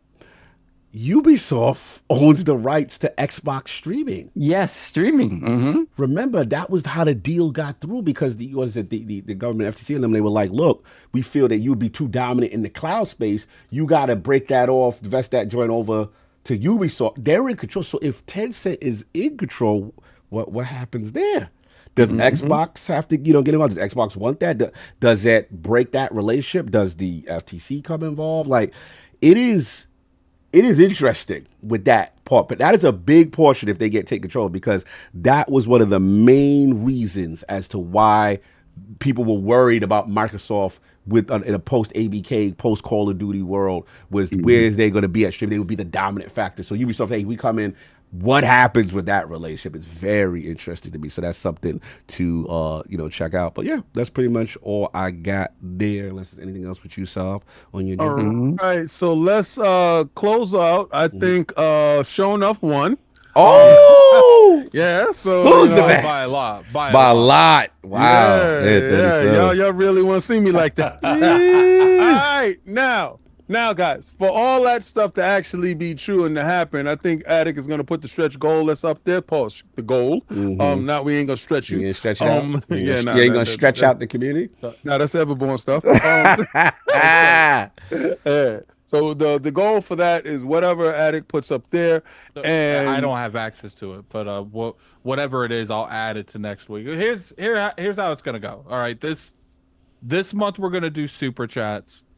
Because we do have some stuff that we're working on in the background, but it's not ready yet.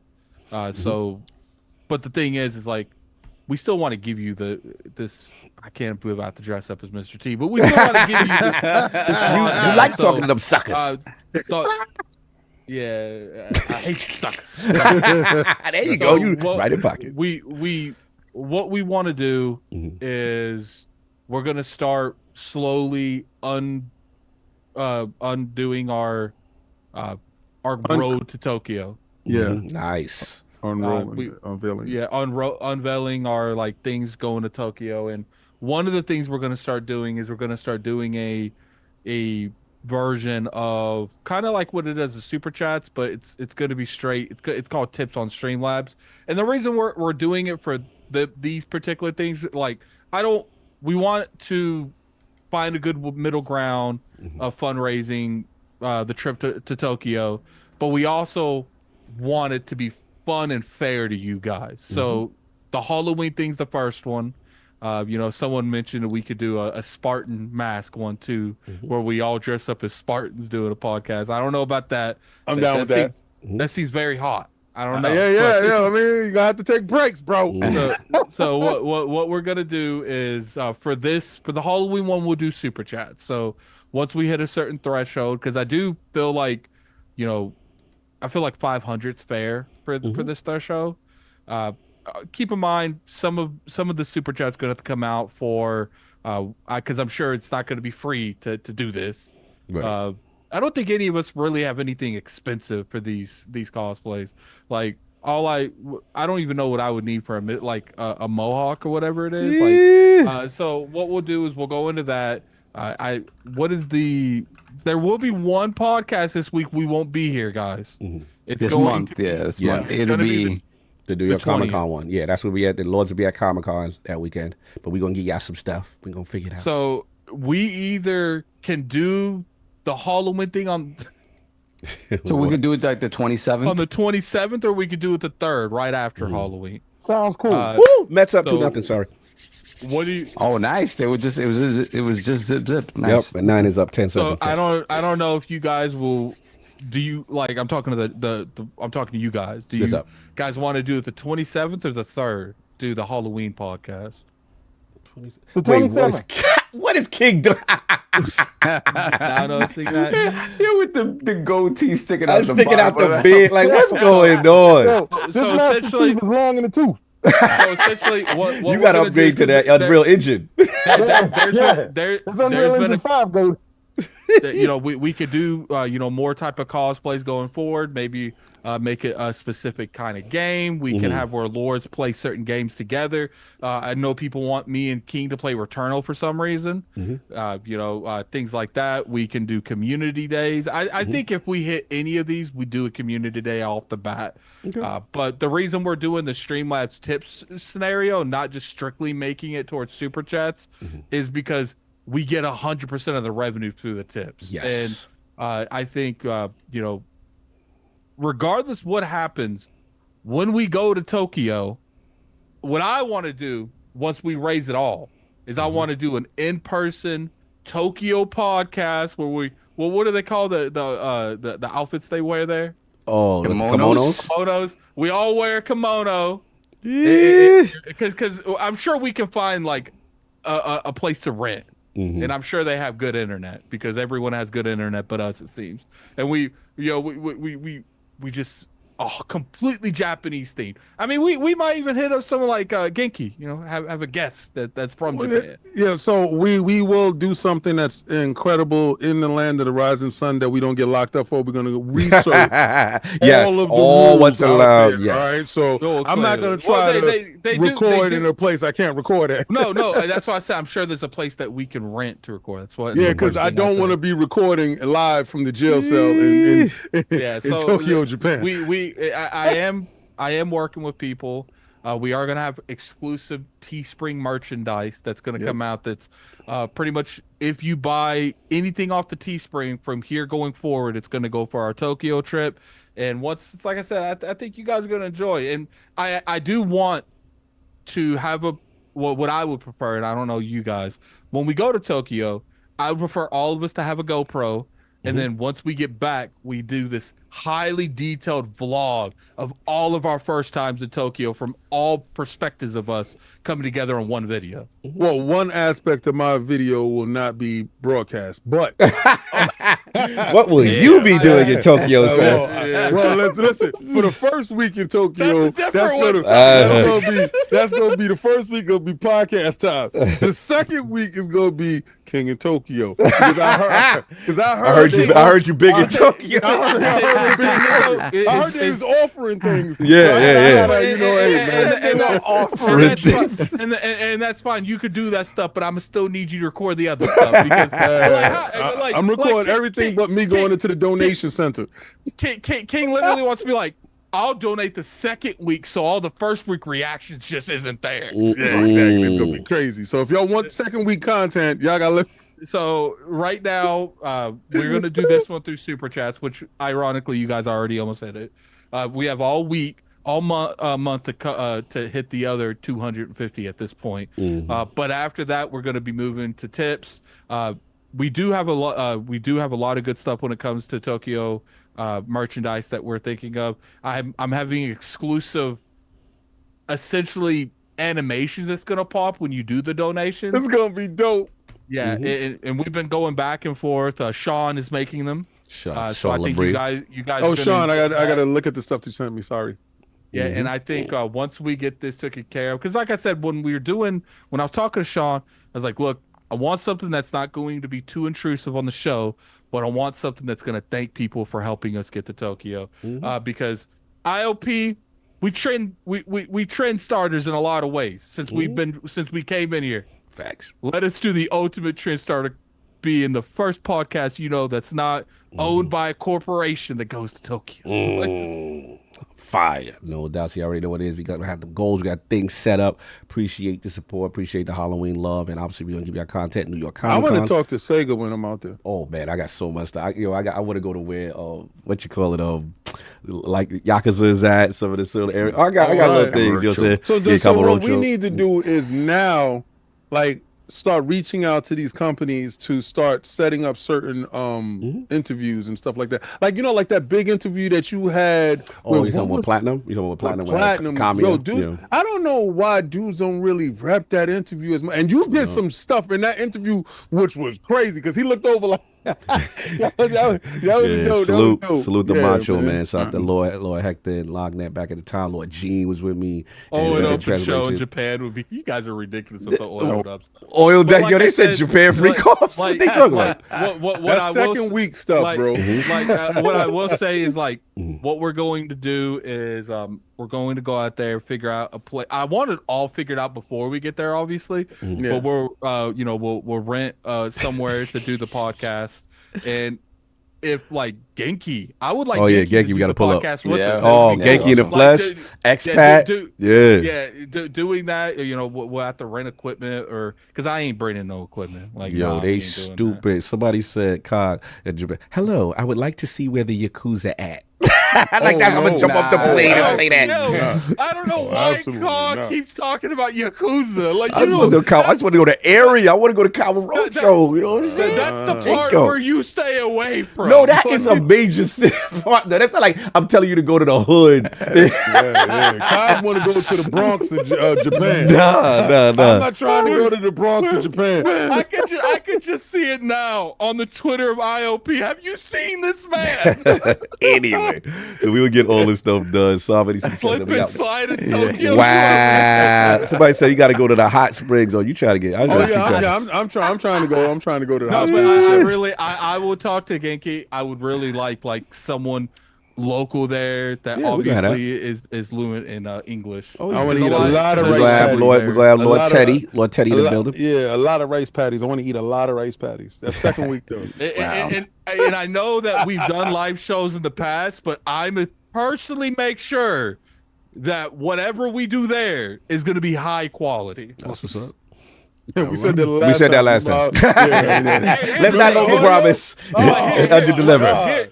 Here's the thing. I learned when we was in New York and we did that first show that just because people say they're professional does not mean they're professional. Right. So let's just keep our goals professional setting, reasonable level. Worry about getting there, and then we're gonna figure things out. I'm gonna handle the equipment. I'm not letting no one else handle the equipment from now on. That's right. You handle all that equipment. We're gonna let Attic hold all the the Bronx of Japan. It's ridiculous. Yo, that's a shirt idea, King. Bronx of Japan. No. But we're gonna do that. We're gonna do that. Though. Time. Solve the super chat. Ridiculous. You know what it is? You know what it is? Like we have an avatar. We have an avatar. I'm pausing the time. Like King, what you have is like half an outfit of New York and half an outfit of Japan.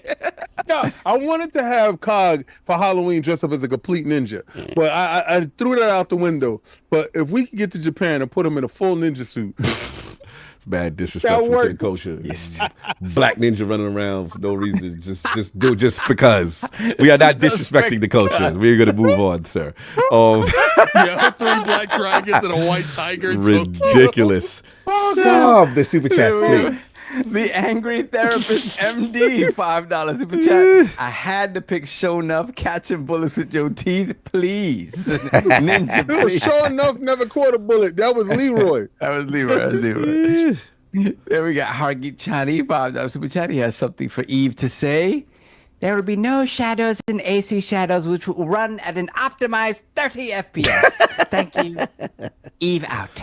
Ridiculous. Eve out, son. Then we have Filipino Beast, $5 super chat. We're currently in talks with Jackie Chan to play Sam Fisher in the reboot. Wow. Ridiculous. That last super chat's crazy. That last super chat is crazy, man. Then we have Hargeet Chani, member for 39 months, Lord Gold. Too bad Ubisoft went with the failing PSN Plus Extra/Premium to partner with Ubisoft Plus Classics. Partnering with Gamepass Ultimate would have been a better option. Wonder if they can switch. Yeah, we'll see. That's right. I forgot that they have that. I think they have a time exclusive on that. Then we have Amarize with a $5 super chat. Cog should dress as his supervillain alter ego, Eric Adams. Hey, I voted for y'all. I got it. You will get your wish. We're just trying to figure out what suit to put him in. A suit with the numbers, the orange jumpsuit. What are we going to do? The indictment just pinned to his chest. Messy. Wait, when are we doing the 20? Are we going to do the 27th? And are we going to do it after? The 27th. 27th. Yeah. Then we got Dr. Strangelove, $2 super chat. One of the goals should be an oiled up Speedo show. Oh man, this guy right here. That goal would be so high. Moving right along. That goal would be so high. It would never be hit. They do have sumo Hey, practicing places. nah, you try to get people their cheeks out. So we could do a sumo joint. You could do the sumo. We wear the whole joint. You could do the sumo. Ain't no sumo. I could just see. We can call it a sumo That thing. is not happening. Yeah. That is So Harki Chani is schooling us. Kamurocho itself is made up, so it's based on another real area. Yeah, but it's not called what you call it was out Kamurocho. there. Oh, Rubes is It's, out there. Yeah. Let me see. Cog is adverse to the sumo area. Yeah, so I'm acting like I didn't even hear that. We got to work hard to make that a stretch goal. You could be out there with your fudoshi and all that on. Be Japan freak off. I'm reading the chat. The chat is crazy. Get your thong on all you want. Don't Don't let me stop you, brother. You want to get oiled up and grapple. We sitting there. Get your E Honda on. All we need to do is get arrested in Japan. Exactly. You know what that sounds like? A mini game that would be on Infinite. Like, Get my E Honda slaps on. Moving along. So what else we have? I think that's it on Super Chats for right now. Final topic. Final topic. Oh, yes. All right, Attic, you are up. Halo Infinite is doing something. Third person, what's happening? yeah, so they did something I really never expected this, like not even a little bit. They are taking Halo Infinite and they're giving you a third person perspective on it. I do want to know exactly how they're going to do this. They didn't give a lot of info on it. They just said that they're doing it. Like, are you able to just switch to this? Are they making its own mode? Is it going to be in campaign?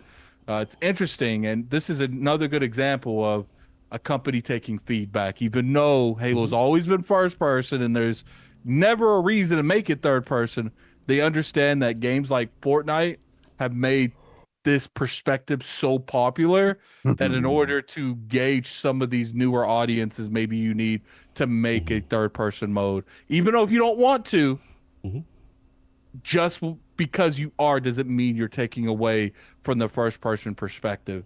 I will say, playing third person, you do have advantages from a third person perspective that I'm curious how they're going to handle that, because you could check corners without actually putting yourself into harm's way. So I'm curious on how they're actually going to do that. But I want to open this up. King, I want your perspective last. So go, Saul. Like, Before you guys want to set you up even more, they said that shout out to on the article. They said that fans this Merc's first time third person mode will be officially in Halo. Senior community manager John, you always must pronounce his name. You check, I forget. Anyway, and Skybox Labs software engineer Colin Cove offered a bit more information on the panel, saying they'll be starting with third person firefight mode in a future update, but we'll also have the ability to do it in PvP and control it in Forge. They clarified that third person will be supported at the mode level, and that with Forge controls, modes can switch individual players or all players between first and third person perspectives whenever desired. It's currently unclear if it will be available in campaign mode or restricted to multiplayer. Just want to get some more. Okay, so it won't be mixed. That's good. Because it's like I said, it's kind of interesting that Forge you can switch at will. So I'm kind of curious if, you know, they're going to make it like round based, or imagine like there's a switch that you could shoot above, where if you shoot it, it switches the perspective. Like a rotating, like you kind of like the shield that's on the Cyclops in Destiny COG, where it's like a rotating shield. Imagine like something like that in the middle of the map where the shield goes away and you could just shoot it and it would switch the mode. That'd be crazy. No doubt. So, Saul, what's your thought, man? Halo third person. What happened? What happened? They found what you're going to look like. Well, who will look like? Oh, I saw that already. If he would have lost. We ain't doing that. So, Astro Pat, you out of here. Astro Pat. That's a wrap, folks.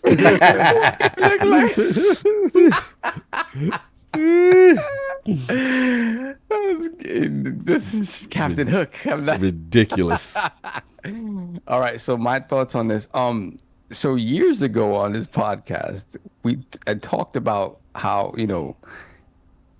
maybe taking some risks with other Halo franchises, right? Maybe not necessarily, being able to kind of step away from first person and do other things with the franchise. Obviously, we have Halo Wars, right? Which is more sort of is Halo Wars, is it more RTS or turn-based? RTS, more. It's RTS, right? So things like that. And we talked about the potential for a third person mode in Halo, because it's like, hey, you have your Spartans, you see the success of third person games, obviously like a Gears of War.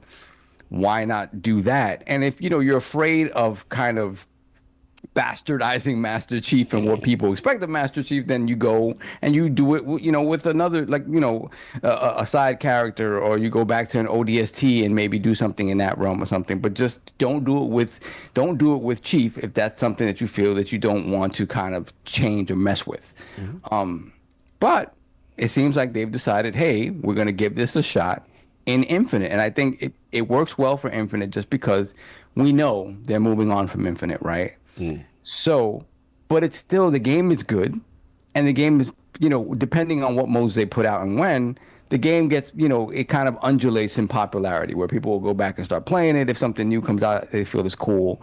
I think the numbers are going to show that this is going to be quite popular, at least in the early going once it comes out. And I do think it is a great test bed for things that they want to experiment with moving forward in Halo, right? Because again, the third person perspective, I think is really cool. I think you can apply more of kind of like the movement that you would see from Spartans, right? Obviously, in watching the Halo show, I know it's not the best representation, but right, the kind of how versatile they are in combat isn't something that isn't super expressed in first person, right? You can tell that they're strong, they're fast, whatever, but the versatility in combat isn't necessarily expressed. So doing it in third person allows you to do different things with it. So I hope this does well, and I hope this kind of emboldens them to be able to take the third person stuff and maybe, add it full-fledged into the single player campaign just to see, how people react to that. Or just makes them willing to kind of say, hey, maybe we should do something fully third person in a side game or something like that. I do think it is a good way for them to see how the fan base will react to something like that. So just keep experimenting with Infinite, as long as you're going to support it. And, hopefully that gives you a good idea of what people want in the next Halo. So let me ask Cog a question, because he, with his whole, only one thing. Gotta check just one. Just one. So I'm kind of curious, like, let's say they give you like a character in like the Halo universe and like third person. Maybe it's like an old Arbiter or something. Would you consider that like a hashtag just one? Like I got one for y'all. I didn't want to skip King though, because King is up next. I got the idea. I got the whole plan. I got the roll. Oh, you want that about my balls now? You want the balls now? Okay. I said King goes last. Yeah, you're next. My bad. Yeah, because King. Okay, cool. Absolutely. For me, I'm with off. Like, it's time to experiment and try different things. They've had listen, in Defense of 343, we get on them a lot, but they had the pressure of taking someone's masterpiece work and then carrying this forward that they necessarily, there's people from Bungie there and State was there at a certain time, but they didn't necessarily create this. They inherited this and they had to keep the ball rolling, and for the most part, they did okay. So for me, I would like them to get from out of that pressure and do something that's the spin-off that is them. And to me, this is a perfect opportunity. The timing is interesting. Why are you experimenting with this now? You know what I'm saying? Like, not that I'm mad that you're doing it, but I'm like, that's kind of dope. So yeah, to your question, I mean, we played Infinite. We hear rumors, Locke might still be running around. You know what I mean? Like, hey, give me a spinoff with a famous character, even if it's Arbiter, even if, Locke, someone in that mode to let us know what was going on during the Infinite story, right? Let's not have to wait 8 years every single time to just find out what's going on in this universe. Let us continue. Like, one of the dopest things you put me onto was they're gonna give you a they're gonna give you a side quest as a pilot. You know what I'm saying? You don't do that. I won't be your man over there. But one of the dopest things with Halo Wars 2, you put me on like, here's Atriox, right? Here's the next What happens threat. if they let you play Atriox? Yeah, like that you won, bro. Let's get the Banished joint. Somebody else You know what I'm saying? While you working on the next Halo, let's do that. And then this is your way to kind of flirt with that and to see how that works. So I think it's dope. I like, obviously from a competitive standpoint, they're going to most likely have the option that it's, first of all, it's a mode, y'all. So I see some people complaining like, we don't want this. Bro, you don't have to play with it. It's a mode. You know what I'm saying? If you don't want to play with it infinite, it's cool. You should want what's going to bring more people into your favorite franchise. And that's where King comes in. Because as much as I could hate all I want, Fortnite is that wave. And you know why Fortnite is that wave? Because the younger demographic, they like to see their character. They like to see those skins. And let's be honest, from a microtransaction standpoint, it would benefit them, you know what I'm saying, to have, like, you want to see yourself with the cat ears and the suit and all that. Now you can do it. You know what I'm saying? So that's it. All they got to do is now, just for the balancing standpoint, I'm assuming this will not be in competitive esports and all that stuff. Or they may have a only mode where everybody's doing it, kind of thing. But no, I think this is cool. I like them experimenting this way. And I think this is dope for the future. Oh, one last thing. Next year is the 25th anniversary of Halo. So you never know. This could be flirting for setting something up. You figure they gotta, we're getting to the point now where past Infinite, it's closer. I think they're just doing like smaller content. They're not doing it. They're in a transition on their roadmap. This would be team's definitely on to something else. Right. And the rumor was 2 projects was the rumor. So look, 25th anniversary, you want to kind of show us a spin-off, something you're working on, and then maybe hint at the Halo, Endless or whatever the next game. I'm with it, man. Salute. So I like this type of stuff. It was super cool to see this.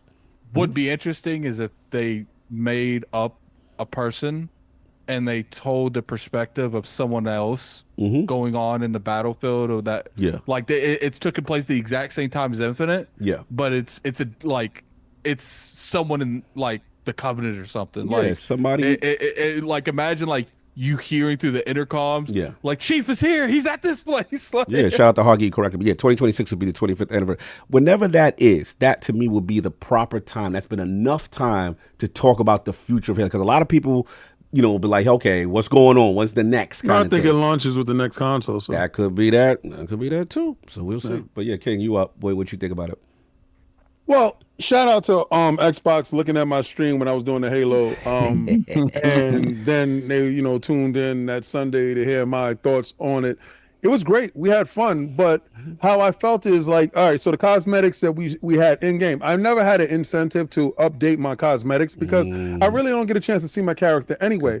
So when dudes got a chance to see my character, they understood that I purchased that back when that game launched. Never felt like I needed to update the character skins because I got the samurai costume that I wanted and I'm cool. So with Fortnite, this is the difference. With Fortnite, when I go to the store, I see all the new skins and I'm like, yo, let me get that. And then the dances that go along with it, the emotes. What made Destiny dope was emotes also with skins. Here's the correlation, guys. When y'all starting to do a game of service, if you want to sell stuff, you got to see stuff, right? What made Destiny a little bit different is the third-person perspective of the characters allowed you to see the hot stuff you had on. Then also, when you was able to do emotes set stuff apart after you kill somebody. You do a nice dual emote. What took it to the next level is when you're in Fortnite, after you beat somebody, you throw a weird emote on top of that and your character looking crazy. It allows you to have an identity in the world that is separate from somebody else. And then, like just recently, if y'all was looking at my stream on Twitch, King David ILP, shameless plug. If you're looking at that right there, you saw me dancing with a dude or a girl or whoever before we launched out. We launched out, landed. That same person killed me. And he did an emote like my bad man love. But you had to catch these hands. Right? So it was nothing personal. We did our dance before we launched. We got on the bus, dropped and landed in the same place. And it was serendipitous in the way he killed me and he had to say, I'm sorry, bro. And it was cool. But we knew it was him because we saw the alien that I was dancing with. I'm saying this to say that Halo understands now what they were deficient at, why they weren't making money in the microtransaction area, where they could have made more money. You have to see your character in this day and age where my skills doesn't translate. The skills that I cultivate over in Fortnite doesn't translate to the skills that I have in a first-person game because my third-person skills It's not being activated there. See that, emulate that, and bring that over. They stole from PUBG, you steal from them. You innovate, you do better. Now, what you don't want to do is you don't want to put your first-person shooter up to the best first-person shooter in the marketplace that you now own. You have to have a way to separate yourself from them. You're still great in the first person and your story lore where I don't think Call of Duty can go to. But if you're having two games in the marketplace fighting or vying for the same spot, you're going to lose because you're going to eat into the market. What you do is you have Call of Duty, which is not going to go third person, continue to be the first person juggernaut that they are, and continue to do zombies and all that other stuff, while you take Halo, even though you understand you're a little bit longer in the tooth, you have to show the change before they do. So you show the change to bring in the youth, have the clothes, the stuff like that, show the third person, and make that a staple of your franchise where you do have first person mode, but you do have the ability to go supremely third person. And this is where you will change the market. You will show Halo as growth, because right now you're looking like the old dude in the club. You're dancing in the club and looking at the young people. You don't want to diddy it up, right? You don't want to diddy the situation, right? And you don't want to use the baby all the dope to get people lathered up into your situation. What you want to do is turn back the hands of time and become marketable in this area. I see it, I saw it, and I said it was great. I know now that you guys do listen to the community and you probably do watch people's stuff.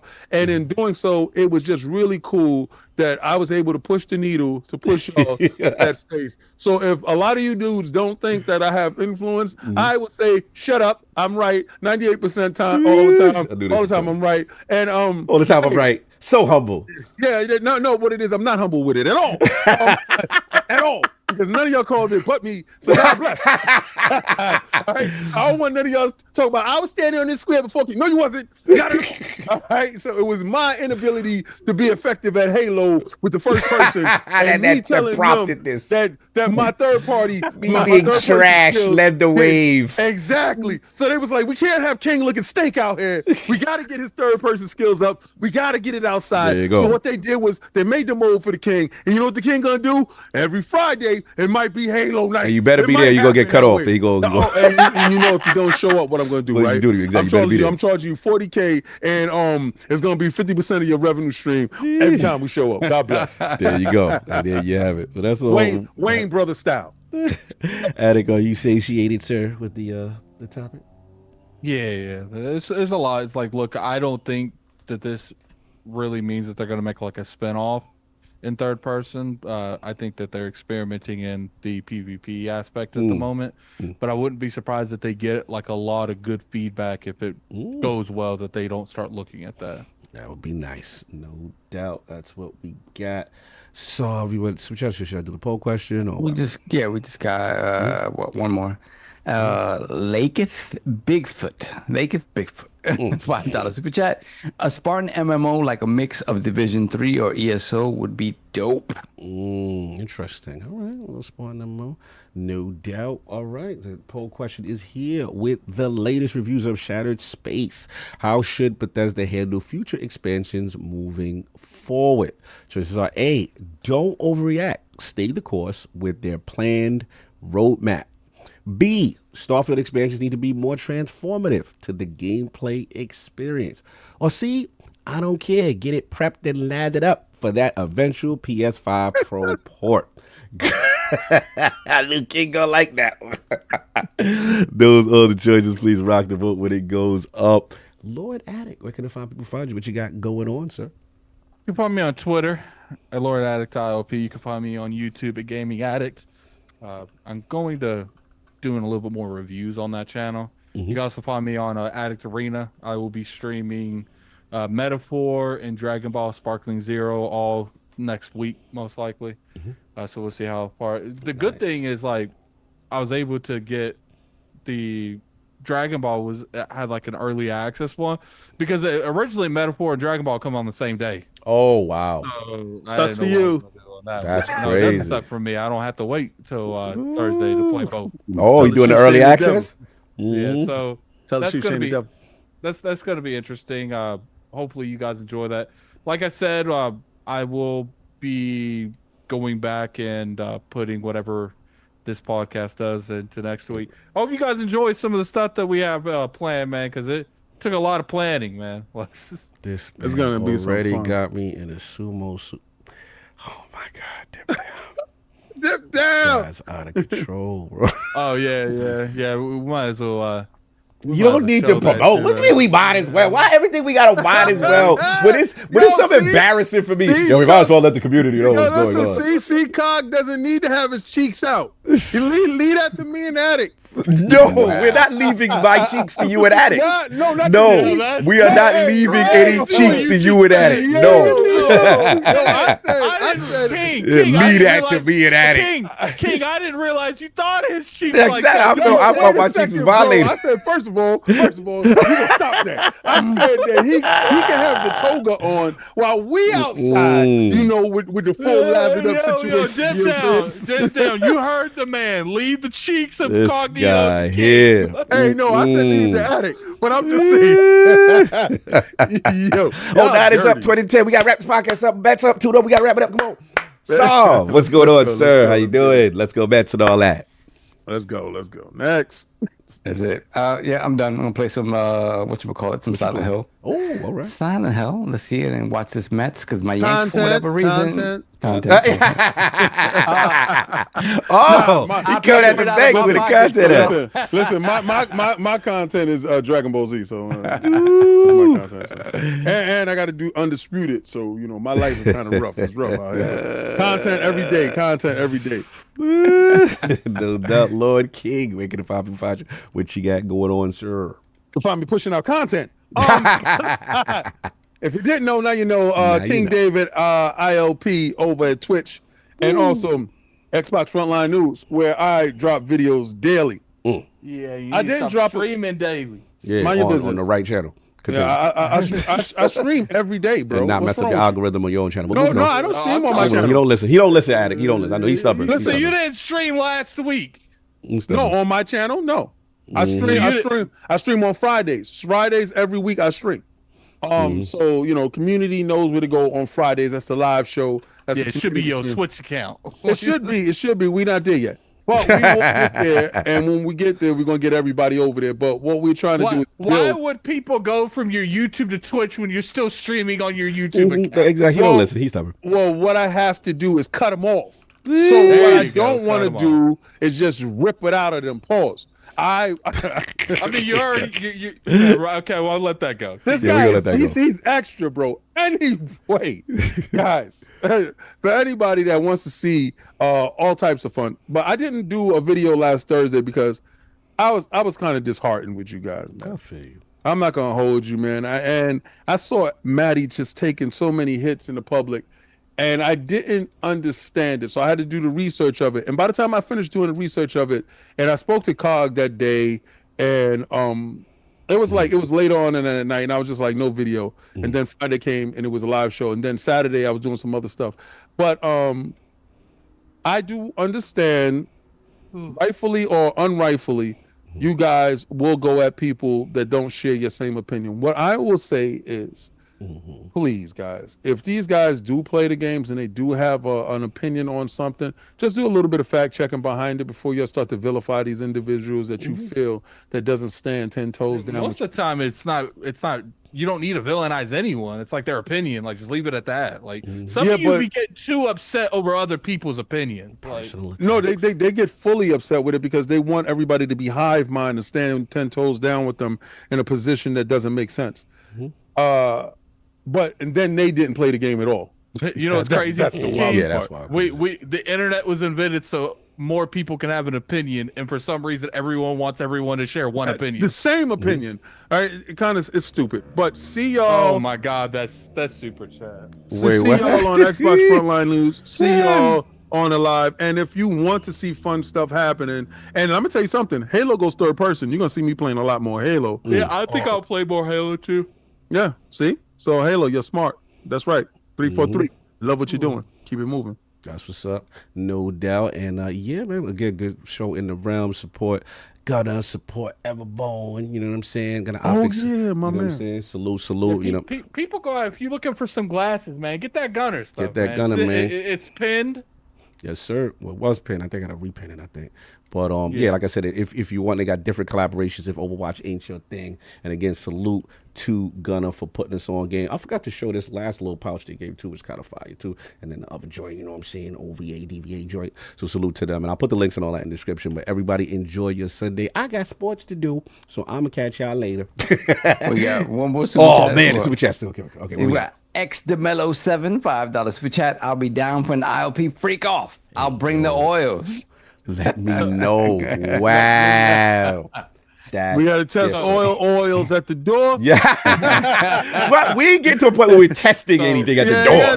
Like that, like it's happening. That means it's happening. Carl. Yes. He said he had your cheeks. Yeah. I say This you is had crazy. your cheeks, bro. This is Stop crazy. playing. I'm in danger. Yeah, for real. Watch out. Okay, so guys, Yes. I'm sending you guys a CB Gray. Oh, the homie, yes. Creator. He's a great, like, he go in there and show him up IOP raids. I want to see that. Nothing in the chat. Dude is literally, he is so nice, it makes me sick. Yeah, because I that's can the never homie. be that nice. I met him a bunch of times. CB Gray's the realest. Put in IOP raid when y'all get over there, man. Yeah, for sure. tell IOP raid. We want you on IOP. That's what I want you to stop say. Tell them what we on do IOP. over here. You know, Spartan style. You tell them.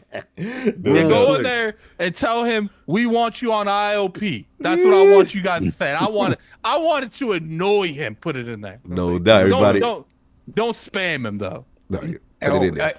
Shout out real quick to Xbox OG Jay Allard for coming down from the mountain. Oh, joining the living and working for Amazon now. You got a witness protection now. Yo, that right there, I think he's working on a console. And I think that console is the PlayStation 6.